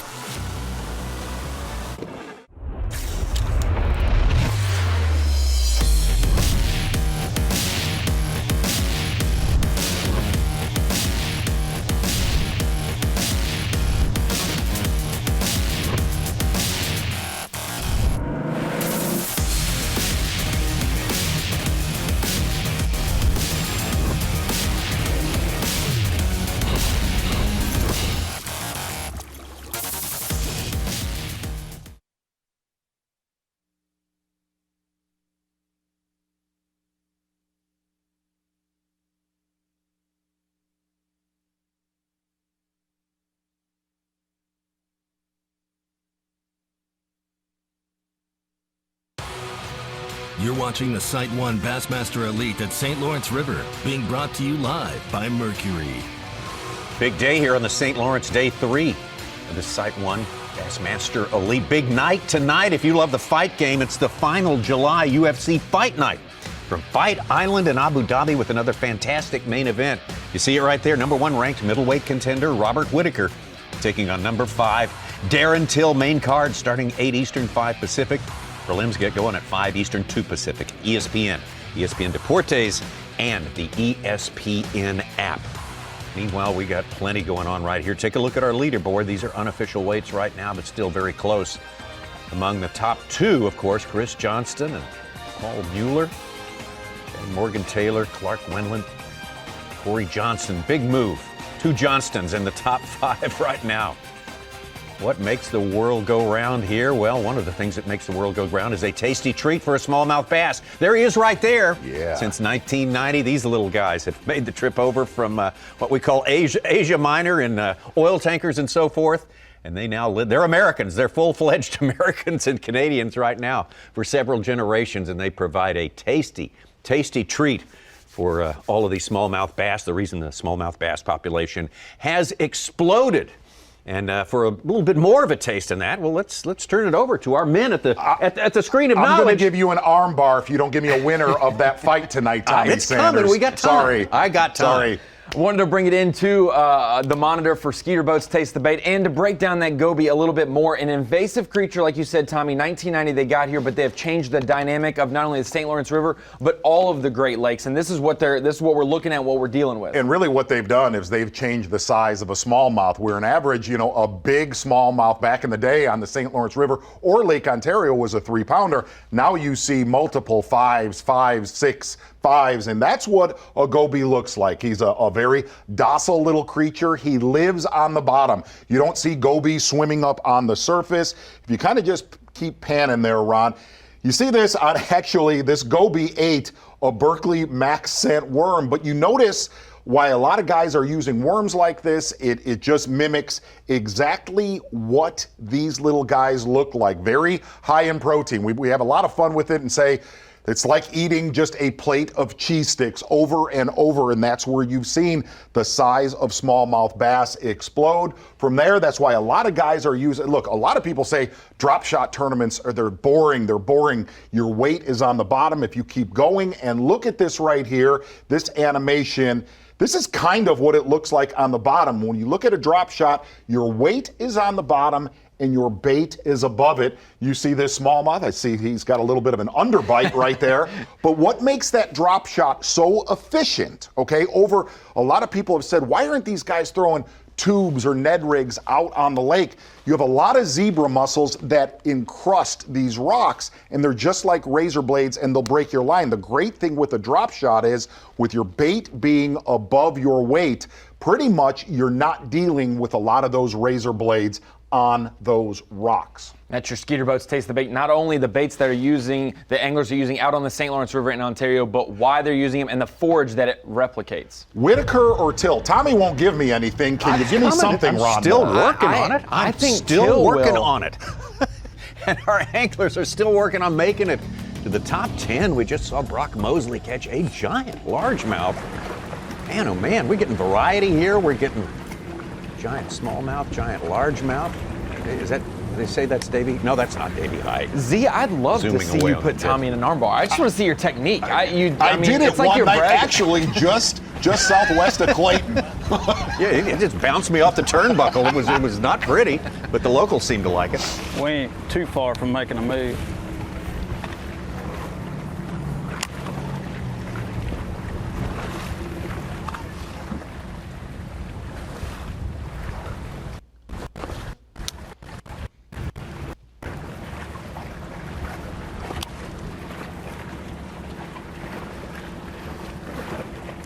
MOSLEY after landing that big 6-pound largemouth just a few minutes ago. Hold on.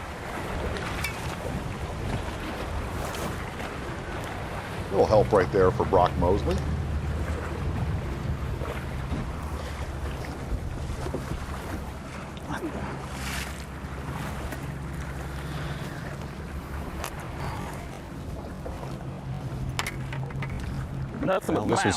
That's a good one there, but I don't know if that'll help him. He put a big one, in case you missed it, if you're just picking up with us here. Brock MOSLEY being a little contrary to the conventional wisdom, going after smallmouth on this day, and boy, it ate off. There's a lot. Stay on. A lot of 4 to 5 pound smallmouth throughout this river system. Okay, you get on the not as many as there are smallmouth, but to catch a 6-pounder here, that is a big fish. Big large. Yeah, absolutely. Stay hooked up. And he's about the only one fishing for largemouth, but he grows a little bit. Stay hooked up. Catching good ones on day one. He is not going to have a big gas bill this week, I can tell you that. We talked about it yesterday. Brock MOSLEY with a big largemouth today here on the St. Lawrence River, just outside of French Creek Marina. I talked about that tournament that I actually cried in. Yeah. One of the most popular local anglers on the St. Lawrence. Huge call right there for Brock MOSLEY. Tom LaVictory, he said he remembers that tournament and everybody was making fun of me for bawling. Well, you were alive. You had the last laugh, so that's it worked out good. Brock said he's even got more spots he hasn't hit yet for his largemouth fishing, so we'll see. He's going to make a move in a few minutes. He just informed us. There's a lot of bays east of him. Goose Bay, Chippewa Bay. We've covered a lot of anglers in the past. Brandon Card, Greg Hackney in Goose Bay. We've not seen anybody in there this whole tournament. Well, what we heard from you, what we heard to Davey, you can't blame a fella for thinking about carving out something substantial on the river here for the final day. You just never know. It is unsettled at the moment. I mean, MOSLEY had 24 and change on day one. What? Enumerate the even contending with largemouth at this fishery. Yeah, but you're talking day mixed. one? That was, yeah. Oh, Yeah, even now, no, the rest of the way. Big smallmouth. Well, a couple. It's combo platter.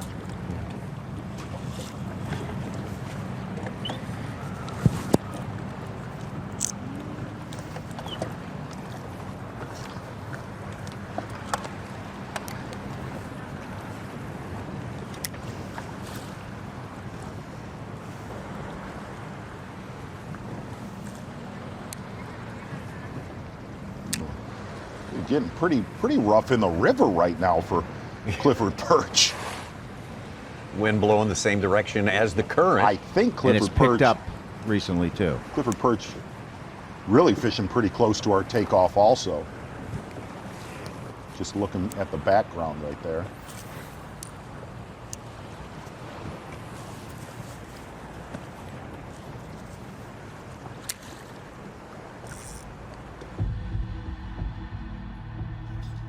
Stay in the river here for a little bit. Downstream, as it heads north and east, is Mike Huff. We saw him some critical miss this morning and a couple of good catches as well. Hanging in there in the top 25, needs to jump 10 spaces or more. Really big fish at the end of the day yesterday. Almost 6-pounder.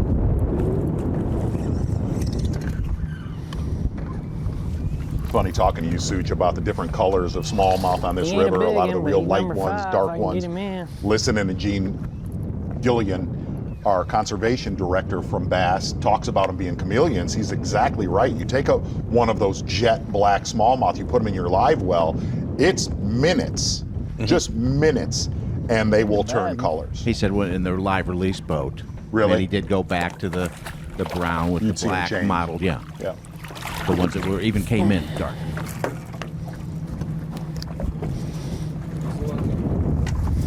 Another pounder.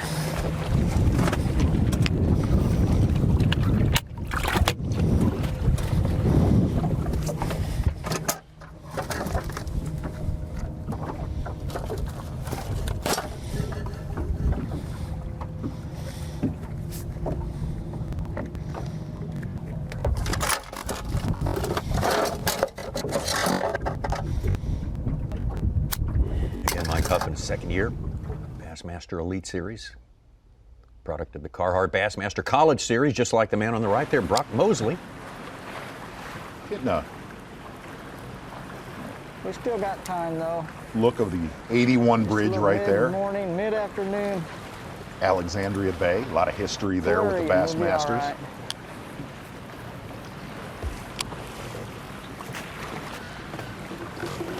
One of the best Bassmaster tournaments growing up back in the Nashville Network days was here, Lake of the Isles. Talked about this actually on the show before. Lake of the Isles, Kenneth Dusty Pine. Okay? I remember the name. There may be a largemouth. They called it rat fishing, basically frog fishing up in the cheese and the slop. It was one of the best old Bassmaster tournament shows. 1990. No. Kenneth Pine won. Was it 90? 45-12 in 1990. Wow, I thought it was older than that. That was 30 years ago, Zach. I was a junior in high school. Mickey Bruce won the year before. That's 89. right. Wow. Ken Cook won here in 87. Yes. There was also a 4-man team tournament. Stanley Mitchell, Larry Nixon. Oh, gosh. Pine. That one I don't remember. Stanley Mitchell, Chet. Yes. Douthit. Wow, that is crazy how long ago that was. Rich Tauber days. I got the whole list of St. Louis events. Jimmy Houston has won here. Of course, the Classic in 1980. Bo Dowden. Forrest Wood has won here. Roland Martin. Wow. But that Rick Lund. That Dusty Pine tournament was like when the world got to see visually on camera a fish coming through slop and eating a frog. Man, I had 2 of them just crash at it.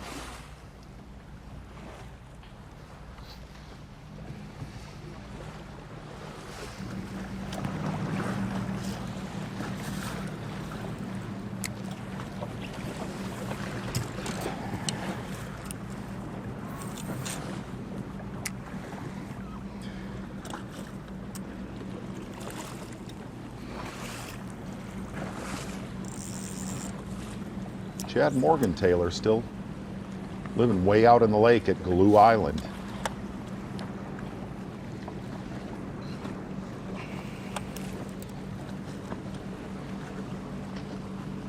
No, you're right. It looks a lot more like the river where Micah Frazier is there than it does where Clark Wendland is. A little protected.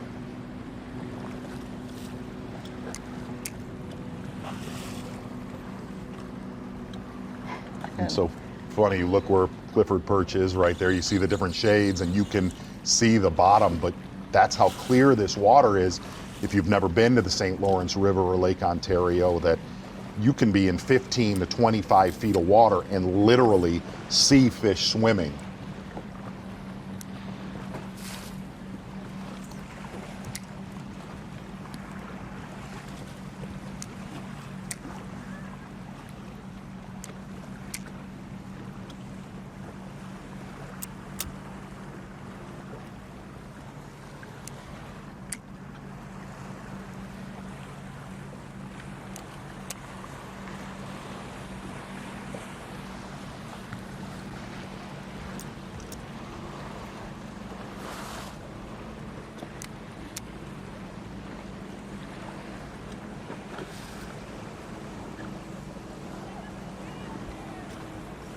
Carl Jacobson, who started day one at 66, he's up to 11th place today. What a He had a big comeback. day yesterday, Man. 21 plus pounds. Yeah, he had a Today he's huge got day. 18.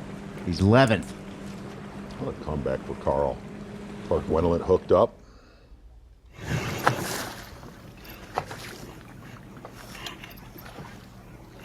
Or bigger anyway, I think.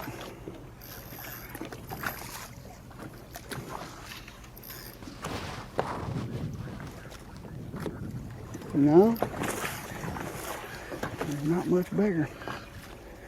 Actually, it's the first time we've seen Clark in that area, fishing just outside of Henderson. Well, that's disappointing. I would have liked to wade him in, though. Dadgummit, the first one I've really lost since we started this. After day number one, Clark Wendlandt, when he established himself in that top three, where he's been living ever since, and dips down to number 4 every once in a while. Since day one, he has been our leader.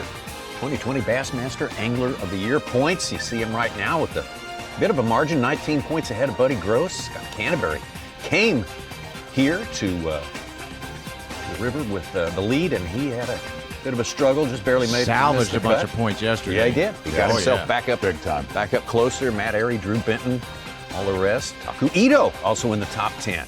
Got more to come. We're going to take a break and be right back. The Site 1 Bassmaster Elite at St. Lawrence River is being brought to you live by Mercury.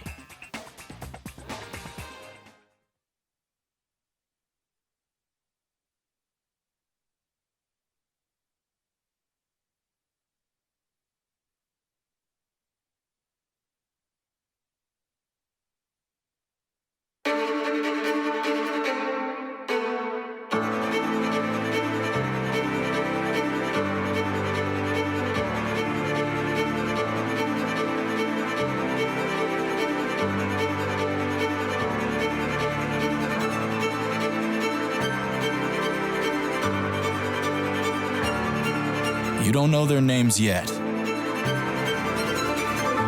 but you will.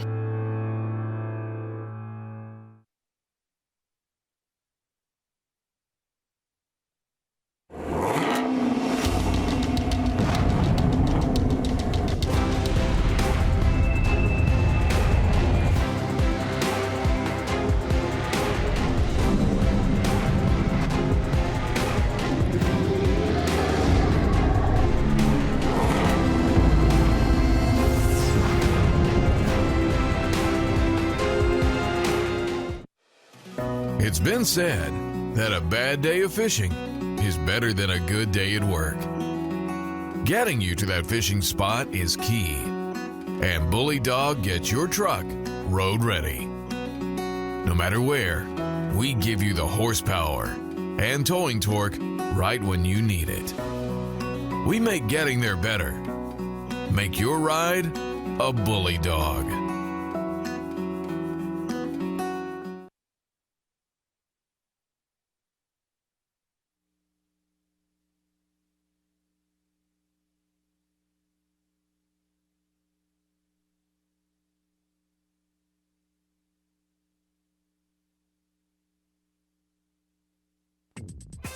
You're watching the Site 1 Bassmaster Elite at St. Lawrence River, being brought to you live by Mercury. A pleasure being out there live on the St. Lawrence River, Lake Ontario. We're into the third quarter of this third day of fishing. after which only 10 will survive to go on Sunday. Sunday, we start early, 7 a.m. Eastern Time with our morning session right here. And at 1 p.m., the afternoon session takes you all the way up to 3 Eastern Time, p.m. That'll be weigh-in time. Champion crowned here at this third stop of the year for the Bassmaster Elite Series, the Sight 1 Elite. Has been entertaining. That would be the understatement of the year. They have caught him big. They have caught him all day long. And Chris Johnston, as he has been every year he's fished here with the Elites, that's 2 years running now, is either in first or second place. Has not fallen from either of those two spots. It's going to be hard to beat. Paul MUELLER will give him the fight of his life. Back out to Mike Huff. This is live. New Angler snuck in our top 10. Brad Watley, Texan Brad Watley's 8th place. Brad Watley has been making the longest run of the entire field, going all the way, almost the entire tournament, down to Oswego, New York. And if you look on a map, you ain't getting there tomorrow, Brad. Not happening. Need a plan B.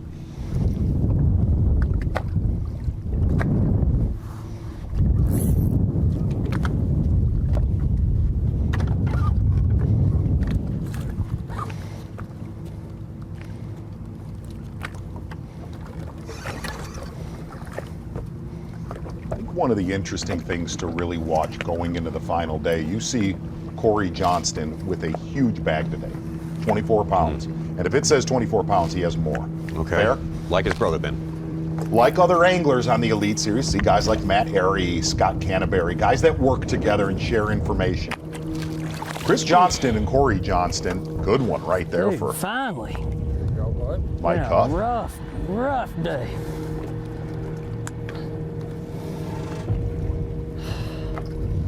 I think I may have found him. That's all. Chris Johnston, Corey Johnston share everything. I'll be curious to see what Chris Johnston has in his pocket for us tomorrow. Okay. Back out to... Yeah, the brothers share their winnings on the tour. That's from what I understand. Yeah. Yes.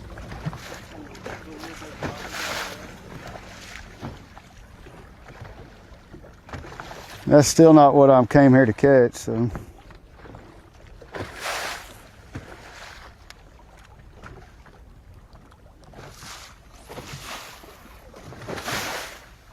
£18 right now for Clark Wendlandt. He says, Yeah. well, yesterday, he didn't say I have a decent bag until he got to 19 and a half. He's hooked up again.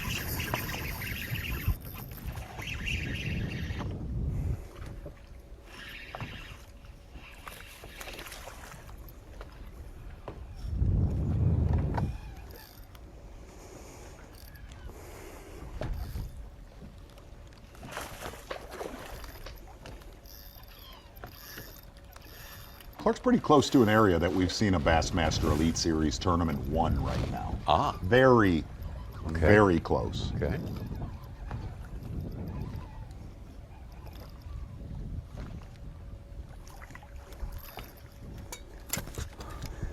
There you go. He came off right there, too.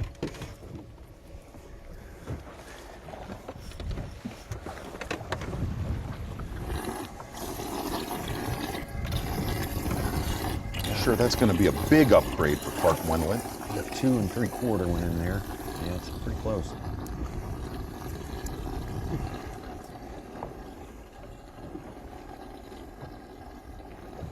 This one's bigger.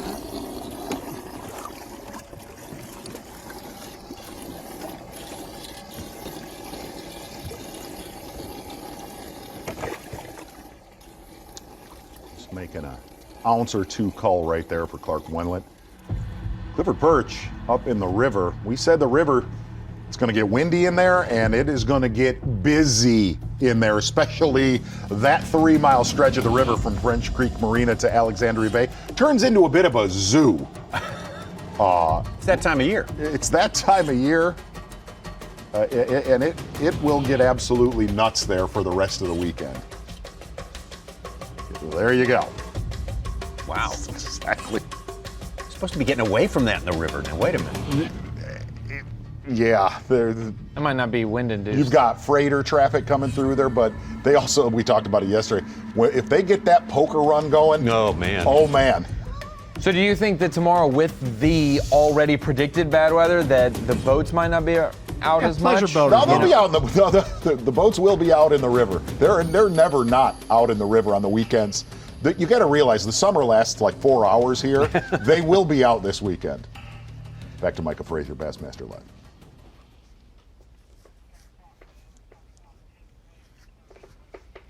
He's currently sitting in 13th place. Started well inside our top 10. Of course, top 10, all he needs to do is get into 10th place. And based on prior experience here on this lake, he would be a good ways behind if he was in 10th place. But last year, a 10th place afforded him a chance to jump up all the way into first place and just nip Chris Johnston at the very end of the day. 25-pound stringer, by far his best of the tournament. Other comebacks, well, they've been plentiful over the past 2 years. This year it was Buddy Gross, just the last tournament, coming from 10th place, and from 10th place at Lake Huntersville, Jamie Hartman. Let's recall that day number 4. There at Lake Eufaula was unbelievable. And one of the things that we always talk about, we do when we've got a little bit of a comeback happening on a final day, we try to manufacture a little drama. And about noon, this tournament was on ESPN2. We took our little midday break and said, wait a minute. No, this is a for real one. One of the biggest comebacks we have seen on the Elite Series was with Buddy Gross. Well, then the Jamie leader Hartman almost came back on him, too. Scott Canterbury needed a great afternoon to regain the lead. Exactly. Well, we're going to take a look right here of 2019. Jamie Hartman, final day of the tournament with a topwater bait just outside of our Goose Pond takeoff. Big comeback for Jamie Hartman. Yeah, that was a great morning for Jamie Hartman when he knocked out that big limit of fish right there that allowed him the 10 spot jump there. A little bit of a rough way in, but last year right here, Chris Johnston trying to go wire to wire. Looked to handily have it in hand, but working so hard with his head down and fishing Look the at best that of his final ability. day stringer. Oh my gosh, Micah Frazier. 25 pounds, 9 ounces from 10th to first place. 3 of our last 7 elite events. That's happened. That is 10th to staggering. First. And I do believe Micah Frazier has a limit and has cold on live. So his bass track may be on that Canada border. He might be, in the middle of the river. They should pop in. He should be in our top 10, but not much higher than where he started the day in about 8th or 9th. All right, first place can be a fragile spot here on the Bassmaster Elite Series. Chris Johnston's held it down for a good long time today, and in fact, through the full measure of his tournament. Paul MUELLER, though, right on his heels. Morgenthaler, Wendlandt, that quartet again holding court through day number 3. Getting closer and closer to weigh-in time. That comes at 3 p.m. Eastern time, so bear that in mind. Only the top 10 are going to make it to Championship Sunday. More fishing yet to come after this break on Bassmaster. The Site 1 Bassmaster Elite at St. Lawrence River is being brought to you live by Mercury.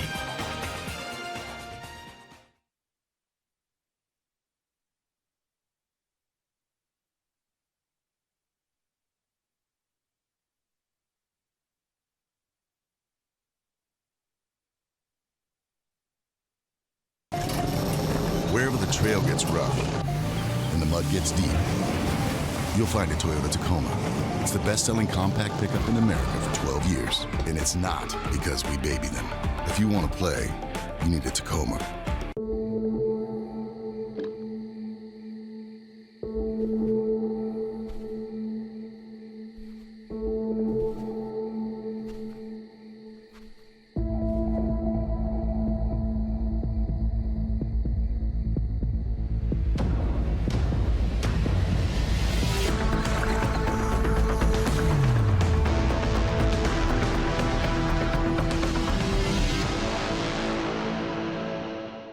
At Mercury, we invested thousands of hours of engineering manpower so you can enjoy hours and hours of untapped horsepower. Introducing the all-new V6 Mercury Pro XS. Light, quick, efficient. Mercury, go boldly. At Mercury, there are no limits to what we'll do to make sure you have no limits either. Introducing the all-new V8 Mercury Pro XS. Light, quick, efficient. Mercury, go boldly. Your time on the water is precious. You return season after season to make unforgettable memories. Fight a few fish, reconnect with friends, and recenter yourself. If you count on having this time, you need an outboard you can count on to power it.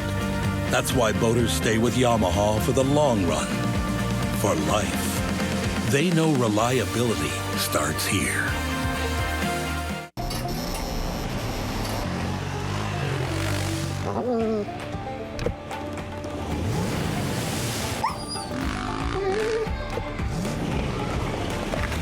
If you want to play, you need a Tacoma.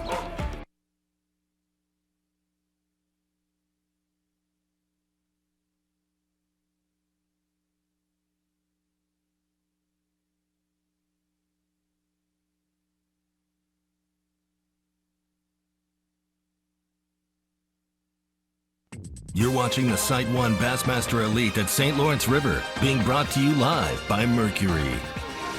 Less than 3 hours fishing time for some of our anglers who will return to Clayton, New York. A lot of these fans here in Clayton are getting to know Brock MOSLEY really well. He's been working the waterfront, so to speak. Handsome couple of guys right there. Zachers! Wait a minute. Wait a minute. Come on. What's going on here? Wow. Beat it. My dock. Exactly. Yeah. I thought Brock said all the locals were nice, like coming to saying hey. Is this what his version of hey? Yeah, don't mess with those two. His tail? Those are the enforcers. Brock MOSLEY still bearing down on the largemouth here.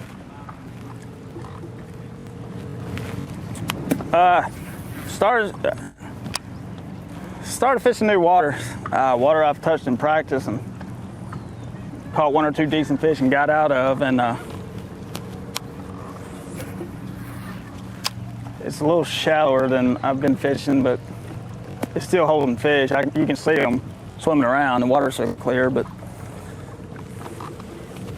I'm looking for just, a couple more upgrades to get where I want to get, and I wish they would all be 4-pound upgrades like the last one,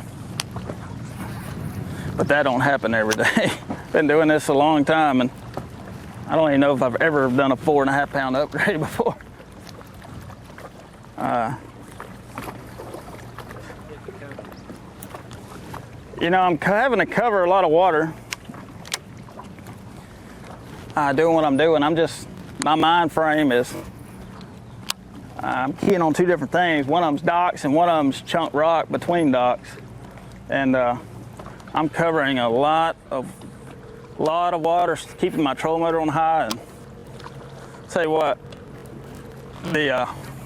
the bass world has come to running lithium batteries now makes a world of difference, man. I was doing this. I spent most of my practice smallmouth fishing in the current every day. And I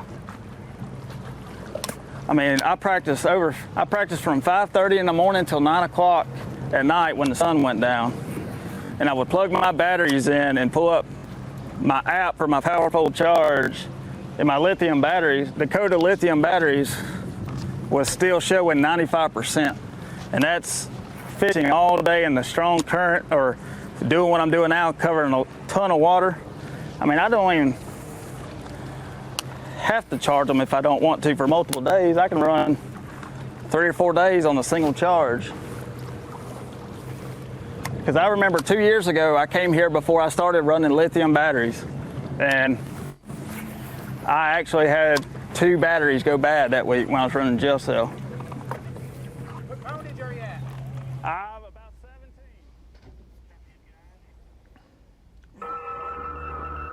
Brock MOSLEY trying to cover some ground out there, and he has covered some largemouth today. That is for sure. Started out with this smallmouth, which you stay down. In the end, really didn't work out once it was all said and done. Good start to his day, and he decided then and there, man, I'm just gonna. Exactly right. I'm just gonna go large.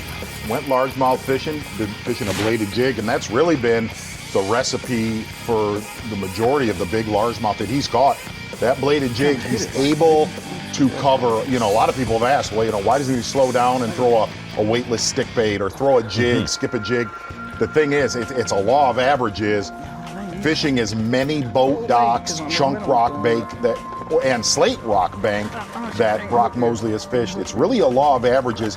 Put that bladed jig on as many pieces of cover as possible and make upgrades throughout the day. Big day again for Brock Mosley, fishing within a mile and a half of our takeoff.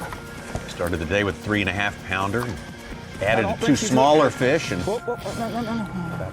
Come on. about an hour ago, just a little less than an hour ago, he got this one. Stay hooked up. Stay hooked up. Stay hooked up. Stay hooked up!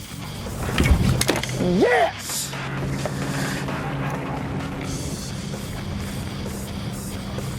Well, no matter how it turns out, Brock Mosley will remember fondly his efforts here on the St. Lawrence River. He started a little rough with the season, 63rd place finish in the St. Johns River. Brought it back into the top 40, made the cut at Lake Eufaula. And based on what he has done here, he's busted into the top 30 in Angler of the Year points. So it's been a profitable enterprise for Brock Mosley. I think one of the most surprising things is Paul MUELLER, Chris Johnston. It has shut down for those two out on the lake. I just looked at the map, and they're pretty close together. Wow. Okay. Very Clifford rough. Perch, for yeah. Clifford Perch just off the main shipping channel there outside of from Clayton, New York to Alexandria Bay. And it's going to get a lot rougher there the next few hours. It's a lively place, it appears. It is a... They're just getting started, huh? Okay. Oh, no. Everybody coming out after Friday night. Yeah. Oh, my gosh. It's the wakes. Well, not as relaxing a day as you might think, for the anglers anyway. But It's a like lot you say, less monotonous towards Ogdensburg or Cape Vincent. This little 3-mile stretch right here, right, like kind of near that 81 bridge, it will make you go nuts. Beautiful. Oh, yeah. Crazy. That's one of the side effects of a popular summertime destination, for sure. Some guys are going to leave Ontario, and it's going to be rougher. They're not going to know what hit them. Hi there.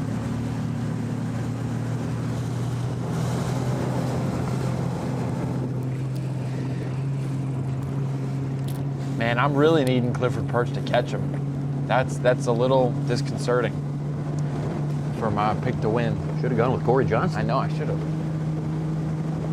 Chris Johnston. Or even Chris Johnston. Clark Wendlandt. Pick Gussie, and he's climbing in there. He's 14th place. I Dave came Mercer through the gave us a little practice. visit It with was him. loaded with them. I thought I could come in here and get a limit of them pretty quick, but gee whiz. I can't believe how hard it's been for me. And you know the guys are just out there blasting them. You know that they're just smoking them.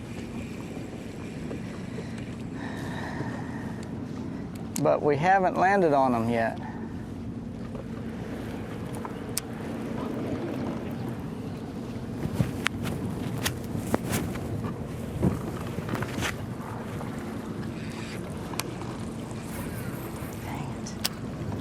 It's got me. That was a fish, I think.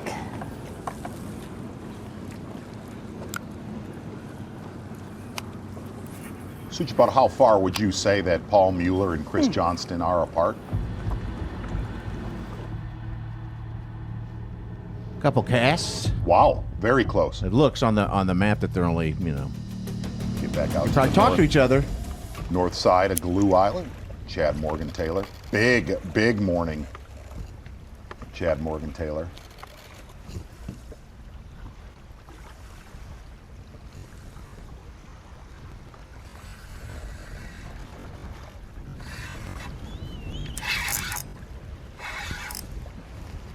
Well, This over is a 21 great big pounds.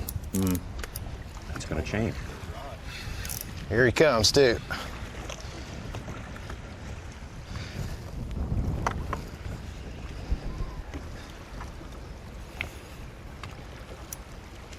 See the cameraman looking for him.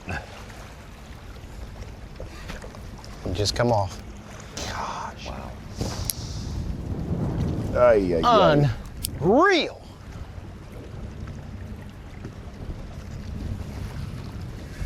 Man.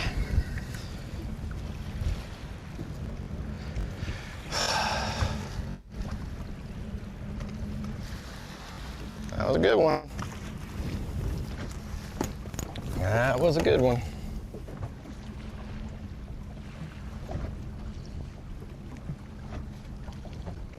Happened to him early this morning. Good one coming off. He wasn't no 5. I seen him, but he was probably close to 4 anyway.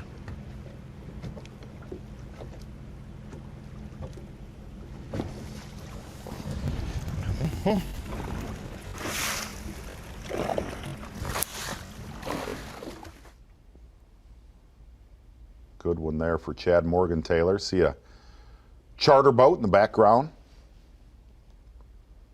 Talked about that earlier. That island gets a lot of charter boat pressure this time of year.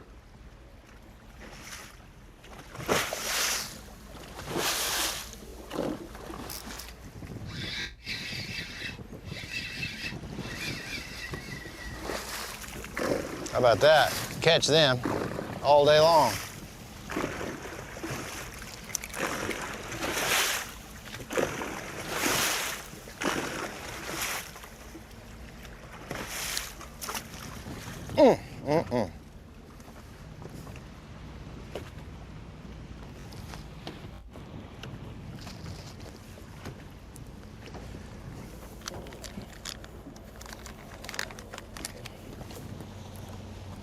Paul MUELLER, it's been a while. Put a keeper in. Long while. Long while. A winner at the first event of the season, St. John's River.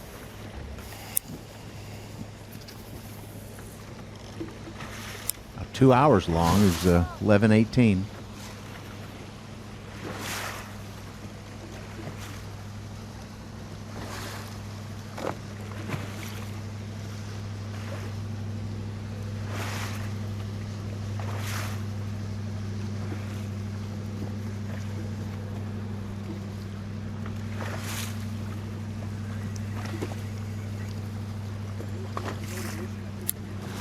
I have no idea.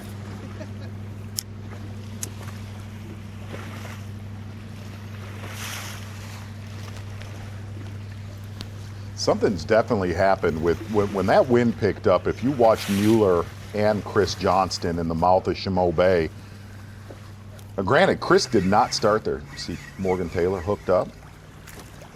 Little one.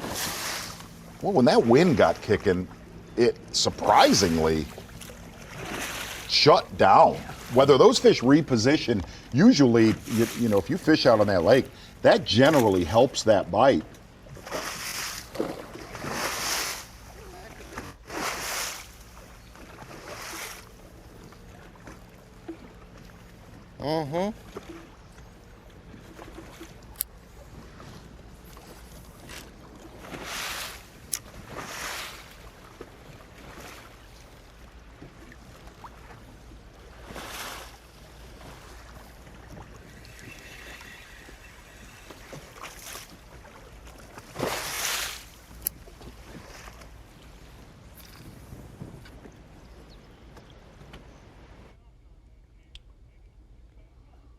Slowed down for a little bit, but if you got to join us here on day 1 and 2, Thursday and Friday competition, generally right after lunch is when it would definitely crank up again. Yeah, numbers and size going up after the noon hour both days in this tournament right here. This is day number 3.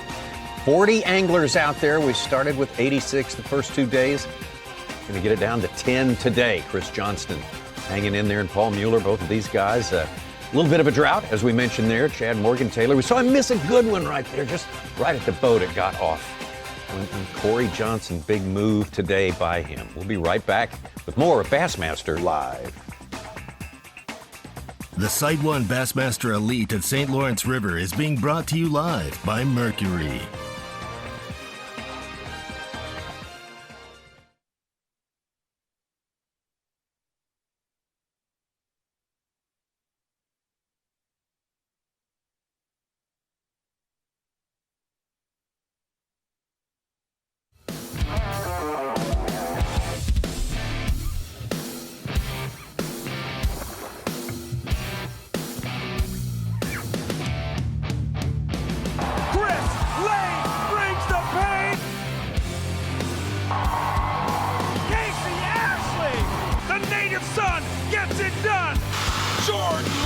back-to-back domination. Unbelievable! Fish and win with Skeeter Real Money. Fish out of your Skeeter boat, win a Skeeter-approved contingency paying event, and you could add $5,000 to your winnings. Just enter, fish, and win. It's that easy. Rules and conditions apply. Visit SkeeterBoats.com and click the Real Money logo to register and learn more, or visit your local Skeeter dealer. Fish, win, get paid. Up to $5,000. Go to SkeeterBoats.com and see why now is the best time to enter, fish, and win with Skeeter Real Money.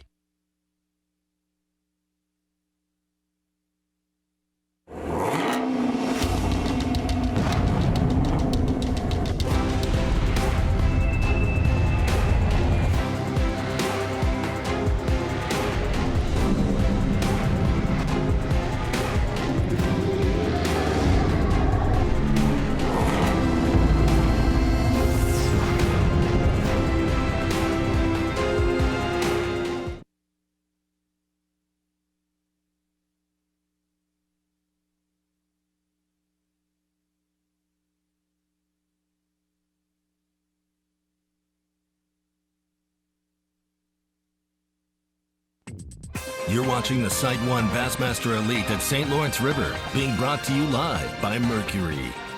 The Site 1 Elite is one of back-to-back. Probably the two most prominent fisheries in the state of New York, which is saying a lot. New York is a huge bass fishing state. Next week, starting on Thursday, running through Sunday, the Bassmaster Elite at Lake Champlain, massive Lake Champlain, which for years and years, for decades, has provided great tournaments for bass fishing fans, and it has every promise of providing a great one this time around, Mark. A lot of our anglers actually headed there today, sadly headed there today. Yeah, half the field, more than half the field. It'll be a really good event. The nice thing about Champlain, every time we go, they're very dynamic as far as how they catch them. All right, well, this day we've not had a chance like we have the past 2 days to check in with Greg DePalma. Right now, our own Dave Mercer is right there to tell us what's going on. Dave? Tommy, you always call it moving day when we get to semifinal Saturday. Well, if semifinal Saturday's moving day, right now is moving hour for Greg DePalma. He did it yesterday. He rolled up in this area at this very time and made 2 or 3 huge calls, all of them 5-pounders. Well, he's been here all of 10 minutes. He lost 1-5 right at the side of the boat, and then just moments later hooked up with an absolute giant. Ended up fighting the thing for over 2 minutes, and there's always that rule. I mean, I'd love to hear Z's take on it, but with these river fish, I mean, they're so strong, but it's kind of like an old wives' tale. Somebody once told me that the first 2 minutes, the odds are in your favor. The second 2 minutes, the odds go in the fish's favor. It just gets those big, hard mouths, and they get an opportunity to loosen that hook, but he played that thing like a master and an absolute giant, and he's jacked right now. It's 12:30. He's got several hours to fish ahead, and he said this is when they bite, and this is prime time for him, and it's working out so far. Dave, real quick, that area of the river, we've seen so much pressure throughout the last few Elite Series events. How many anglers are you seeing generally in that region that you're at today? There's quite a few, really. You go up the river when you leave takeoff, it seems for a long time you don't see anybody. But once you get up near Ogdensburg, you run into a bunch of guys. I've seen Seth Feider here. Micah Fraser just drove right a little while ago. Obviously, we were with Gussie a bunch. So there is a lot of those kind of fringe, guys that are just trying to sneak into that top 10, guys that were sitting in the top, in the teens somewhere. So decent number, but nowhere near the pressure that we've seen in the past, obviously, just because this is a drive to get to this now. But you can definitely see one thing, Z, and all of our anglers have mentioned it, and really just being on the water and spend as much time in less than 10 feet of water as I did today, these fish are getting more pressure on them. Just the way they react to the boat and everything, it's just very different. I mean, we've always joked about how curious these smallmouth are, and half the time they just sit under your boat. They're a lot spookier now, and I think that's just going to go down to pressure, not so much today from our anglers, but pressure that led up to this event, because some knucklehead makes a bunch of really good shows here, and we've had a few good tournaments, and people want to come here. So it's your fault, Z-Train. I take full respect. And it was fun doing those, Dave, trust me. Oh, one of your favorite spots. Dave, the wind, of course, that's a big thing we're talking about today and how it'll increase. It juices up the current, makes everything move a little faster in the downstream direction here. Is that going to change the fishing at all? Is it going to be an improvement for these guys committed to the river and the anglers who will have to stay in the river tomorrow? That's kind of an age-old argument. You know, I mean, generally you want it going the same direction. I've found, you know, when they're going against each other, it kind of slacks out and you don't get any movement. But with the wind forecast, I believe it's going to just juice this river up. And I'll tell you a scary thing that I heard on the dock this morning. I mean, Paul MUELLER, obviously he's an incredible angler. Nobody argues that. But Paul MUELLER told me he cannot wait for tomorrow. He said when that wind blows like that, I mean, obviously MUELLER's out in the lake, but he said when that wind blows like that, he said the fishing's better than it ever is. I mean, it's not even just the fish you catch, but the ones that hit, you know, I mean, as soon as you feel a hit on a day like that, you're covering so much more water. And it basically feels like that bait's going to get ripped right out of your hand. And the reason for it is what's happening here. You watch a guy like Craig DePalma, it looks like he's just, you know, sitting over, you know, a rock pile or something like that. He's covering an incredible amount of water. I'm looking at my graph right now. We're drifting almost 2 miles an hour. So when you think of that bait moving, you're just going to cover more water and generally catch more fish. So I believe, long answer, Tommy, I believe it'll make it a little better, but I'll change my story tomorrow if it doesn't. Sure, depending on the circumstances. Dave, thank you so much. Dave Mercer covering a lot of water for sure today as he prepares to welcome back our 40 anglers there to Clayton, New York, and weigh in at 3 p.m. Yes. That's a big moment. As Dave says, it is moving day. You got to move into that top 10 or move on down the road back out to Clark Wendlandt. The way they get to speak today, we've had them with quarantine protocols. They have not been able to tell about their fishing day on stage. Right, yeah. Clark Wendlandt is in a meat locker area. They get caught in this area big time. You know what's funny, as I thought about it, I've taped there 10 shows. Yeah. 9 of them in the lake. Let's take a look on a map right now of where all of our anglers are. And we talked about Brad Watley from Texas. Look at that. Oh my gosh. He's halfway home. That is a haul. Hey, and doing well from there, too. Right My day's been a little bit of a struggle. He's another 20 to 30 miles, I would say, past where Chad Morgenthaler is. Oh, my gosh. Yes. He will. He won't be there tomorrow. I put it against him. I guarantee you he'll try. Well, you do? I think it might be worth a look-see tomorrow. Tries until you get your face punched in for about 6 miles. We don't want that to happen. He's doing pretty well, though. He's up to 8th place. And you got to think some of those guys might not have anything else, literally anything else. And if they're going to try to go win, they might as well do that, or they're just going to stay in the creek at the takeoff and just chill. You come to the mouth of the river, you come to Cape Vincent, see it. It puts the fear of God in you when it gets that bad. And I'm talking, if you've got boats in front of you and you start seeing their nose up to the sky, is when you're like, we've got a long day coming. Yes. There's been many tournaments where you're headed out, and it's funny, I know a lot of our viewers that have history there. When you're headed to the lake and say you're in a later flight, and you see boats turning around coming back, is when you go, oh my, it's unfriendly. And that might be what we see tomorrow. Well, Brad Watley is kind of a Lake of the Pines guy from East Texas, where you were not too far from there not too long ago, and it's a little different from this place. It's a lot calmer. Yeah. See, I think you take that into account, though. You think there will be a percentage. We have 10 guys going out tomorrow. How many will go out in the lake, and how many will forego that and say, no, I know I've had a couple spots here in the river that are more protected. But here's also the mentality whenever you're on the Great Lakes. Whether you're a local Great Lakes angler or you're one of these guys, you say to yourself, you do it all the time. I've done it when I've taped shows here. If I just get there, I need 1 hour. because a lot of times they're biting that good in that rough of water. You say to yourself, if I could just get there, and I give myself what we've seen it so many times on Lake St. Clair where guys have run the Erie, and they say, if I got 90 minutes, I can do my damage. You are going to see that with some of these guys tomorrow.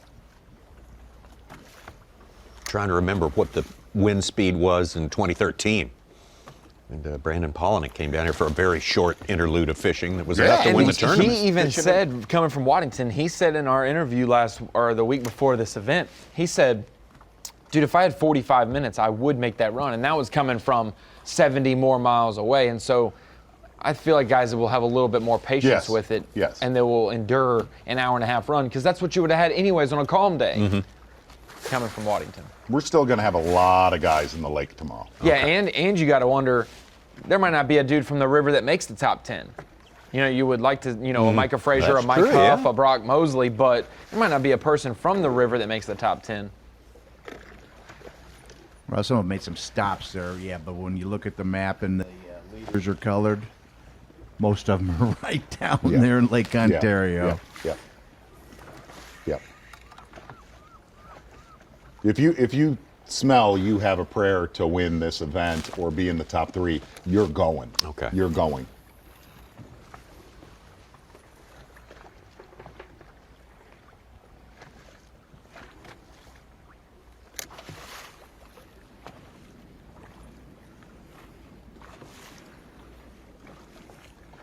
Still fairly calm out there. Not bad. And Clark's got a little bit of protection from some of the islands around Henderson. It's when you look on that horizon, if the horizon starts glistening, where it looks like the horizon is kind of vibrating, that's when it's that means when there's big lumps of water. Be concerned when you see that. All right. What do they say? Every 100th wave is the biggest wave, and every 1,000th wave is 10 times bigger than every 100th wave, or something like that. Like Scott Rook has said in those Erie events that he found one of those waves that's just way bigger than the rest, and he's actually rode it back for 10 miles back. You just keep the same speed, and they're able to just ride that wave the whole way back, because they just build and build, and all of a sudden there's one that's just bigger than the rest. Boy, ability to count. Be a big asset out there for any Sure. angler who wants to take on a place like Lake Ontario or any of the Great Lakes. What a great fishery this is, the river and the lake. There's your Bassmaster Angler of the Year points. Just Clark Wendlandt out there fishing. Took over the lead after the first day, has expanded it. After the second day, might expand it a bit more today. Some of those guys, it doesn't have much room to expand it as far as his position goes. Take a break and we will be right back. The Site 1 Bassmaster Elite at St. Lawrence River is being brought to you live by Mercury.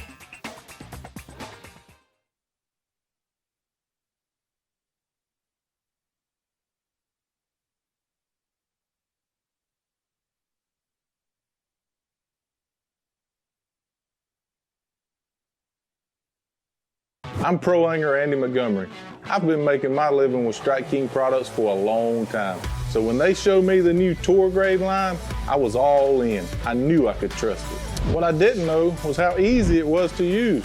With the spooling tool and the prepaid envelope to recycle your old line included in every single box. Not only is it the best line on the market, it gives you the easiest fishing experience possible. Find out more at StrikeKing.com. Introducing the Bass U TV app. Get the most out of your Bass U TV subscription and learn on the go with the Bass U TV app. Unlimited access to 700 plus training videos. Multiple new releases each week, including seminars, on-water videos, live shows, interviews, and other original content. The Bass U TV app. Never stop learning. In the wild, nature dictates that when it's time to eat, animals will instinctively find and devour the meal that satisfies them most. In the water, Berkeley Powerbait's scientifically proven formula triggers the natural predatory instinct in bass. Now available in a plethora of shapes, sizes, and colors. Berkeley Powerbait. Fish bite, and won't let go.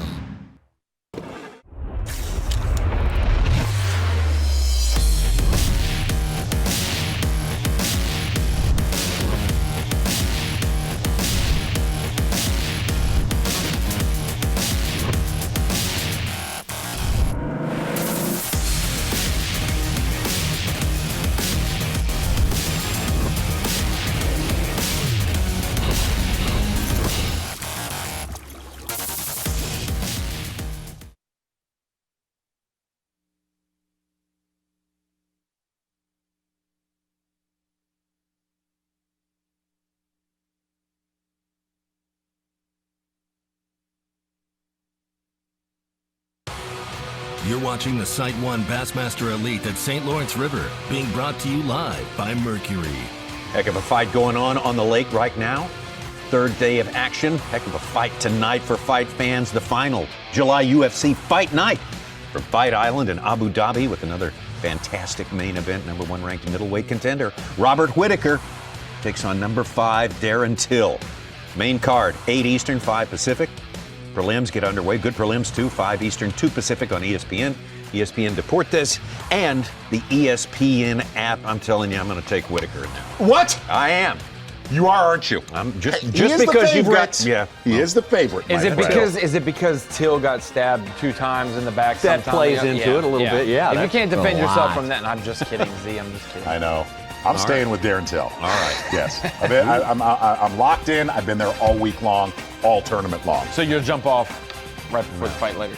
The popcorn will be ready to go tonight. I'm going to be watching. I'll be thinking about you, friend. Thank you. As we do all of that, that's coming up tonight. Even though we have an early start tomorrow morning, we'll start here an hour earlier, 7 a.m.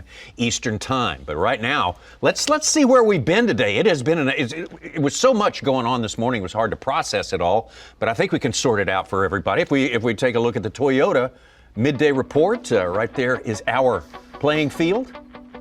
It's been an odd dynamic out on the lake today. It started off pretty much like every single day.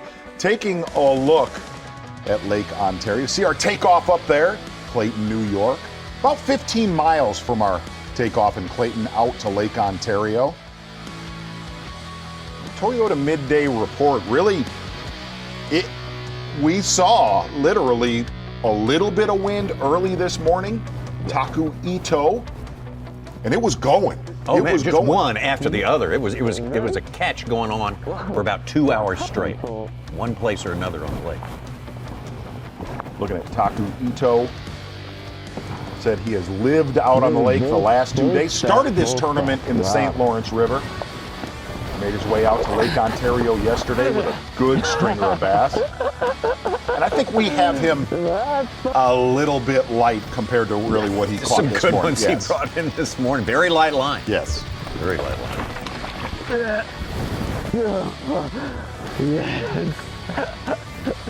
I got it. The rookie Taku Ito celebrating the big bass in Lake Ontario. Let's get back to the St. Lawrence River and Brock Mosley. I think one of the most interesting things was watching Brock Mosley start off on smallmouth, and he did that for about, 7 minutes, and then went back to his largemouth fishing right around French Creek Marina, catching this giant a couple hours ago in the St. Lawrence River. Come on. Stay hooked up. Stay hooked up. Stay hooked up. Stay hooked up! Yes!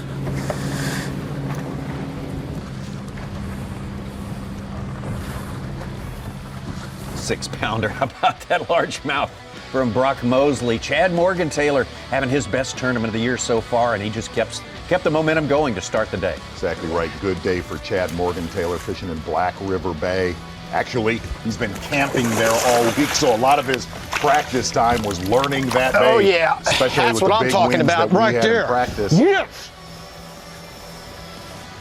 A couple big ones for Chad Morgenthaler. I'm going to tell you, he is going to be a factor tomorrow with not a lot, but a little bit more protection than anybody else that's fishing out on the lake.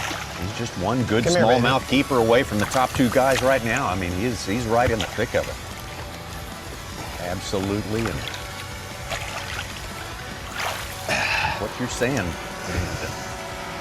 More people are going to be in the lake than not tomorrow. He'll be one of them. No doubt about it. From there, your day 1 and 2 leader, Paul MUELLER from Connecticut, looking for his second win of the season. One down on the St. Johns River. Interesting fish catch earlier today. Had his line caught in his motor and hand lined that one in. Didn't use his rod or reel. And looking at his morning, it was going. It was going. And then hit a dead spot at about 9:30. Yes. Well, that was just something you didn't expect. I mean, Mueller's been so dialed in. Ditto for this guy right here, Chris Johnston, first or second. At all times, he has fished here with the Bassmaster Elite Series each and every day.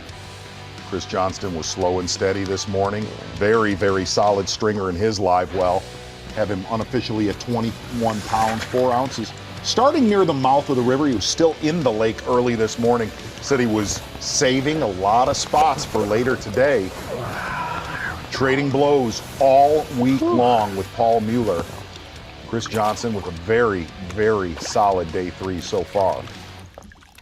But like MUELLER, he hit that stall at about 9:30.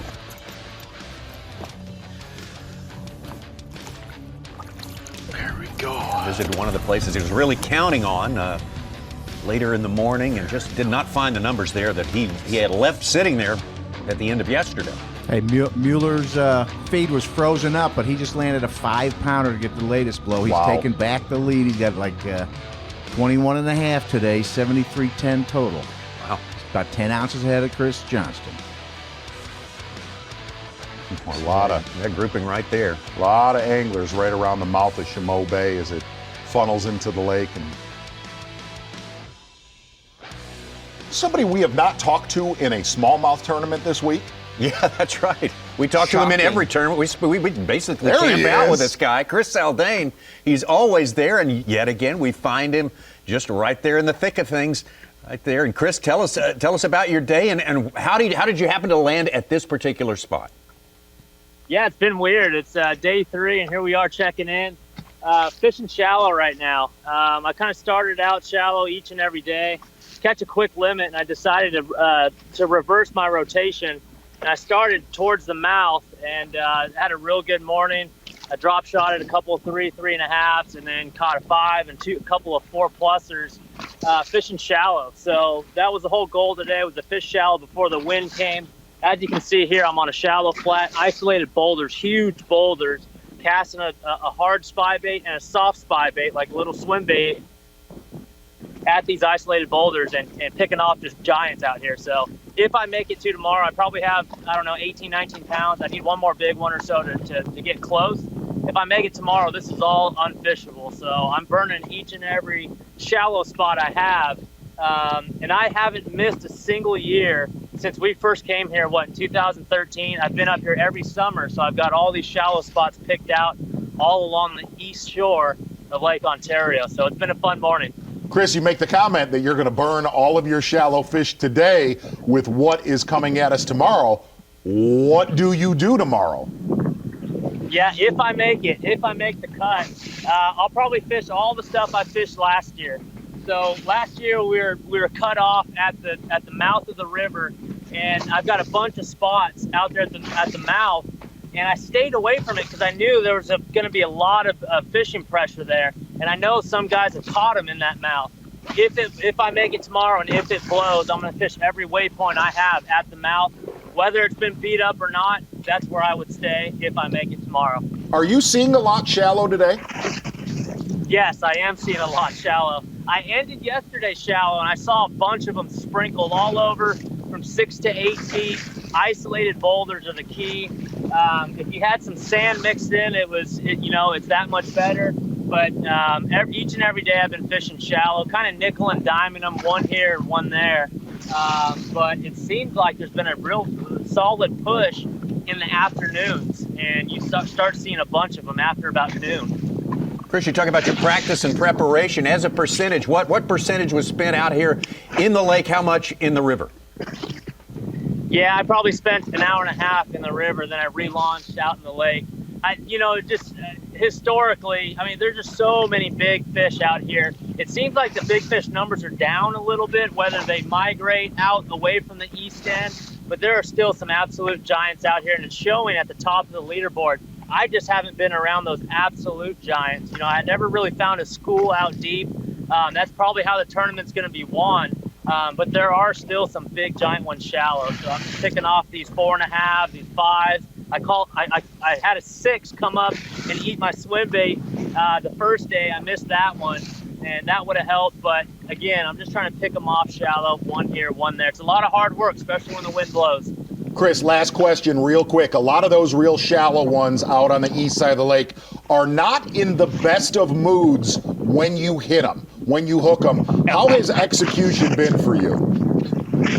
Execution's been great, you know, and that's a big thing. With smallmouth, I mean, you're talking about a 5-pound piece of meat eating a bait on light line. A lot of times it happens right at the boat. And when that happens, they either go airborne or they just start peel and drag. So, and we're using light hooks. If you start using giant hooks, they won't take your bait. They won't bite the bait. So, you know, line selection is key, whether to choose braid to fluorocarbon with 0 stretch or straight fluorocarbon like I'm using here. A lot of stretch, those small mouths on those fish, they just grab the bait and you hook them and you just let them take drag.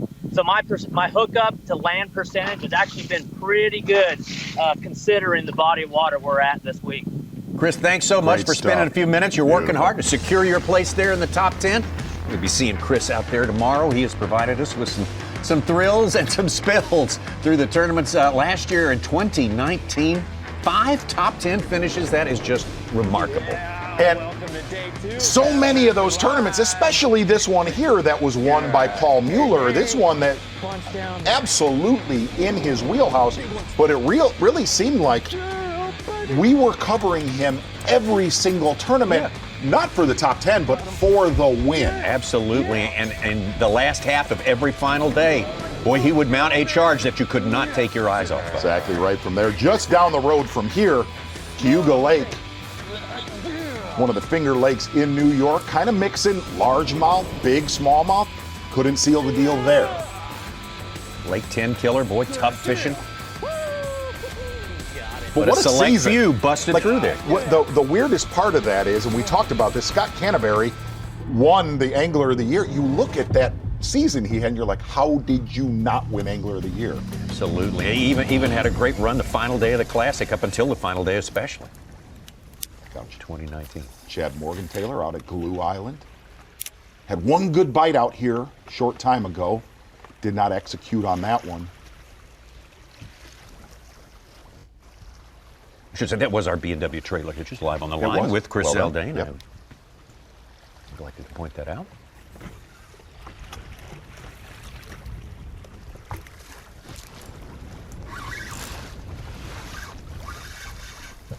Oh, Lordy.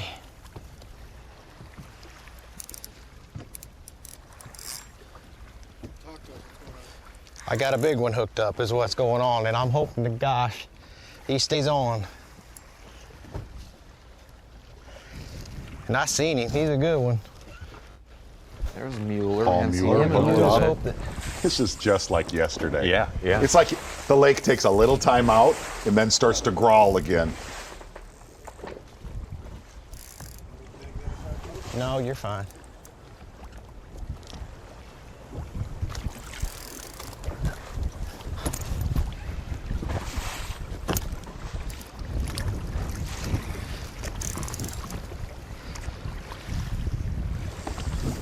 Boat's running away from me.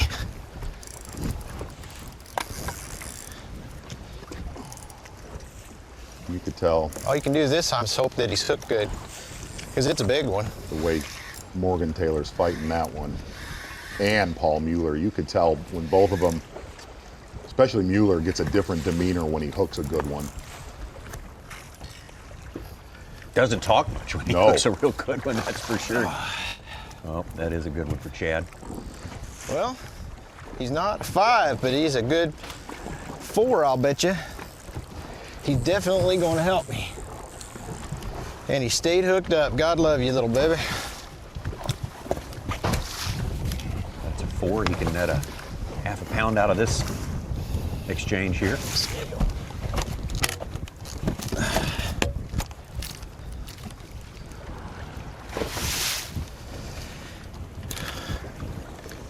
Mueller's to the point where it says 21 and change, but he's going to be approaching. No doubt. If he catches if this one ends up being one of his better 2 fish of the day so far, he'll be getting close to that 23 to 24-ish, maybe. It was just not long ago he caught the 5-pounder, right? Yeah. That we did not get to see. Yeah. I do not believe this is the one. I think this is an additional one.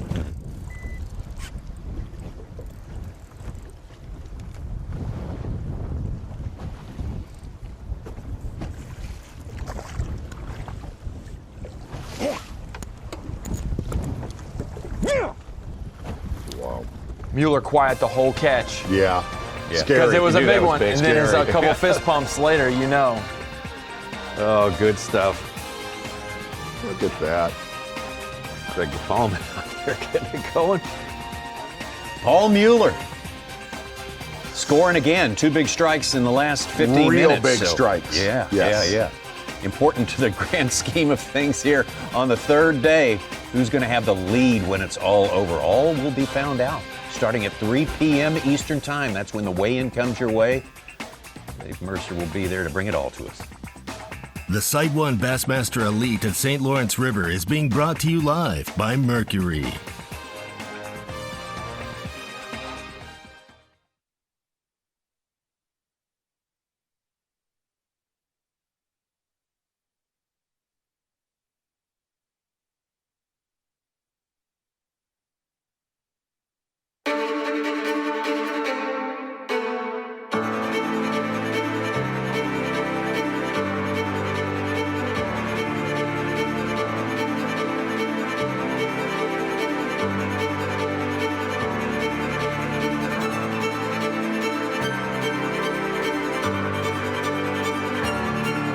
You don't know their names yet, but you will. When I'm on the road for work or for fun, I always like to have a reliable generator around. This open frame inverter from Champion is ideal because it's lighter than a standard open frame generator and more affordable than a traditional inverter. The remote start helps me start up the generator or shut it off without having to leave my camper. It provides essential power for things like charging my boat batteries, also makes life a lot more comfortable for myself and my family. It's been said that a bad day of fishing is better than a good day at work. Getting you to that fishing spot is key. And Bully Dog gets your truck road ready. No matter where, we give you the horsepower and towing torque right when you need it. We make getting there better. Make your ride a Bully Dog. Groundbreaking designs, unsurpassed quality, and unshakable confidence. Welcome to the Ranger Z500 and Z100 series. Leading the industry for over 50 years, these rigs are custom crafted and loaded with more features and advantages to deliver the ultimate ownership experience. The legendary Ranger Z series. Unleash next level performance. Mercury, go boldly.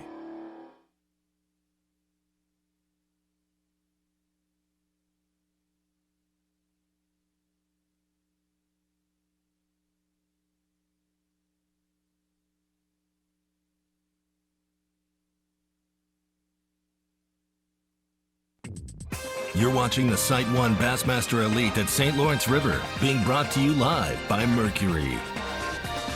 4th quarter, 2 more hours left in fishing on this 3rd day of competition at the Sight 1 Bassmaster Elite on the St. Lawrence River and Lake Ontario. Tomorrow, Sunday, plenty more coverage for you. We're going to start at a different time, 1 hour earlier.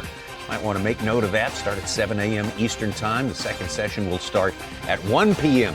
Eastern Time, taking you all the way to the final weigh-in. It's a big, big contest to decide the 3rd championship of the season, the regular season, for the Bassmaster Elite Series. We are going to have an absolute battle for Championship Sunday. Oh, man. Nobody is pulling away in this one. No. In fact, people are kind of closing in on our quartet at the top there for sure. Could get way interesting. Could be much closer than we think by the time we get all the actual unofficial scores recorded at the weigh-in today. I'm going to show you something. We're in a place where there's a very, very tough service, very isolated spot where you can't get a signal there. Chris Johnston, but we do want you to see this. This happened just moments ago. Sketchy service for Chris Johnston fishing outside of the St. Lawrence River right here. And it looks like another good one for Chris Johnston. Very good one. Unbelievable, though, the blows between Chris Johnston and Paul MUELLER. And Chris Johnston actually said after the day 2 weigh-in, man, I was hoping to kind of be leading this thing by about 2 or 3 pounds, and found himself in second place. All right, looking right now at probably 75 pounds for Chris Johnston right now. No, don't you think? Let's put this into perspective, okay? The Century Club, the last 2 times that we've seen it, you're looking at 2019 Lake Fork, Texas, 2013 Falcon Lake, Texas. Those are giant largemouth bass, Florida strain largemouth bass.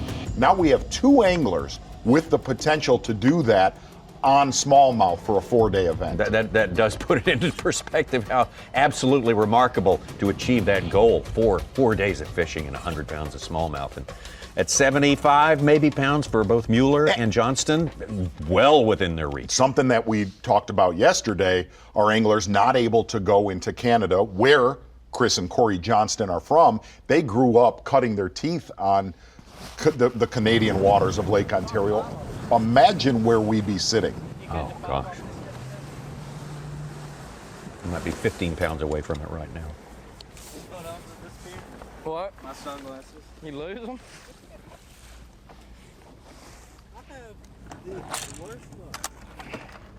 Hey, unrelated to these 2 guys fishing right this second, but just got a word from Cliff Prince's daughter, actually. They are up here with him, obviously, traveled with him for the event. A 68-year-old man had a medical emergency while swimming in a pool, I guess where everyone's staying. And he sunk and could not get back up. And Cliff Prince's daughter, Gracie, jumped in, saved the man, and got him all right. And the sergeant for the New York State Police just reported that back, that everything was okay. That's remarkable. Yeah. Great job, Gracie. Wow. How old is Gracie? I think she's 19 or so, maybe. I think she's a sophomore in college, maybe 20. All right. The rat liver. One hooked up right here.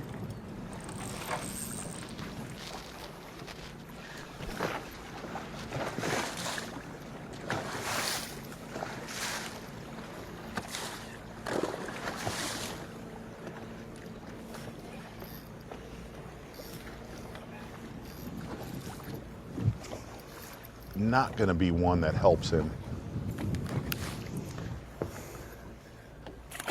Too many of those today.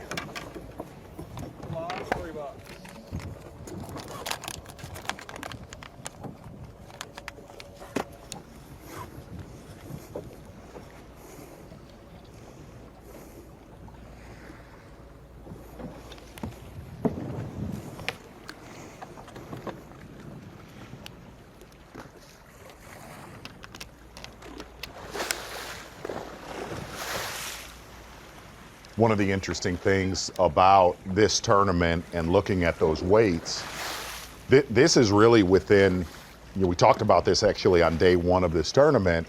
This is the time of year that a lot of these fish are at their lightest weight of the year. They just got done spawning, reproducing, where they use a lot of energy, they lose a lot of weight, and then they start to feed up through the summer. And it's a scary proposition what these fish would weigh in September, October, after they have fed up from summertime.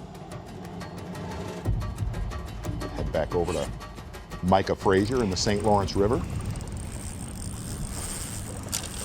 God, something tells me he's gonna just still be a factor tomorrow somehow in the river. He may be the best river guy that we'll have in our top 10. See, how about before they spawned? Say it again. Paul MUELLER's 713, 7 ounces from the state record. And what could That have weighed if they had eggs that's or an a 8. month. That fish that Paul Mueller caught, looking at that fish, you look at that bass in October, that's absolutely a state record. Absolutely the state record. Without a doubt. And to catch his personal best in the tournament, that's rare. I've fished here a lot in September. These fish do not look normal. They don't look very normal now, but you need to see them when they do put on their maximum weight in the fall. It's unreal. Like little heads off shoulders and body.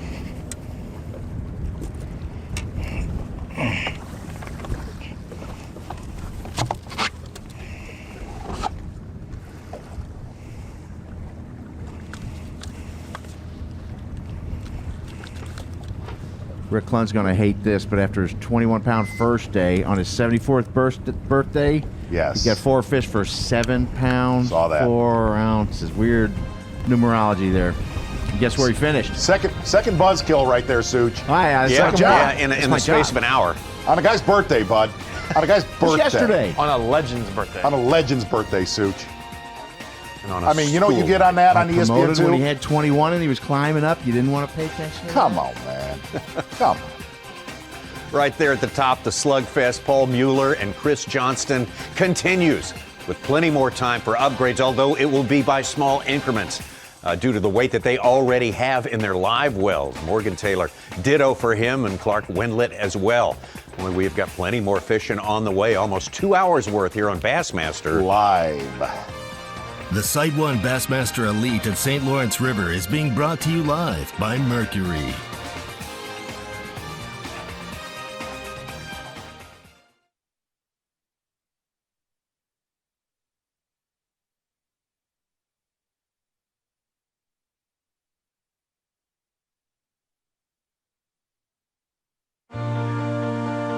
Your time on the water is precious. You return season after season to make unforgettable memories. Fight a few fish, reconnect with friends, and recenter yourself. If you count on having this time, you need an outboard you can count on to power it. That's why boaters stay with Yamaha for the long run, for life. They know reliability starts here.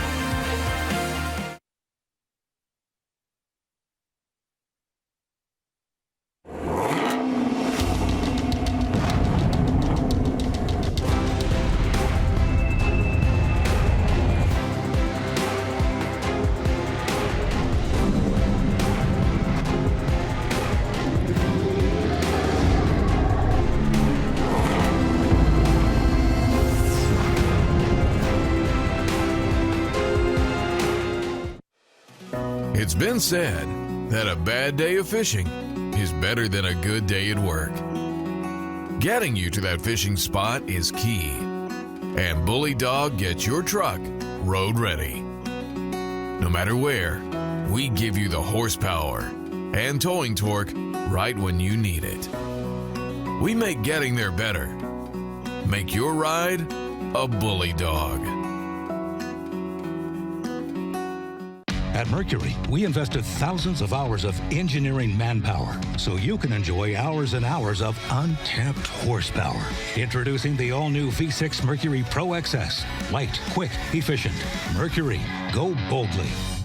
At Mercury, there are no limits to what we'll do to make sure you have no limits either. Introducing the all-new V8 Mercury Pro XS. Light, quick, efficient. Mercury, go boldly.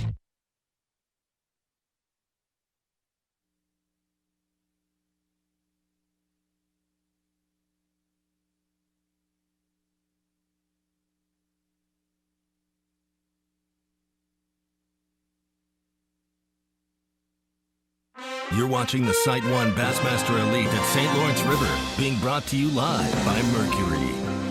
Regular season, 8 events, all about qualifying for that place. That's where it's going to be. The World Championship going down in fabulous Fort Worth, Texas, and Lake Ray Roberts, fabulous as well and known for big bass. Great town, first ever Bassmaster Classic held in Fort Worth, Texas. Man, we've got a bass fishing audience there. Why don't you become part of it? Start thinking about it. Start planning for it. Great place to land on March 19th, 20th, and 21st to celebrate fishing. It's like old home week for everybody in America who loves fishing. You would enjoy it. Exactly right. Tommy Sanders, it's unconfirmed, but there's a rumor that Davey Height and Dave Mercer are headed out to Fight Island right now. Exactly right. Well, that's a big bout tonight. That's what I'm hearing. Actually, no, I guess they're going to take ditched it their in. warm-ups. They're already Mercer, huge USC fighter. Boy, he is. He is a huge. I mean, the final July UFC fight, you wouldn't miss that. UFC fight night. I like the ominous music with this. It's like, what do you call it, island there. Yeah. Not Fight Island, but the other island. Good stuff right there, Tommy Sanders. Yes, indeed. Mm-hmm. Hey, that boat's way out there on the main lake. Like, I thought that was the river, a generic river shot that we got from Wes Miller. Apparently, you cannot get away from the traffic no matter where you go. Tommy Z, we just saw Frazier as we went to break catch another fish. It had Bass Track as 4 for 11, but I knew that wasn't right. He was culling.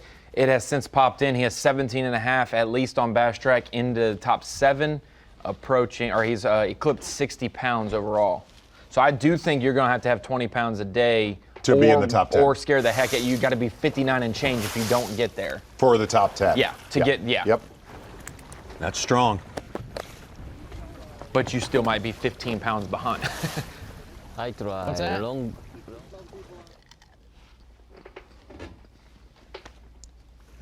the bad part is it's probably going to affect all of us the same. I'm not 100% certain, but I'm pretty certain most of us that are doing really well in the event are out here on the lake. And one or two things is more than likely going to happen tomorrow with it going to blow harder than today. Is Bass will either put the lake off limits due to safety concerns, which is not out of the possibility, or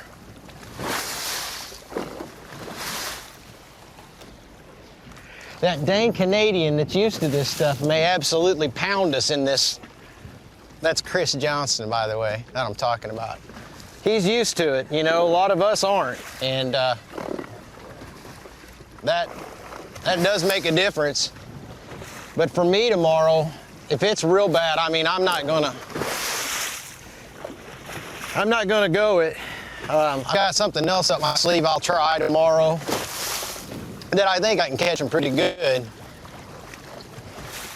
So I was really surprised coming into this event, though, that we even got, well, we've had 3 days that we've been able to get out on the lake, and that's good in itself. Because there was a couple days in practice, it was brutal. And it's supposed to be like that again tomorrow, so it gets big. Oh, I don't think we're putting the lake off limits tomorrow. You wouldn't think tomorrow so? implements Plan B. No, that is...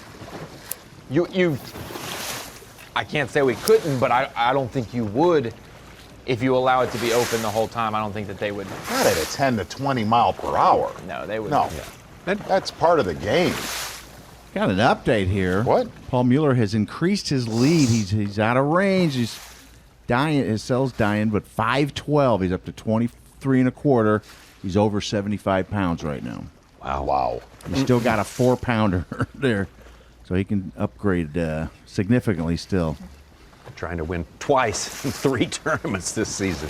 Hey, we mentioned it yesterday, and I don't want to get ahead of it. We still got a full day of competition. Chris Johnson, they're going to be neck and neck this whole time. But if MUELLER was to win tomorrow, it would be very impressive that he's got 3 Elite Series wins in 2 years on 3 opposite fisheries with 3 different species. Subspecies, winning with all largemouth, winning with all spotted bass, winning with all smallmouth. I don't know, other than maybe 4 or 5 dudes who've ever done that. Maybe less than that because you add in the spotted bass deal. Not many guys have won. Not in that period of time spot. have they done that. Oh, right? not especially not in a year.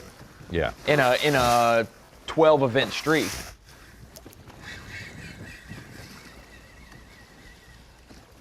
Aha! I knew there was something down there tugging on it. Gonna look at a Mr. Goble. Goby right there. Yeah, go eat good eating by a big bass.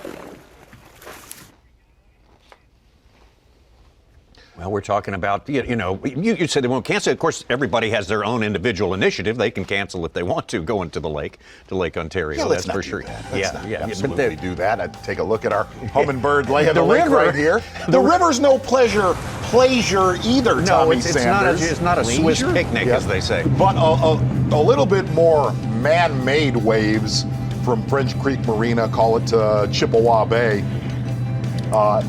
That is something a lot of our anglers are dealing with that are fishing around our takeoff. And that is really the busiest stretch of the St. Lawrence River that we're fishing this week. And it's a zoo right now, and watch it in about an hour to an hour and a half, my friend. Okay, we will. We'll be here in an hour and a half. Wow. Oh my gosh, look at all of that. So just great. A busy place. Busy, happy that is summertime. A cocoon of horror if you're out there bass fishing. Well, yeah, if you're bass fishing, I guess. Those people are having a good time. Oh, heavens. They are having a big time. Good times. That is your hummingbird horror. Really taking a look at all of our anglers spread out right here. Clark Wendelet, just outside of Henderson Bay. Taku Ito, just outside of Chameau. And Paul MUELLER moving around a little bit more on the lake and the leaderboard from there as we head downriver. Take a look at Micah Frazier, fishing right around Morristown. Drop shot bait. And what it does is it causes the hook to stand out, which will cause the bait to stand out as well. And it just kind of looks like it's vertical down there. And it's really fairly easy to fish. You just kind of, what I'm doing is I'm looking for them on live scope with my Garmin live scope. And then I'm trying to make a cast close to them. But it's just a real natural presentation, even if you're dragging it. And basically, it's just a good bait to be able to keep bottom contact with, because I can use whatever size weight I need to for the conditions. As you can see, a little bit windy out here today. So I'm using a 1/2 ounce weight, and it just allows me to be able to feel the fish better. And the braid fluorocarbon deal does as well. But it just gives it a real natural presentation, and it's a little bit finessey. There's just like a million fish caught on it, so it's really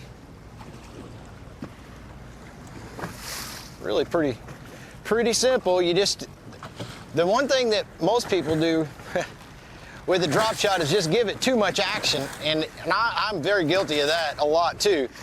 It works a lot, it works good when you just throw it out and try to hold it still, because you always have wind or waves or something, or and most people throw it out there and get impatient, go too fast with it, and then it doesn't look natural anymore. Not a problem.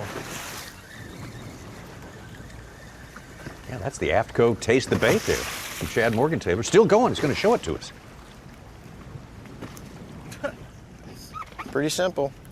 You just nose hook the bait like that. It gives it a lot of freedom. You don't have a hook or anything, so you got a lot of freedom in the bait to be able to do a lot of waving. And then you can adjust your leader length depending on how far off the bottom you want it. 12 to 14, 16 inches is a good place to start, and then just go from there.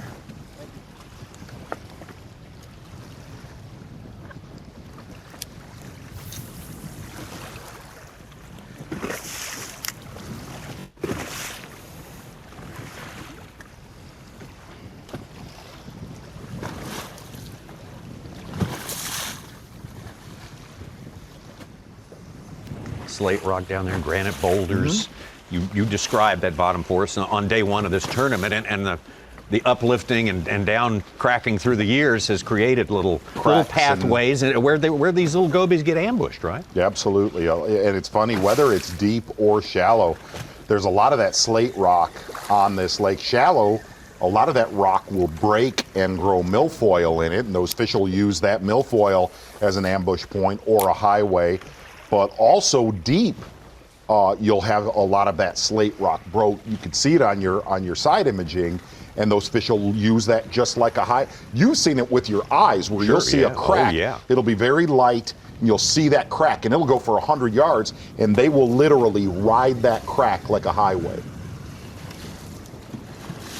I saw that in Finding I'd Nemo. look back to the point of this thing again. Never fails. It does not fail, Tommy. Yeah. Putting that little bit of whipped cream on top of your fantastic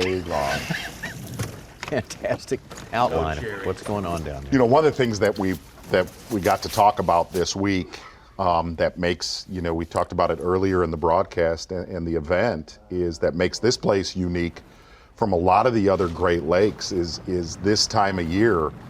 On a lot of the Great Lakes, the majority of the population wants to be deep. This is one of those really odd parts of the Great Lakes where they're always after they spawn, there is a population of bass up until October, up until Halloween, that will absolutely live shallow.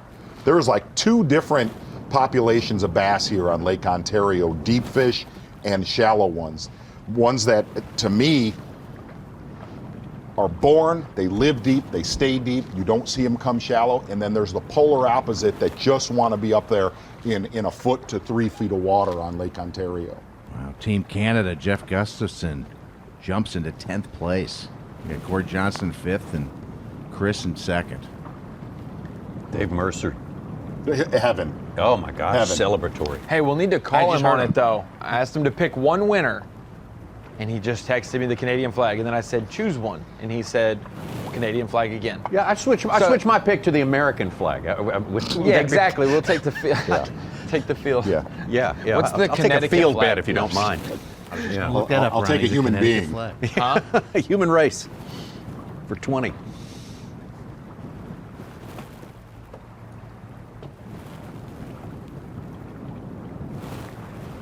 Taking a look at Taku Ito. A lot of fish caught shallow right over his left-hand shoulder this week. Beautiful sight and big river. Big muscular river right there for sure. And a big lake where Paul MUELLER and Chris Johnston have been slugging it out. Paul MUELLER with the upper hand right now. Chad MORGENTHALER, Clark Winlett, both maintaining close contact. Corey Johnston, and now we see Brad Watley and Jeff Gustafson, the 3rd Canadian, joining the fight there in the top 10. Got plenty more to come here on Bassmaster Live. The Site 1 Bassmaster Elite at St. Lawrence River is being brought to you live by Mercury.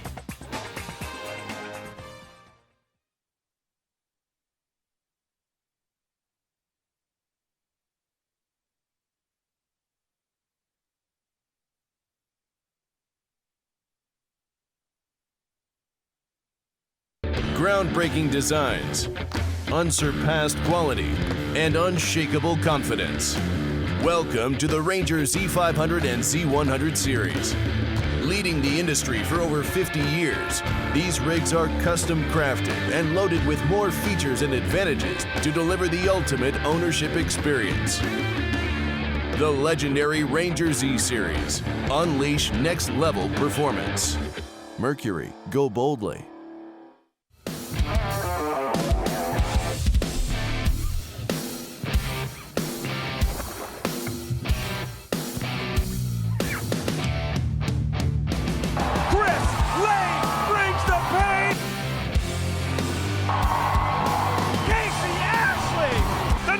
Son gets it done.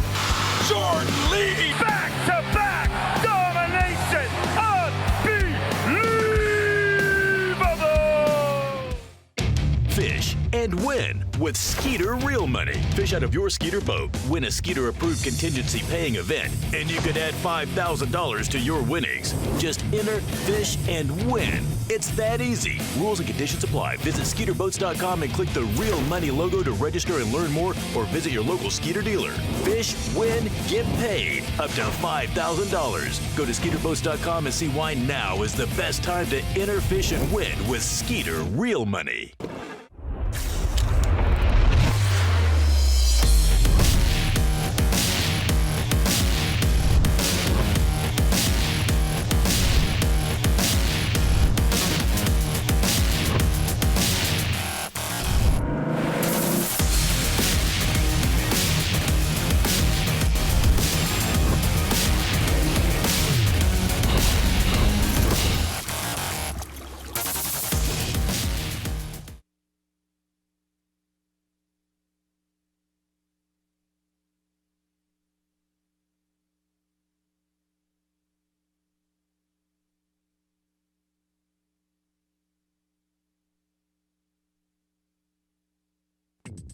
You're watching the Sight 1 Bassmaster Elite at St. Lawrence River, being brought to you live by Mercury. Actually, in just about an hour and a half, our 40 anglers out there will be arriving at our fantastic host city, Clayton, New York, to start the weigh-in. First time for the Elite Series to base out of Clayton this time around. What a great community, and just a superb place, especially this time of year. A true southern summer getaway, not a southern getaway, but a summer getaway. Beautiful place, great fishing. Boy, what's not to like about Clayton, New York? And of course, when our anglers arrived on site, times being what they are, increased awareness of the need to protect the health and safety of the great people of this community, of the anglers, and of course, our crew and officials of the Bassmasters. And of course, that involves some testing when they arrived on site and daily self-administered health checks facilitated by a group called Crewminders. Right? Yeah, exactly. And they showed up Saturday, did their test. We don't have a bubble or a fight island, like some of the other sports are, but we are still continuing by being as safe as possible and doing all of the screening and the testing, and they have done that. Crewminders has helped us be able to accomplish that each and every day. The anglers who have tested and passed have to check in every day before competition. Did you just say that we don't have a fight island? We don't have a fight island or a bubble. We can't. Possibly the weirdest thing that I've heard on the Bassmaster. Covering a lot of ground there. We are, exactly. It is unprecedented times. But one thing that we've talked about all week is the weather that might impact tomorrow. And we're going to take it to a visual of this and a representation. Purple and that blue is calm winds. And this is this morning around 8 a.m. when those anglers got out to Lake Ontario. This is really calm, cool and collected. And then we've started to see an uptick. And you'll see that color change from green and as it gets to, or blue, and as it gets to green tomorrow, that's when it's rough. It's really, if you look at it right here, it's the direction in which it's coming right now. And it's not that bad right now. You're only looking at about 5 to 10 miles an hour right now. But as the day goes on, as we go in tonight, and it comes out of the southwest, it really starts to build steam. And the issue that you're going to have out there, the waves are going to build all night long from western New York up into the northeast side of Lake Ontario.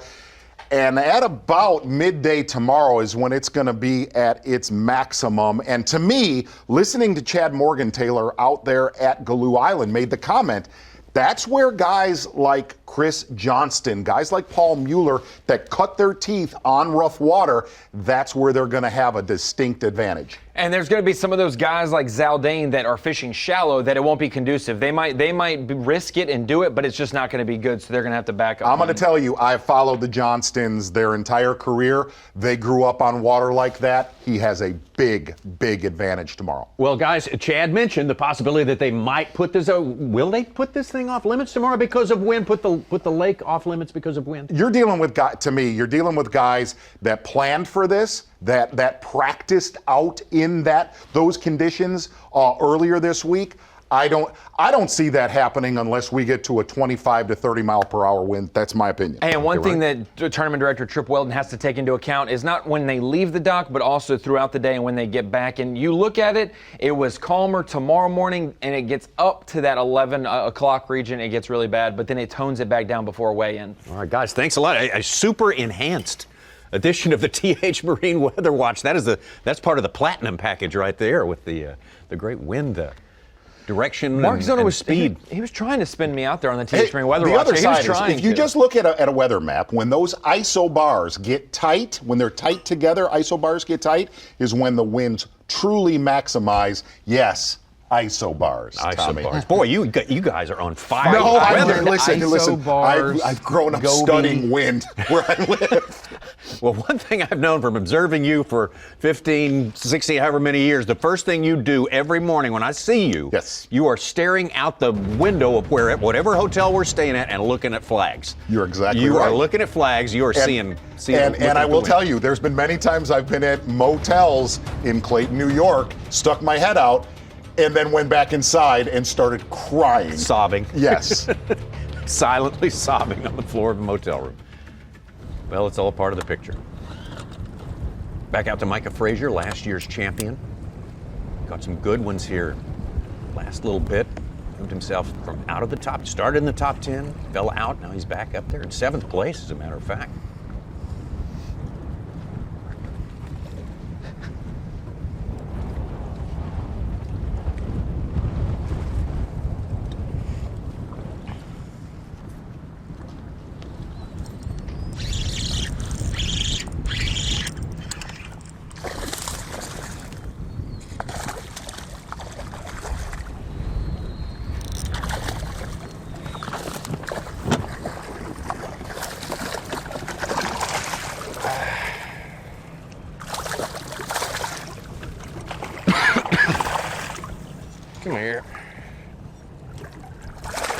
I don't even think he'll help.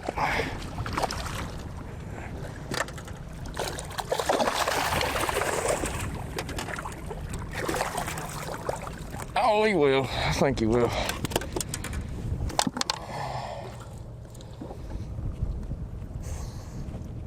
Like we say, Fraser's towing that line of 60 pounds right now, which is, gives him an upgrade, maybe to 18 pounds. Might help. Can't tell.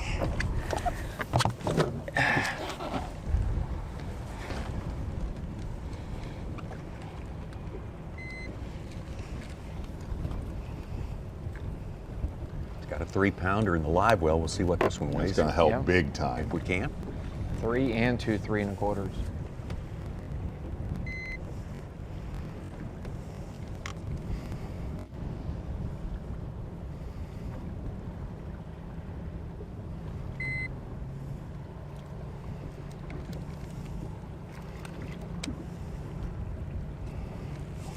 Now that scale actually has all 5 fish of his on there, so he's replacing one of the smaller ones with it. So it will call when you hear that beeping.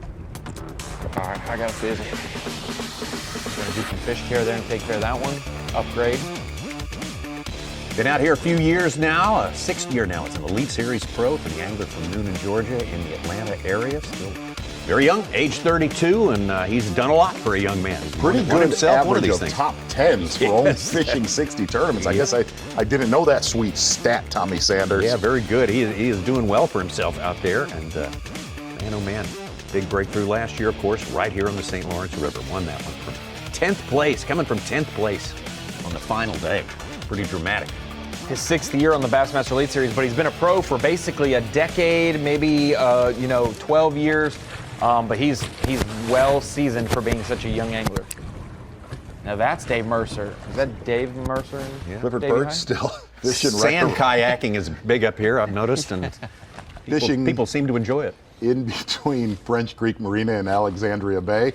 Is that Mercer and Davey Height again? Whatever it takes. Battling out to Fight Island? Actually, no. automobiles. He is not. He is absolutely not near French Creek. He is right by Cape Vincent. In fact, that is Cape Vincent.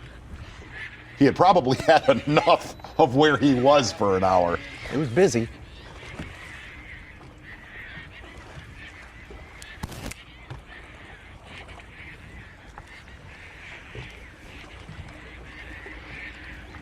Hey, and he said it. We've watched him the last 2 days catch him pretty good. So you're like, Clifford Birch is on him. He admitted he was not on much other than one specific spot that has carried him, and he's had to put it together the rest of the time. Yeah, coming.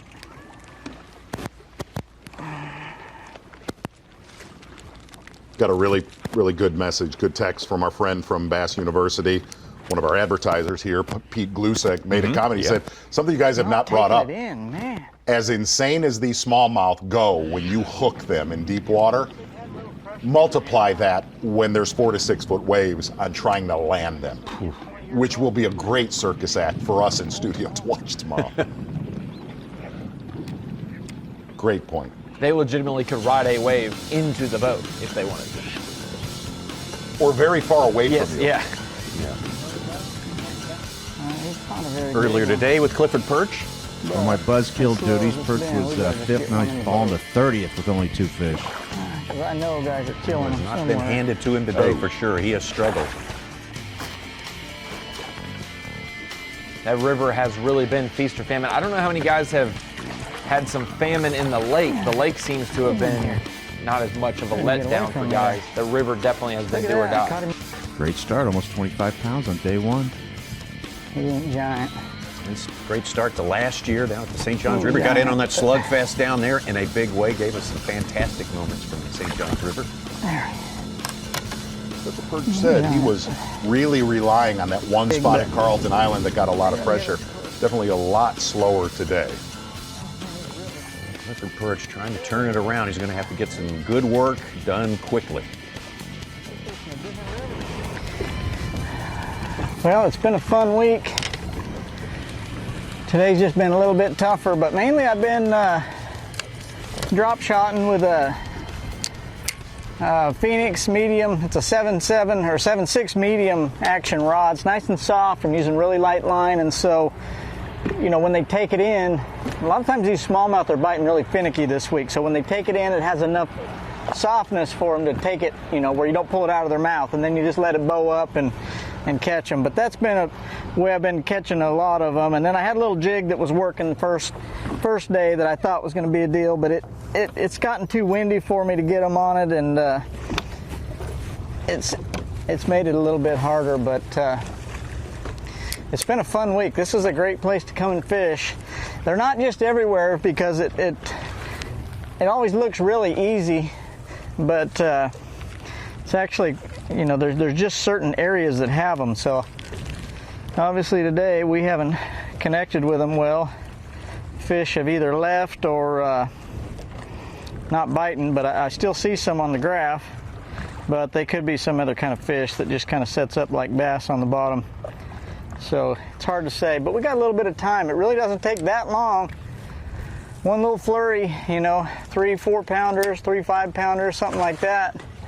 And I think we would still have enough weight to fish in the top 10 tomorrow, but I'm cutting it close. It's been a tough day for us getting them.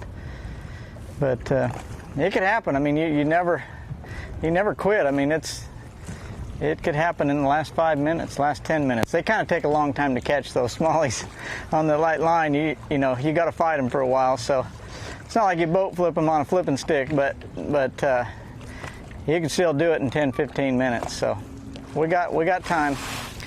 We'll keep hunting for them and try to recover.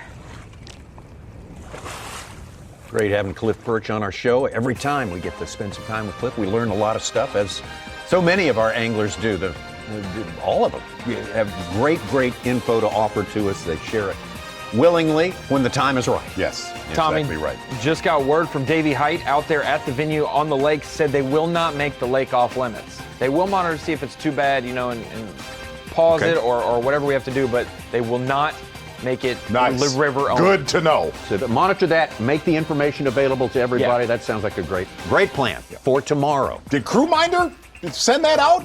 Sorry, see what I'm doing? Who knows what's going to happen tomorrow? Who knows what's going to happen next? We're taking a break. The Sight 1 Bassmaster Elite at St. Lawrence River is being brought to you live by Mercury.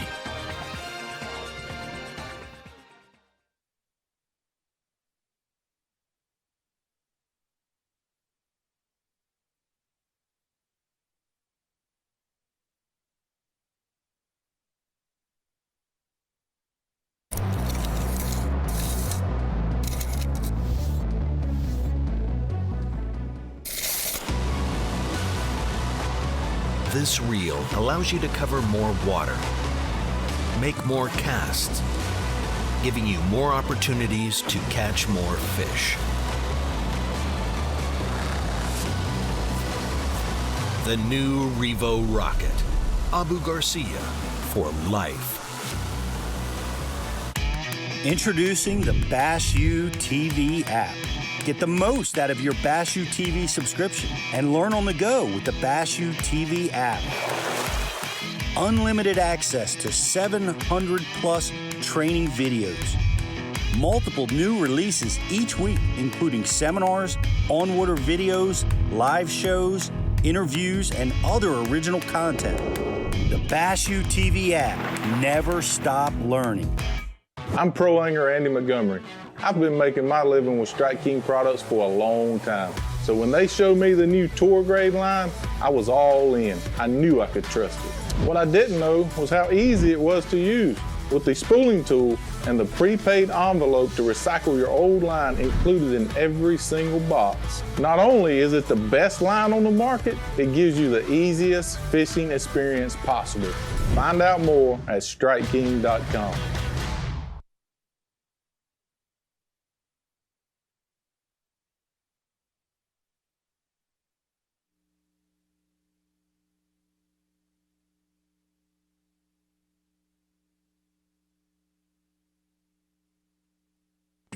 You're watching the Sight 1 Bassmaster Elite at St. Lawrence River, being brought to you live by Mercury. Well, again, we remind you this is the first of 2 back-to-back big-time Bassmaster Elite tournaments in New York State. One thing that's missing this year is those great people right there. They have such great crowds. here on the St. Lawrence River. Waddington has set the record multiple times for sizes of the crowds that show up to show their appreciation for the anglers, for the great fishing that's here. We're living in a different time at this point in time. And so it's a big difference in the look of the weigh-ins there. Have to have distancing and no crowds. Just can't have a lot of people there. What are those 3 empty chairs for? Well, I don't know. I don't know. I think it's photographers. Look, Sega. That's right. You gotta get them weigh-in shots. Everybody's got to stay apart. The said it earlier. They'll be back. They'll be back. They'll be back. That's the good news. Normal. That's the good ending to that story, and that's what we are eagerly anticipating for those times to return. First year on the Bassmaster Elite Series for this young phenom from Japan, Taku Ito. On the left right there. Micah Frazier on the right.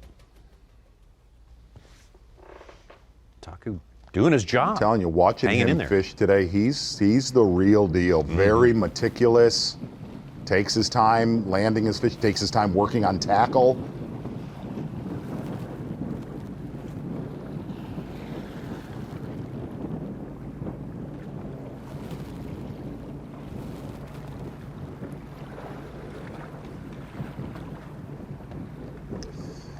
Boy, he got into a year class for all his catches today.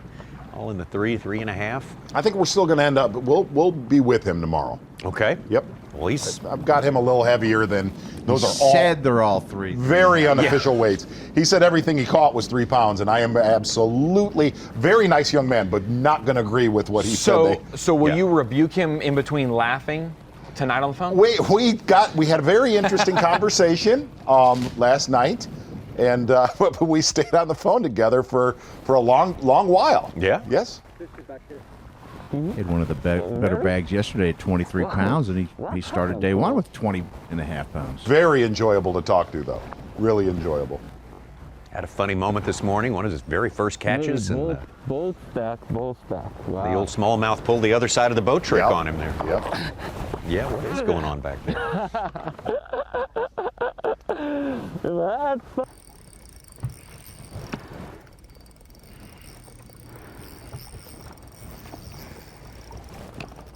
Fishing really, really light lines. Been using 6-pound line almost the entire tournament. Yeah, I got it.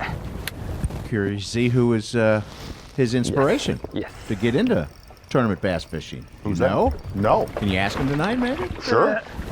Sure. What do you think it is? I have not a clue. Not a clue. No. Mark Zona, I was going to say, could be. Yes. Akira Yamamoto. Yeah. It's coming. Oh, I'm scared.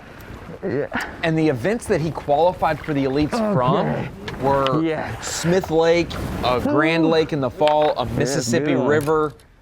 I cannot remember the other one, maybe an Arkansas River.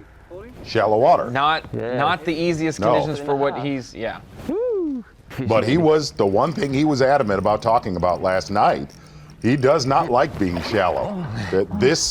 He said this is absolutely his game, where he wants to be. His second place on Toledo Bend. His second BASS event first. See, that is not a 3-pounder. Oh, Toledo, that's where it was. You're right. Toledo. You're right. That is no. I got it. Thank you. Yeah. Yeah, his verbiage of the weight is incorrect, but his reaction tells us that it is bigger than what he's saying. Yes. I think you're looking at somebody that's gonna have a big week next week also where we're going. If you just want to lock in fishing deep, Champlain's a pretty good place to do that. Seems to be lining up about the same conditions. Maybe the water's just a little bit lower than when the last time we were there in 2017. Yep. When in regards to post-spawn type conditions.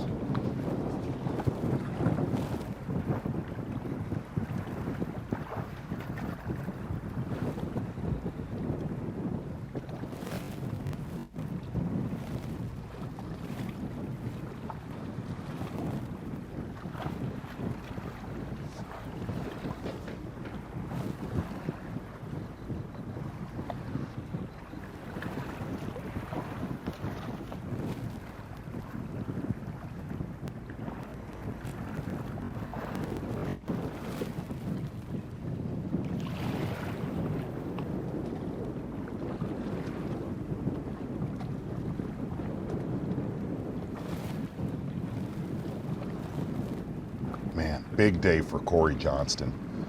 We've got him at 24 pounds, and Corey's a lot like Chris. He tends to judge his weight very low.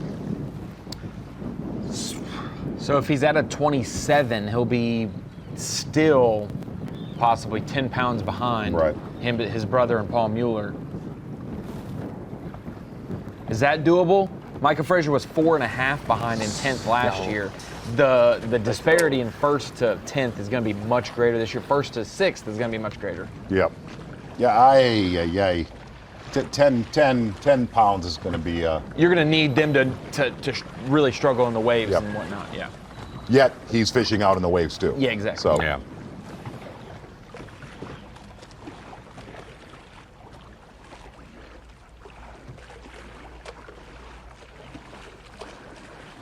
A lot of the tournaments that we've covered Clifford Perch in, he's got a spinning rod in his hand. Great working with his electronics, finesse techniques. But that being said, if you remember back to St. John's in 2019, absolutely enormous. Pretty nice conditions. Top water bite right here. Clarity is a lot cleaner than yesterday.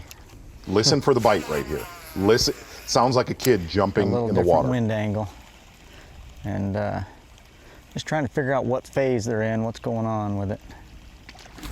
Oh gosh, giant. I guess they're in top water phase. Golly. Oh my gosh, it's giant.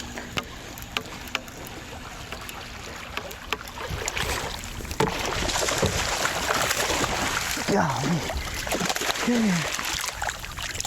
Oh God. Thank you, Lord.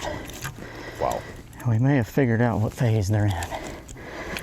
I know what phase my heart's in. There's got to be a medical term for it, but that's pretty exciting. Whew. Thank you, Lord. Boy, that fish really didn't fight till it got near the boat. No, he didn't. He just came in with his mouth open, which is always such an awesome fish. Puzzling. But what a beatdown that was. Down, of course, Mark Menendez and our champion Rick Klund. Boy, that was just a fantastic great event. tournament. Yeah, yes, absolutely. 30 plus pound bag. 34.9. 34.9 that day. His, Man, but then man. of course Rick Klund with 34.14 on the final day. That was kind of another planet. Yes. We were down there in the, March of 2019. Kind of like a 27-pound smallmouth bag, 2 of them. That's kind of like that world. Good comparison. Good equivalency right there. Paul MUELLER. Chris Johnston still pretty much tied up right at the top there. Well, Paul with a bit of an edge right now, but we'll see what all really goes down when we get those official weights at weigh-in time. That's coming up at 3 p.m. today. Write it down. Don't forget about it, because that means we'll know then who the 10 are who will fish tomorrow on Championship Sunday. The Site 1 Bassmaster Elite at St. Lawrence River is being brought to you live by Mercury.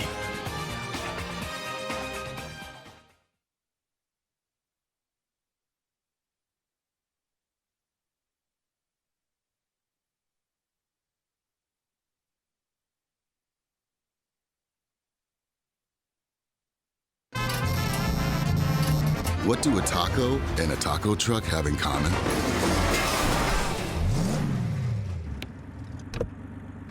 Nothing. If you want to play, you need a Tacoma.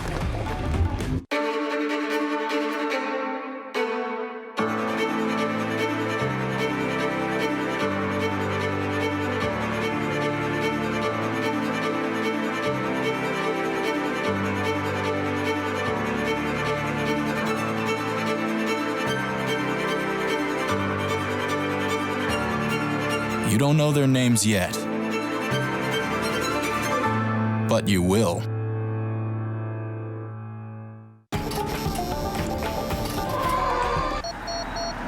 Pre-collision system, standard, on the 2020 Tacoma, so you can go from one epic playground to the next. If you want to play, you need a Tacoma. It's been said that a bad day of fishing is better than a good day at work. Getting you to that fishing spot is key. And Bully Dog gets your truck road ready. No matter where, we give you the horsepower and towing torque right when you need it. We make getting there better. Make your ride a bully dog. If you want to know how the best anglers always seem to find fish, stay on fish, and be in the right place at the right time, don't ask them. Just look at the name on the side of their boat. The one that's built 10 million motors, shallow water anchors, and more. No angler's gonna tell you their secrets, but they don't have to, because you already know. Minn Kota, fish for more.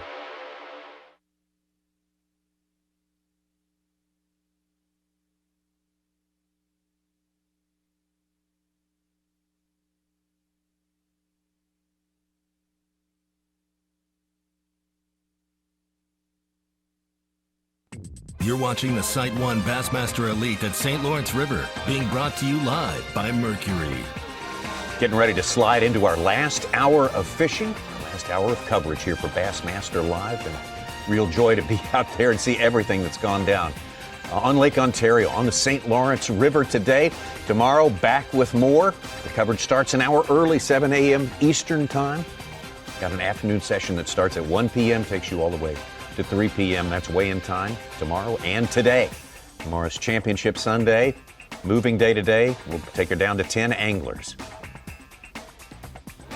2020 Bassmaster Angler of the Year. Those numbers are updated with each weigh-in during the course of each tournament. And since day number one, well, the changing of the guard means Clark Wentland of Texas is a man on top of that leaderboard with a 19-point lead ahead of Buddy Gross. Scott Canterbury had the lead coming in here. He had a little bit of a difficulty and lost some ground, but actually regained a lot of ground on day number 2. 30-something points yesterday. Wow. He regained, yeah. That was huge. Big comeback.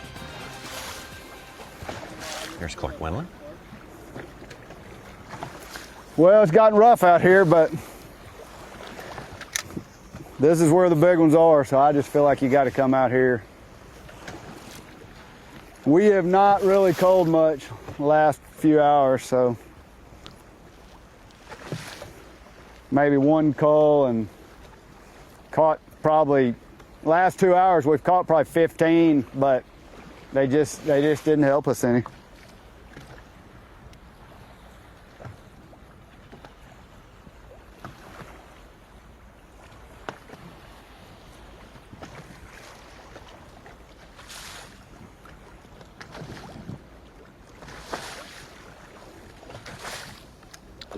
Traditionally, looking at Clark Wentland's career, does very good on smallmouth bodies of water from Texas, but always does good on smallmouth lakes from here to Lake St. Clair. Got to cover him last year in the Angler of the Year tournament. Yeah, had a great Huge tournament. Yeah. Clark's going to be a big factor the next couple events. And then we're going to be headed back down to Texas later this season. And later next month, we are scheduled to go to Lake St. Clair. Yes. Yeah. Just for taking a look at Clark Wentland earlier this morning. And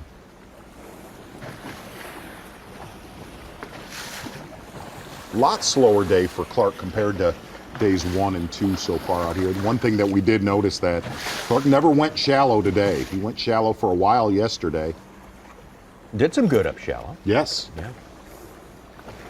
His day number 1 was outstanding, 26+ pound smallmouth. No river fishing for him this week. Locked into Lake Ontario all week long. Promise he'll go right back out there tomorrow. Guaranteed. That's where we expect to see him. Chris Johnson with a 4+, called us several ounces. He's now within about 2 pounds of the lead, Mueller. But they're like third place is 6-3 back of Mueller, so it's a little bit of a breakaway there. If these guys can cut that margin this afternoon.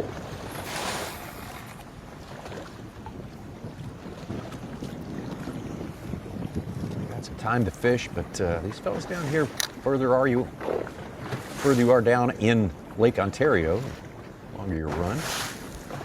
You understand? Paul Mueller's moving right now. Okay.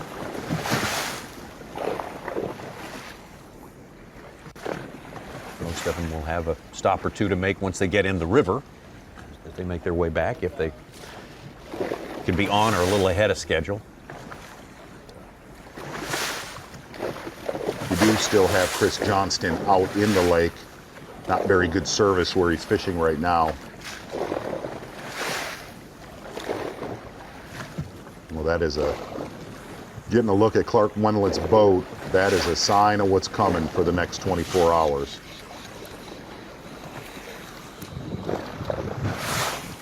And here's, for anybody at home, that is generally what it's like out there every day. Every day. That's conditions normal, right? The last 3 days, 2.5 days, call it, are so incredibly rare. So rare.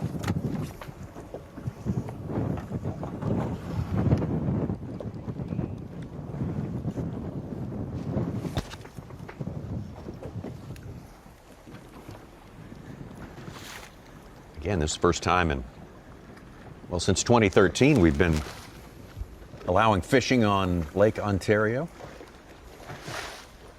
Last year, 2019, it was a different story. All took place, all went down in the St. Lawrence River. Yes.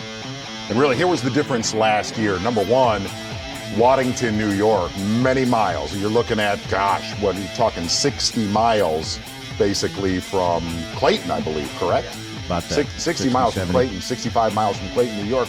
The other side about it last year, Lake Ontario was off limits. You could only fish in the river, but what you could also do in the river, you could fish the Canadian side, which we cannot do this year. Chris Johnston pretty much dominating that tournament days 1 through 3, but that's when other anglers started to rise up on the final day of competition. Scott Canterbury had a good start to his season and was doing very good. Angler of the Year points.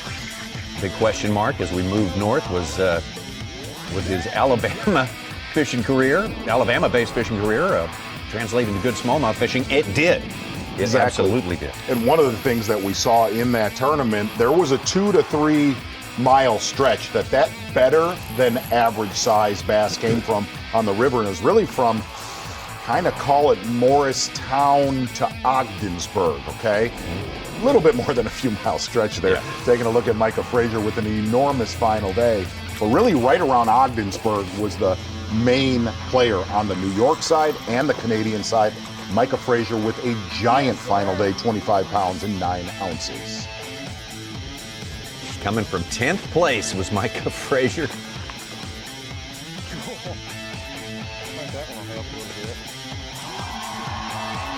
Big crowd, as always, in Waddington, and a bit of a shocker for everyone. As you said, Mark Zona, he wasn't really on anyone's radar, as is usually the case when someone is in 10th place, but these days we know better. Watch out for every angler in every position on Championship Sunday. Coming from 10th place, Micah Frazier, big final day, and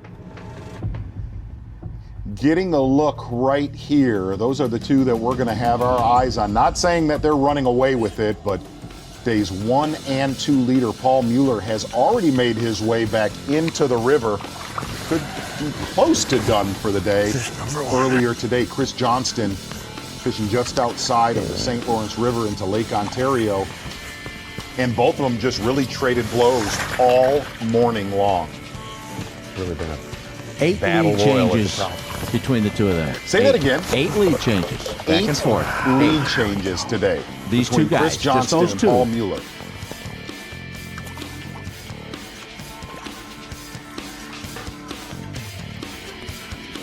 Chris Johnston talked about after the day 2 weigh-in, he was actually hoping to pull away from Paul Mueller a little bit yesterday with his stringer. That did not happen. Big one right there for Chris Johnston, but Paul Mueller answered this morning. Fishing outside of the mouth, Chameau Bay, and started with a giant smallmouth. And then this one right here got caught up in his motor and actually had to hand line it in. Mueller started this event, gangbusters, day number 1, with 27 pounds and 1 ounce. the biggest smallmouth we've ever seen on the 27-13 for the, 7-13 for his big smallmouth within that 5-fish limit on day number 1. All right, let's see what's receptive here, man. Way more than you think. There's been a few fish in the last. He may not even help. Suit, you nailed it. There's been a few fish here in the last hour to 90 minutes. Both of these guys were out of cell range that helped them upgrade. So look for 2 more big days from Chris Johnston and Paul Mueller. Barely hooked, man. Yeah, Mueller's got the 5.0 and a 5-pound 12-ounce in his bag. Chris Johnston doesn't have anything over 5. His biggest is a 4.12. So he can upgrade. He can catch them today, even up to going to championship Sunday. Well, less than an hour's fishing time, and depending on where you are, maybe less than 30 minutes fishing time for some of our anglers, and 40 who are remaining out there from the original 86. And take it again down to 10 for the final day, and that's all not settled yet, not by a long shot. The Site 1 Bassmaster Elite at St. Lawrence River is being brought to you live by Mercury.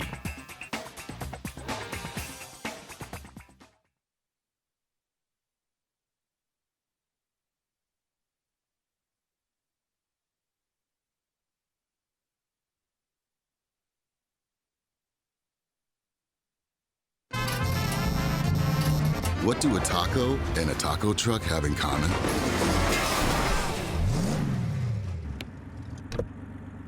Nothing.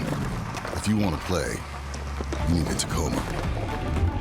At Mercury, we invested thousands of hours of engineering manpower so you can enjoy hours and hours of untapped horsepower.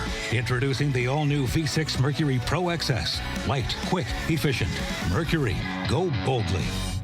At Mercury, there are no limits to what we'll do to make sure you have no limits either. Introducing the all-new V8 Mercury Pro XS. Light, quick, efficient. Mercury, go boldly. It's been said that a bad day of fishing is better than a good day at work. Getting you to that fishing spot is key. And Bully Dog gets your truck road ready. No matter where, we give you the horsepower and towing torque right when you need it. We make getting there better. Make your ride a Bully Dog. Introducing the Bass U TV app. Get the most out of your Bass U TV subscription and learn on the go with the Bass U TV app. Unlimited access to 700 plus training videos. Multiple new releases each week, including seminars, on-water videos, live shows, interviews, and other original content. The Bass U TV app. Never stop learning.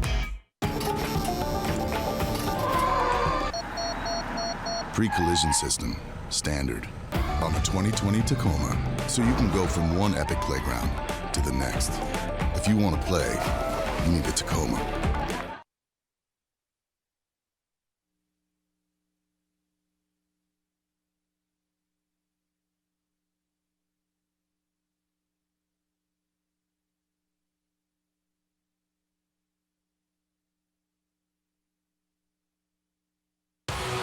You're watching the Site 1 Bassmaster Elite at St. Lawrence River, being brought to you live by Mercury. What a day it has been on the St. Lawrence River and also Lake Ontario. What a night it will be for fight fans. The final July UFC fight night from Fight Island, Abu Dhabi, with the main event. Number 1 ranked middleweight contender Robert Whitaker taking on number 5, the up-and-comer Darren Till. Main card starts at 8 Eastern, 5 Pacific. Prelims at 5 Eastern, 2 Pacific on ESPN. ESPN Deportes, and of course, the ESPN app. A lot to look forward to tonight. Music makes me want to go to Fight Island right there. Got one going on here, too, my friend. That's been our little Fight Island right there. These two giants of the sport slugging it out. And the incredible Lake Ontario environment there.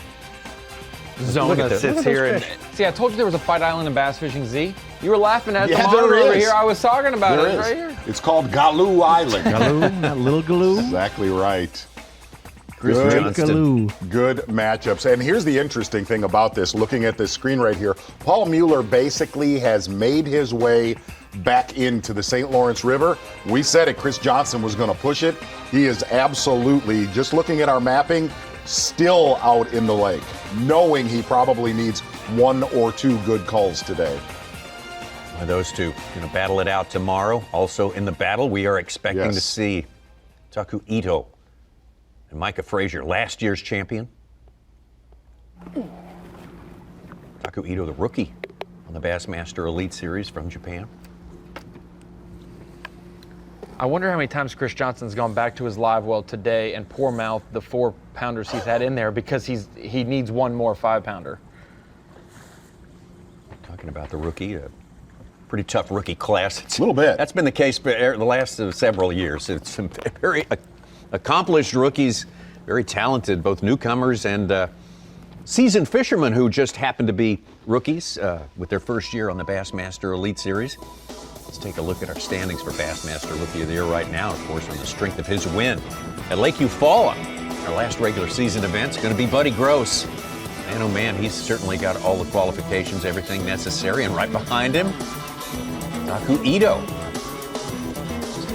More than 20 pounds behind right there. Kyle Welcher, great tournament for him at our very first tournament down on the St. Johns River. Caleb Kufal, saw a lot of him. In Alabama at our last event. Austin Felix having a good tournament here. Absolutely. Wes Logan, Cody Holland, Bob Downey. If you really look, DeMarion. If you look at those top two, Taku Ito, great deep water fisherman. We've got a lot of deep water tournaments still on tap for our season. And the top of that list, Buddy Gross, we're actually going to his hometown, like Chickamauga, Tennessee. So and he spent a lot of time on Santee too. Yes.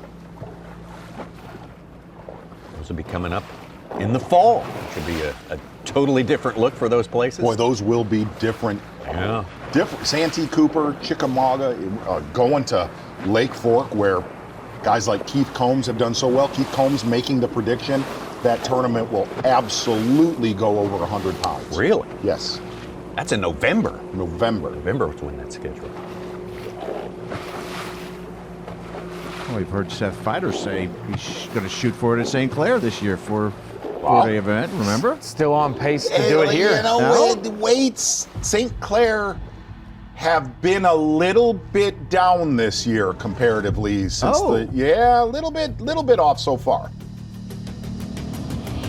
Mostly back on some of the memorable stuff from today. And of course, Brock MOSLEY, the man who provided.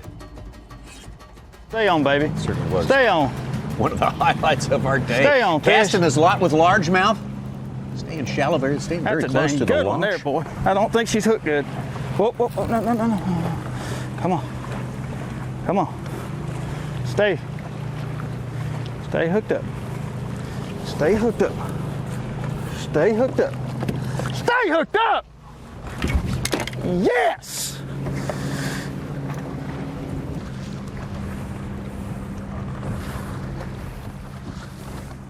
6-pounder right there. That is a validation of his decision, which is certainly against conventional wisdom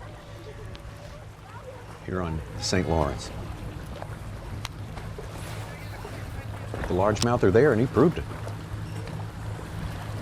He might actually have to put some gas in his boat if he does make it to the final day, because he's ventured maybe like 5 or 6 miles away. I'm not sure he went that far today.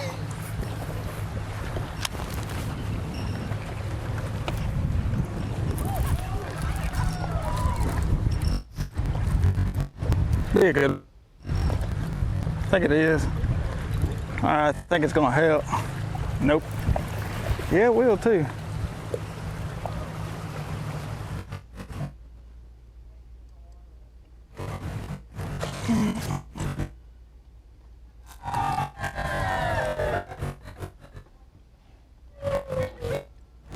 It's gonna help me though. Huh? Crowd in the background. Man, taking pictures, doing all that stuff, yeah. I think Brock's wearing Such's Buzzkill shirt. They're cheering for him, and he says, "It's not going to help me." Oh, it's not going to help me, guys.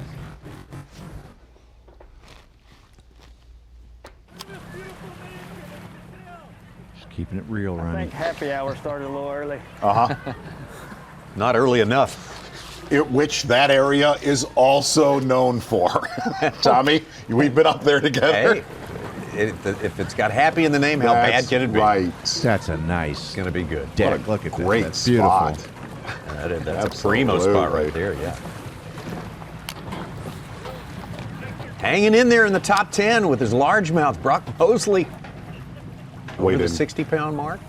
All largemouth except 2 smallmouth on day 1 of the tournament. All right, I'm going to crank up and go back the other way. That 6-pounder is bigger than he knows right now. It has him over that 60-pound mark, and if that's going to be the threshold for 10th, he's eclipsed it, but he'll be cutting it close if Real people close. upgrade. Yeah. Yep.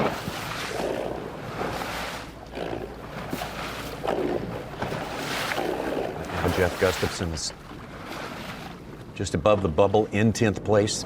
We're to end right now. 17 pounds today. 56.8 total. Paquette Kennedy, Zaldane. There's just got to be more than 4 20-pound bags. There's Today? Today. I mean, there's only 4 on Bass Track. Mueller, Johnston, Morgenthaler, and Corey Johnston, but Seth Fighter has not reported at all, so that's a possibility right there. He could not. a Brad Watley, somebody who's made that long Gustafson. run, may have 20 that's had to come back early. There's got to be more than 4. We've had 17 and 14 over the first 2 days. With an 86-person field, we cut it to 40, so obviously less chances, but you'd think there'd be 6 or 7 today. Yes. Yeah, exactly. Yeah. Will be, I reckon. Like a Zaldane has shot a little low sometimes on the smallmouth, especially in flurries. Garrett Paquette's right there at 19 and a half. He's jumped from 25th to 11th, knocking on getting on to Sunday. Matt Heron at 18-11, 14th place. Such, what is the biggest weight we've had here for 4 days? 27-12. No. 95. Total. 95. Oh, yeah, 95.3. And that was with 72 pounds being the day 3 leading weight. One thing to note, in that event 2018, our highest weight event, 4 different leaders. Wow. Each day featured a different leader. Otherwise, we've had 2 guys go wire to wire. We've been here 6 times now. So 2 guys went wire to wire. 2 guys have led 3 of the 4 days.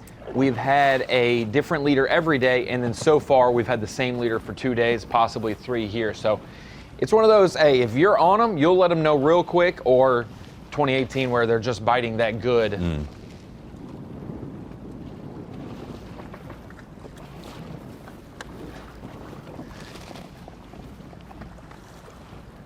know, we talked about Chris Johnston pushing it out there. Taku Ito also checking in at 3 o'clock, correct, Ron Moore? Yep, all the first flight. He's going to have himself a little bit of a run 45 minutes from where he's at.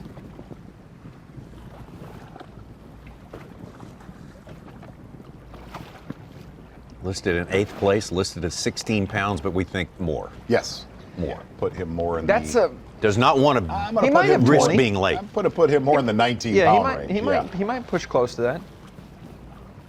At any rate, he doesn't want to be late. Not even Does a not minute. want to be Not late even a in minute. these He doesn't know what's living in the river with those boats. That's what I'm talking about. No one knows that. Hey, look, what I'm going to tell you, when you get just west of Clayton on a Saturday when it's 83 degrees and sunny, he's got himself a little bit of a run with 45 minutes left.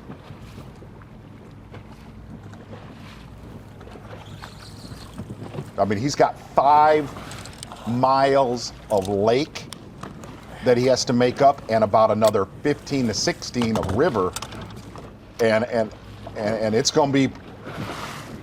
I think Frazier just packed up to make a little closer run back, Yes, at least. Yeah. yes. The opposite way. Right.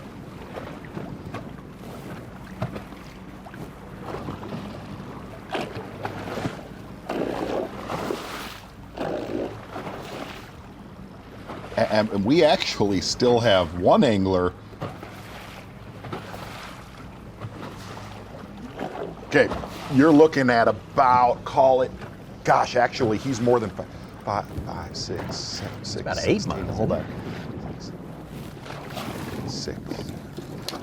Bass Rack hasn't pinged for a bit, though. Is he still right there? I think he is still right there. So right there from Clayton up to the mouth of Chameau, call it about a 20-mile run, maybe 22-mile run. But here's the interesting thing: when you get within 3 miles of Clayton, it's gonna be ripping with all the boat traffic that we got to see with Clifford Perch. And we actually still have one angler in our second flight, Clint Davis, looking at, and he hasn't pinged for a little bit. He was still in Chameau Bay. We did see a couple of anglers late to the weigh-in yesterday, where you get penalized a pound a minute. Yeah, out of gas, and some guys misjudging distances and whatnot. That's incredibly crazy. Taking a look at anglers running back right there, more than likely. And I mean, you can go, but I mean, it's going to be a 40-mile-an-hour run, not a 70, not the full potential of these boats. But what's the speeds when actually where he's at right there? No, that's closer. That is absolutely closer to the river. He's only within 2 miles of the river, because right there he is in between Fox and Grenadier Island. So he's on the other side of the. Those boats right there were cutting through Fox and Grenadier Island, so he's got about a 17.5-mile run from where he sits right there. Definitely not as bad. Yeah, which still though. Right. You're actually looking at Galoo Island right there, and the point that goes into Chameau Bay. So he's a lot closer than that.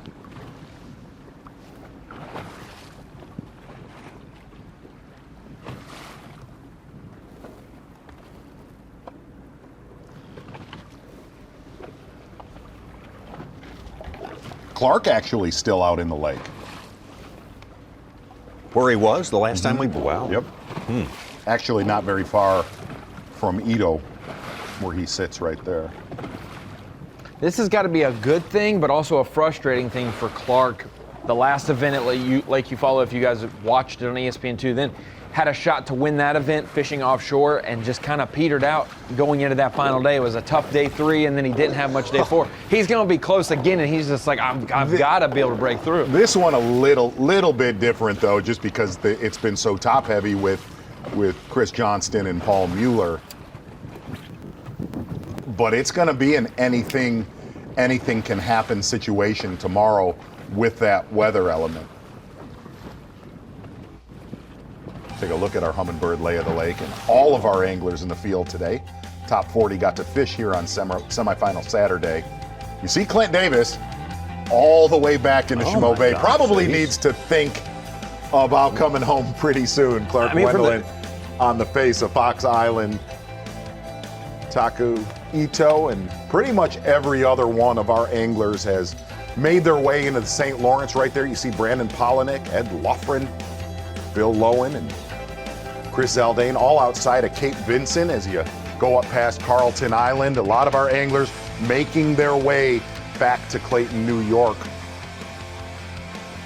It's been one of the biggest dynamics in this tournament is we've seen a lot of guys after day 1 that kind of sputtered out, that lived in the river, that made that move out to the lake and rose up the leaderboard. In fact, we also saw some anglers that went to the lake on day 1 and didn't do very well, that salvaged their tournament in the river. So Hanselman to come back during the course of this tournament for him.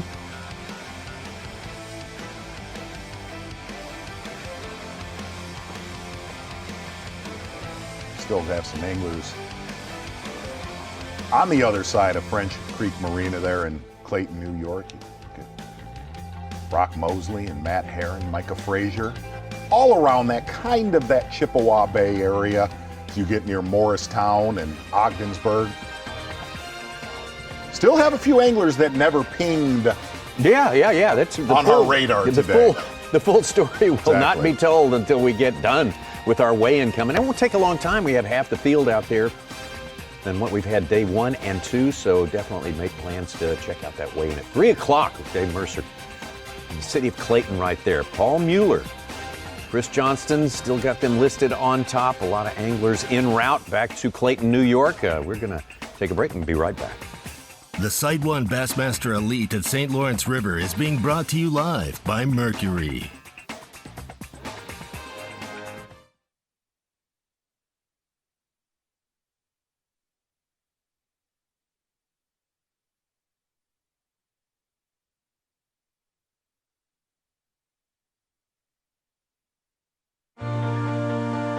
Your time on the water is precious. You return season after season to make unforgettable memories.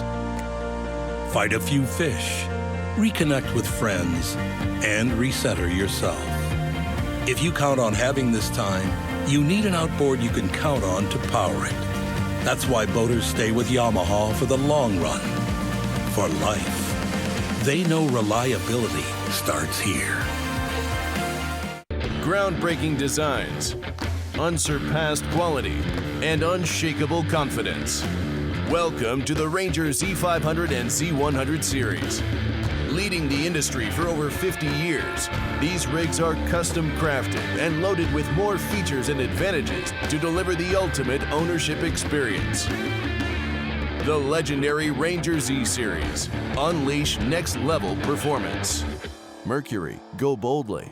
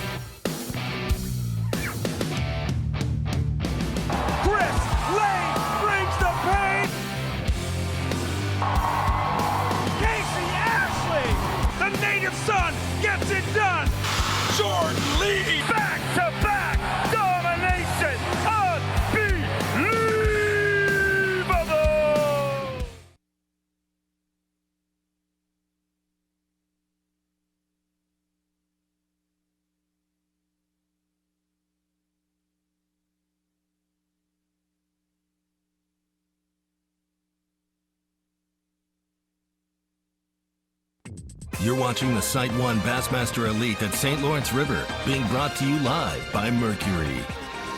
Bassmaster Live, getting closer and closer to weigh-in time. Clayton, New York, the 2020 Site 1 Bassmaster Elite at the St. Lawrence River. Only 10, we remind you again, are going to make it to that final day. Only thing really scary about that, taking a look at our top 10 cut, you have to be in 10th place to fish on Championship Sunday.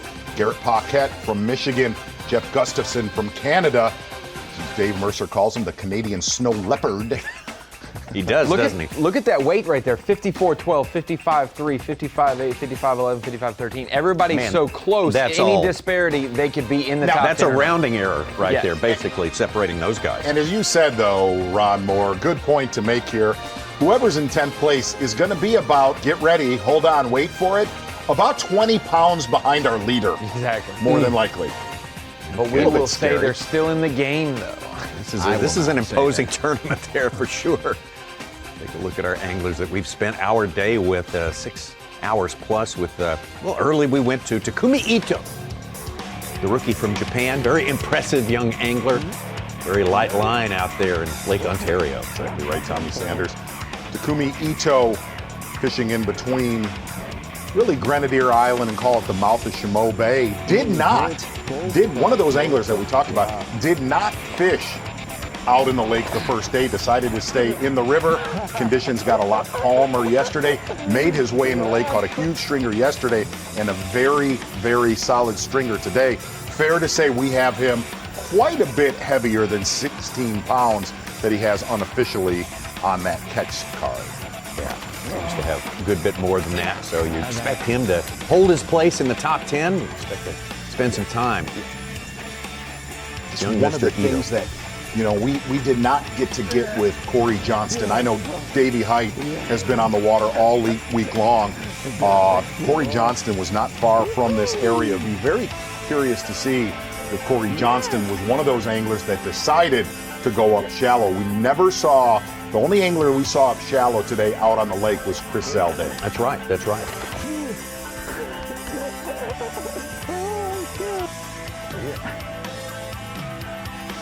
Okay. Yeah.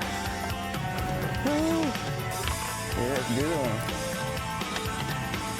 What do you think? Pretty on the hot pole? Yes. Joyous experience for Mr. Ito out there today. Great job. Very, how should we say it? Very sort of contagious joy. He exudes on the water there. No doubt about it. Good day for Taku Ito. More than likely going to be covering him tomorrow also from there. It's a great rookie performance so far. For him show up a few more times throughout this 2020 season. Second place in our Bassmaster Rookie of the Year stats go out to Brock MOSLEY. Started his day. You stay down. With smallmouth. You stay down. Started his day smallmouth fishing for about 20 minutes. Yes. But this one right here decided to let it go for fish care reasons. That's going to be your Mercury move of the day. Really, it's been the Mercury move of the tournament or lack thereof. Brock MOSLEY, we've said this countless times, deciding the largemouth fish right around French Creek Marina in Clayton, New York, has probably not burned a tank and a half of gas the entire event, while a lot of guys have been burning entire tanks, if not more, and running out of gas and not making it in. Hey, you can't call it that bad a decision. I mean, he seems to be firmly planted in the top 10. He is making way for an appearance on the final day, and that's what you want as a Bassmaster Elite Series angler. Oh, the second place finish here, doing something totally different, throwing a Ned rig and whatnot, out drifting in 2017. 17, yeah. Big one right here for Brock MOSLEY. Definitely changed the whole complexion of the day. Stay on, fish. That's a dang good one there, boy. I don't think she's hooked good. Whoa, whoa, whoa, no. Come on. Come on. Stay. Stay hooked up. Stay hooked up. Stay hooked up. Stay hooked up! Yes! Said he went largemouth fishing on the final day of practice, got a couple solid largemouth bites, and really that has got him through the entire week of everything he's put on the scale, all largemouth except 2 smallmouth that he weighed in on day 1. Brock and family welcome their second youngster to the family this week. It's been a big week all around for Brock MOSLEY. Take a look now. Now here's the thing, we're making that look very big in scale. If you look at all those pings, those are his fish catches today. That's really only about, call it 2 miles of running compared to a lot of the rest of our leaders. Great semifinal Saturday with Brock MOSLEY. Very unusual strategy, and boy, you can't fault him for it. He's gotten the job done. There are some photos from Ken Gollop on the water of guys like Chris Zaldain coming back. You can hardly see their boat in some of those waves when they splash through. It's just mistiming, they're spaced out different, and then they stack up differently in the river. Might be calmer, so to say, away from the boat traffic, but they stack up differently with the wind. Good gracious. Man, they hit it hard.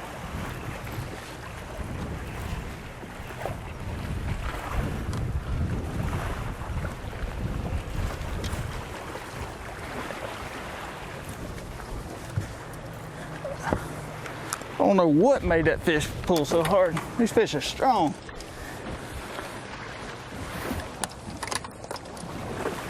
They're biting over here though.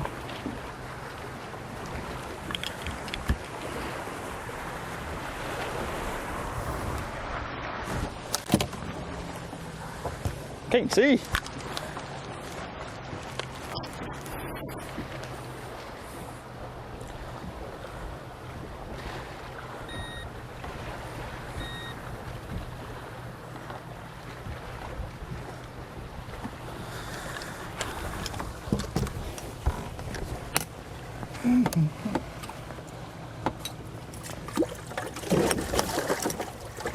going to be a cull here. Yes, indeed.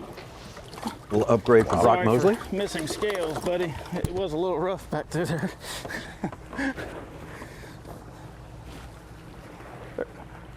They're biting through here at least. Huh? Mosley going to fish down to the last about 3 minutes of fishing time today. Do we know what flight he's in? He's first. If you're on camera, you're in the first flight. Oh, that's right. Yeah, absolutely. Yeah. Brock Mosley, interestingly enough, a lot of those boat docks are boat docks that he has fished multiple times, have reloaded the last few days. Got the big fish of the day at 5:14, but he's got maybe one of the smallest ones to be weighed in this afternoon, too. It's 2.6. He needs to get rid of that and another 2.5 pounder. That's your top 10. According to Bass Track right now, that's the top 10, and Jeff Gustafson, as it stands now, would be the last one into the field. It'll fish tomorrow for the championship. Of course, that's all unofficial. Again, we remind you, the weigh-in starts at 3 p.m., getting closer and closer to that time. We've got a little bit more for you, though, when we come back after this break. The Sight 1 Bassmaster Elite at St. Lawrence River is being brought to you live by Mercury.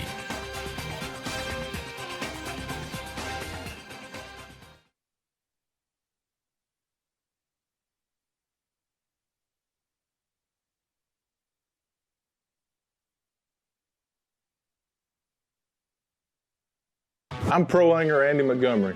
I've been making my living with Strike King products for a long time. So when they showed me the new tour grade line, I was all in. I knew I could trust it. What I didn't know was how easy it was to use. With the spooling tool and the prepaid envelope to recycle your old line included in every single box. Not only is it the best line on the market, it gives you the easiest fishing experience possible. Find out more at StrikeKing.com. Fish and win with Skeeter Real Money. Fish out of your Skeeter boat, win a Skeeter approved contingency paying event, and you could add $5,000 to your winnings. Just enter, fish, and win. It's that easy. Rules and conditions apply. Visit SkeeterBoats.com and click the Real Money logo to register and learn more, or visit your local Skeeter dealer. Fish, win, get paid up to $5,000. Go to SkeeterBoats.com and see why now is the best time to enter, fish, and win with Skeeter Real Money. In the wild, nature dictates that when it's time to eat, animals will instinctively find and devour the meal that satisfies them most. In the water, Berkeley Powerbait's scientifically proven formula triggers the natural predatory instinct in bass. Now available in a plethora of shapes, sizes, and colors. Berkeley Powerbait.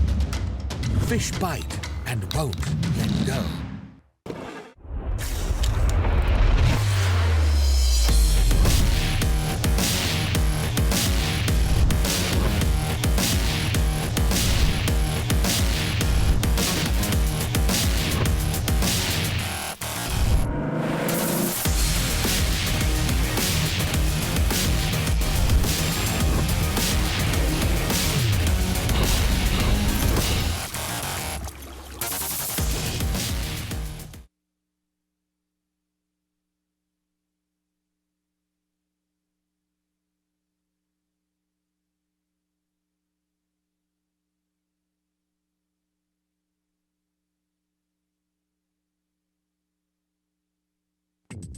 You're watching the Sight 1 Bassmaster Elite at St. Lawrence River, being brought to you live by Mercury.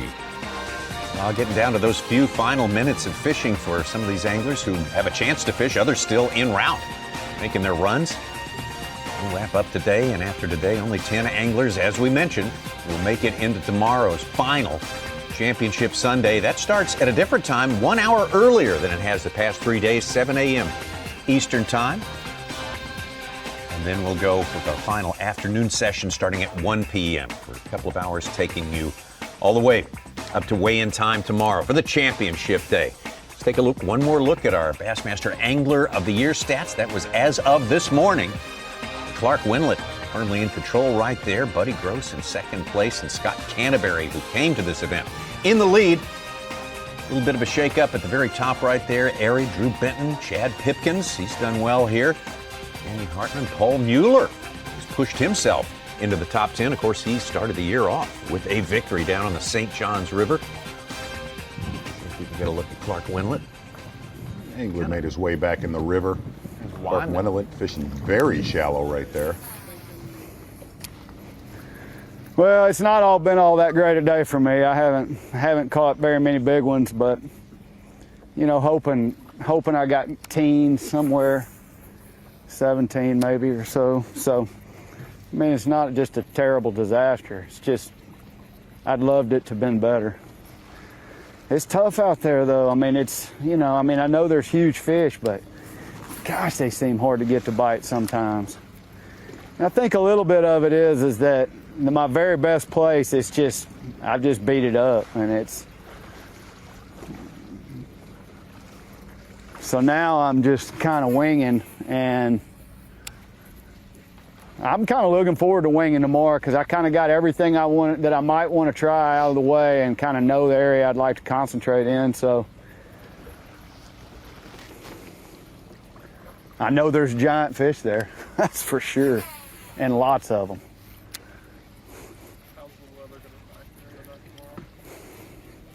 I've always loved fishing smallmouth in the wind.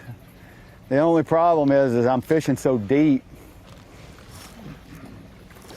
You know, 25, 30 feet, 35 feet. What happens is that there's just not many reaction baits you can fish. You just about got to drag. Those big waves just make it where you have a hard time going into the wind.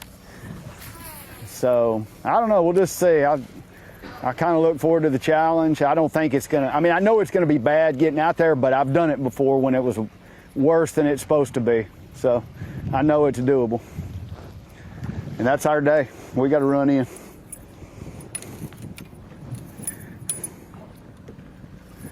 And he has run out there when it's been a lot worse. He's not kidding about that. No, he's not kidding. Yeah. No, Well, he's been in a few of those tournaments. Doesn't seem to concern him at all.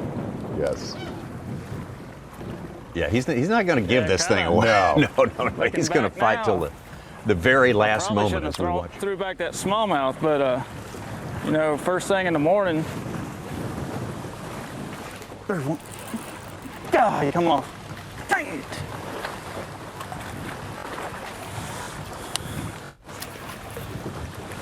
I don't know how big he was. Well, I'd like to find out. There's a river rock.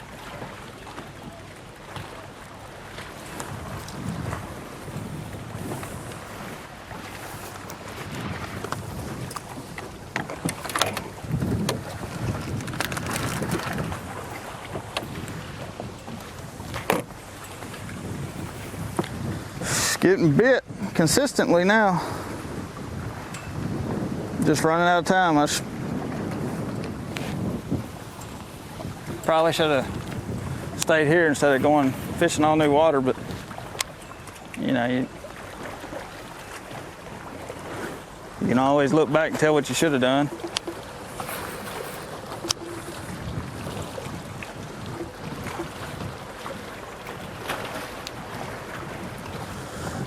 Learn and go on.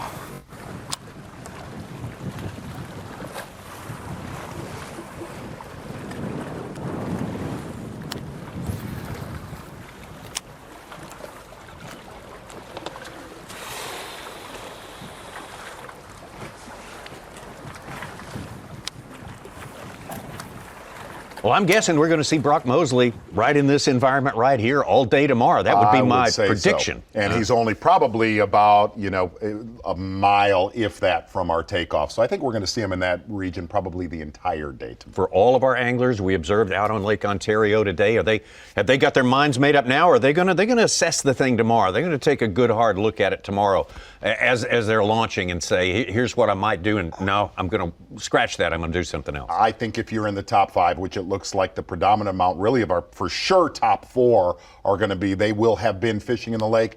I would say all 4 of them are going to the lake. All right, we'll watch for that. That's a concern to us. We're very interested in seeing what happens at the start of the day tomorrow. Of course, also very concerned about how the day plays out tomorrow will be our fantasy fishing fans, and they're at the screen of knowledge to fill us in on that, give us all those possible scenarios and what could take place. Who could have the advantage tomorrow? Ronnie Moore.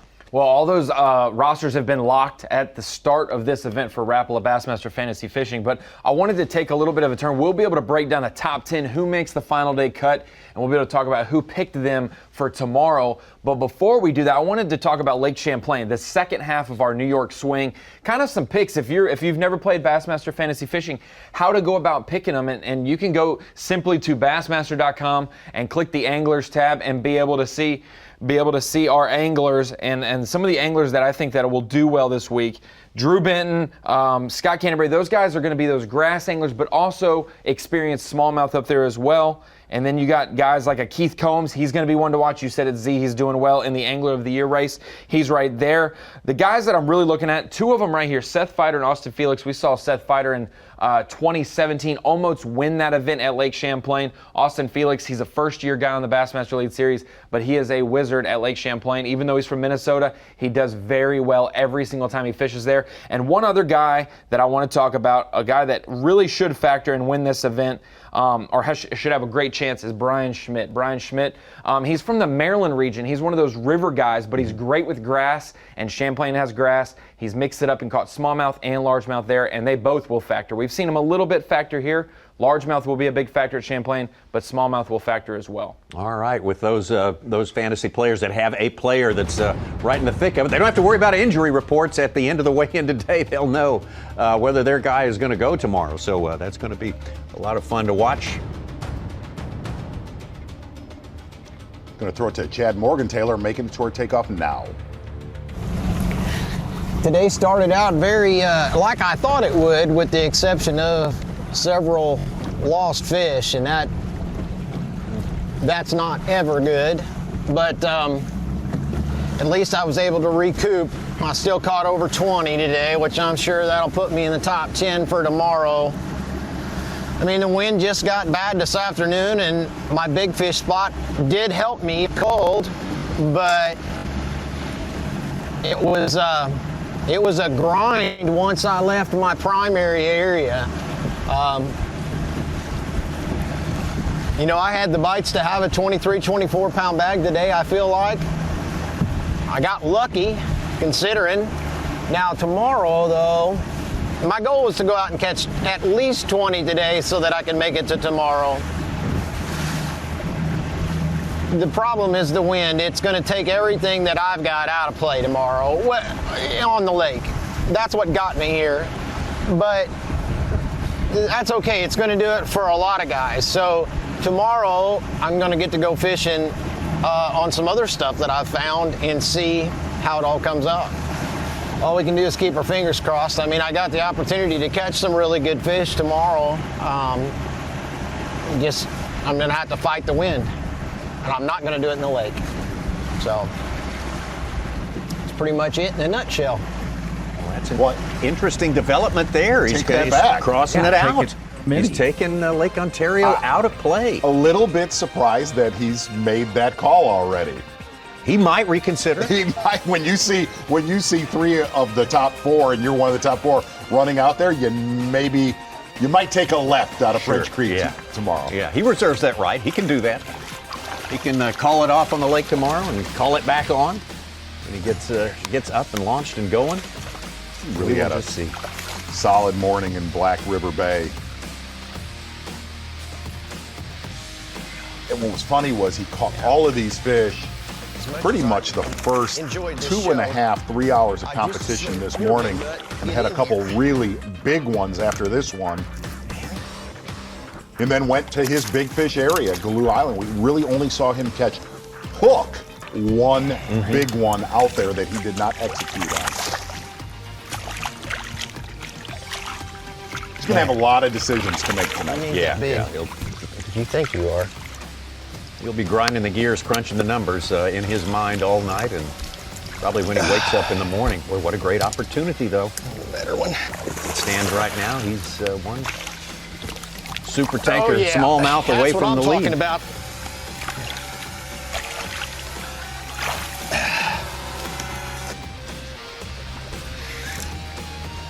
And this is when he made his move out into the big lake.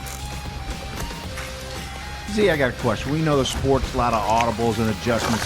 What do you think of that planning that night before? This is what I got to do, or do you take it that morning, fish the moment? You hear that all the time in the sport. I think these guys think about it probably every 90 seconds about their game. Should I go? Absolutely. Should I change? Should I? No, I'm sticking with my plan. Fish the way I wanted to. Having a pretty good time doing it.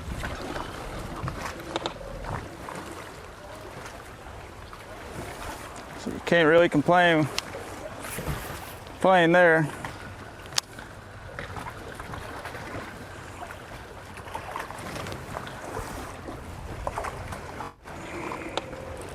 Uh-oh, that's her. That's her. That's her. That's her. Stay on, but stay on, girl.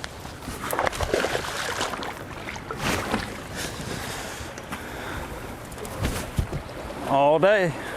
It took me all day. Let me get this off the bank. I'm pretty sure I'm going fishing tomorrow now.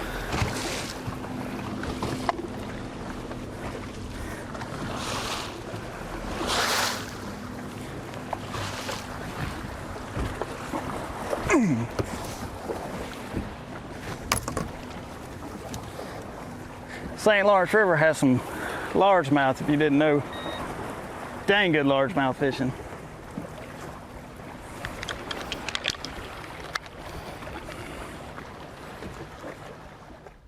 That's a pretty good day on the water for Brock Mosley, right there. Good call right there for Brock Mosley.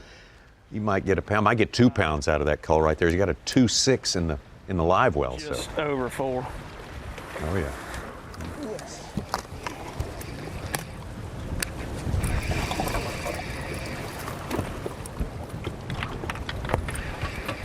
I think it's a big one. It's good call. Put that one in there. Good call for Brock Mosley. I've just been catching such small ones, he feels big. Another 19 pounds. Perch out there. Yeah, he's not very big. I've just been catching such little ones that he felt bigger. I kind of like this stretch. This stretch has been good to me. There's a couple more points towards the classic. That's what we had to do. Come here, don't do that. Couldn't get a hold of the little guy. Well, we fought hard for a limit. Brutal day, but we fought hard for a limit. We got one. It's been a fun week. After 24 on day one, that's his limit fish. He got a little over 7 pounds. Final minutes fury there. Exactly. Mosley. We've seen a fish catch for an hour. I know. Cliff Perch chiming in as well. So, hey, a little bit of something to buoy your spirits as we head closer and closer to weigh-in time. It's coming up at 3 p.m. We remind you of that. Remind you again, full coverage tomorrow starting at 7 a.m. We're going to take ourselves one quick little break and be back to wrap it up with you. So we will see you just on the other side. The Site 1 Bassmaster Elite at St. Lawrence River is being brought to you live by Mercury.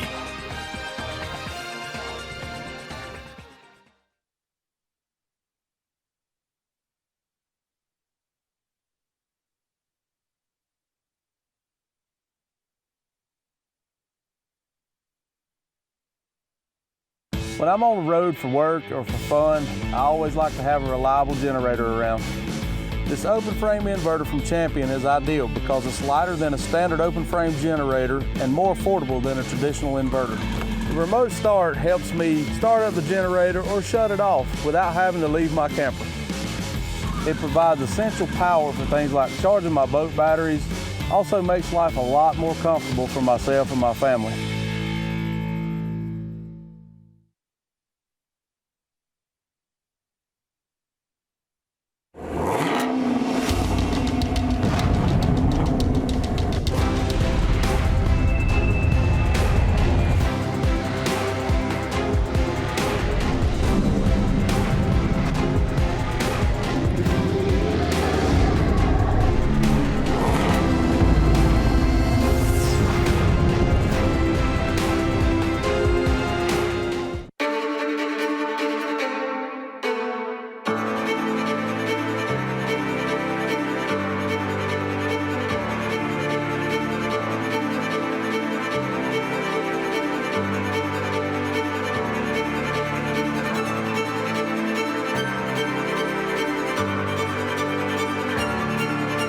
don't know their names yet,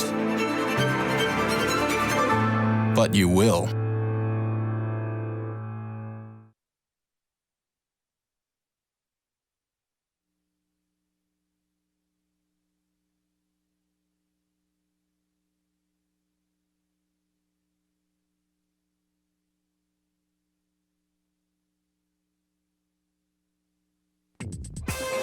The Site 1 Bassmaster Elite at St. Lawrence River is brought to you by Abu Garcia, Berkeley, Nitro Boats, and by Ranger Boats.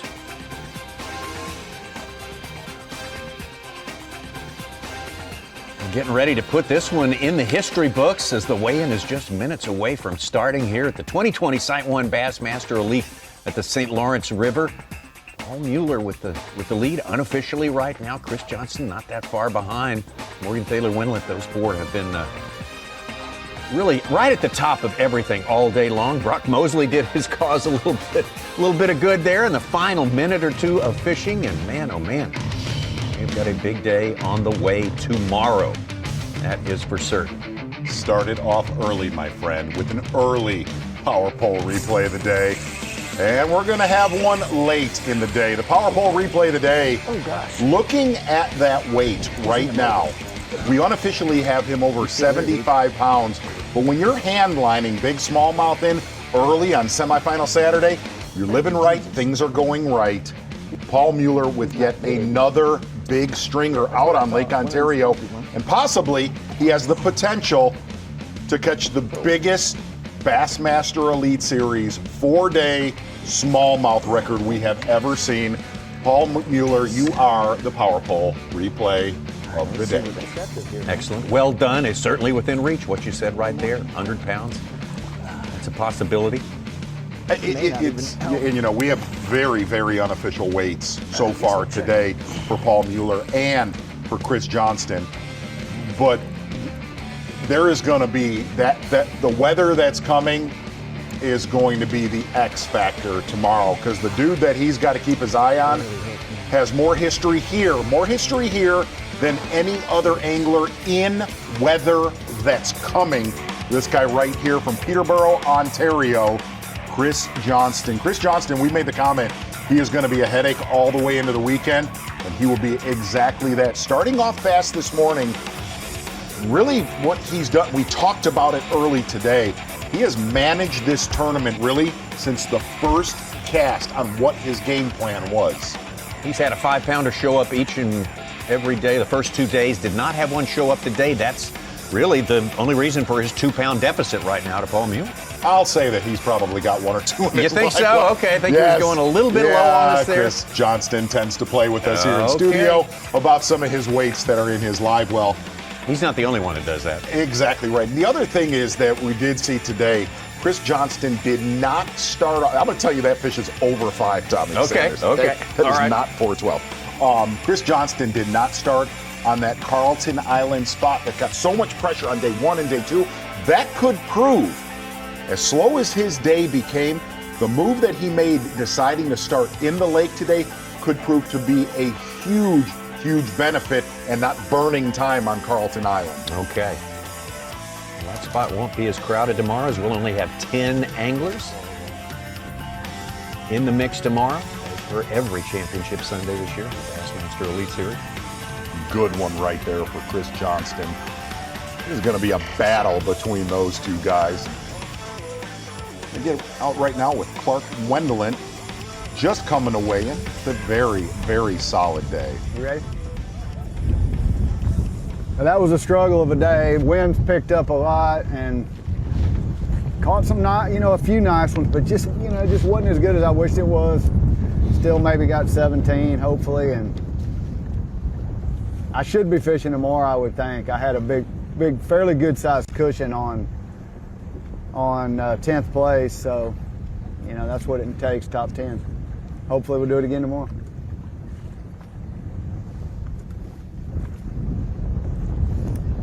Clark Wendlandt kind of said he knows where he wants to be tomorrow. He's eliminated a lot of stuff. Very positive outlook. It's so depressing to hear a guy say, I've got 17, 18 pounds, and he's totally bummed out of his mind. If you fish bass tournaments, that's not a bummer. That's a good bag. Yeah, he didn't say anything good about his bag yesterday till he got to 19.5, almost 20 pounds. So he's got a high set of standards, and rightfully so. This guy's done a lot in the world of bass fishing. He's getting ready to make some more history. I think it's pretty awesome, though, listening to Clark Wendlandt. He's played this game a long, long time, has had great smallmouth events, making the comment, I am looking forward to the win tomorrow and getting out in Lake Ontario. Absolutely awesome. Because he absolutely knows he can get out there. He said it won't be easy, but he's done it before. So without hesitation. Hey, and I'm going to tell you, one of those guys, whether it's Wendlandt, Corey Johnston, Paul MUELLER, Chris Johnston, Taku Ito, one of those guys, Chad Morgenthaler, if he decides to go out there, that wind will ignite their area. One of those guys is going to catch a giant stringer on Lake Ontario. It always happens when that wind gasses.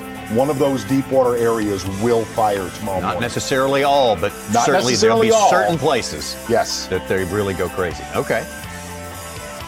You're gonna get a beat down from the Lake Ontario Pain Cave, but one of those, there's too many in there, and when that wind gasses out there on spots like this, it will bring in a whole new wave of smallmouth to those deep water areas. No doubt about it. And for people at home, the wind doesn't necessarily affect the fish down in 30 feet of water like it does the anglers getting there. It might shift the current a lot of little times bit, it does. It turns them on. Yeah.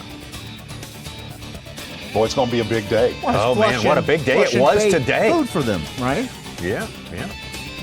Huge day again tomorrow. We start at 7 a.m. Eastern Time. Hey, those guys. Hey, don't go in the water. Bad puppy. Oh, bad puppy. Get back on the dock. Belly scratched. Oh, we're going to have a day for you tomorrow. What a tournament it has been so far, and totally expected.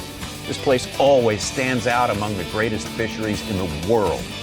Bassmaster Elite Series Site 1 Elite comes your way again for Championship Sunday tomorrow. We hope you'll be with us on Bassmaster Live.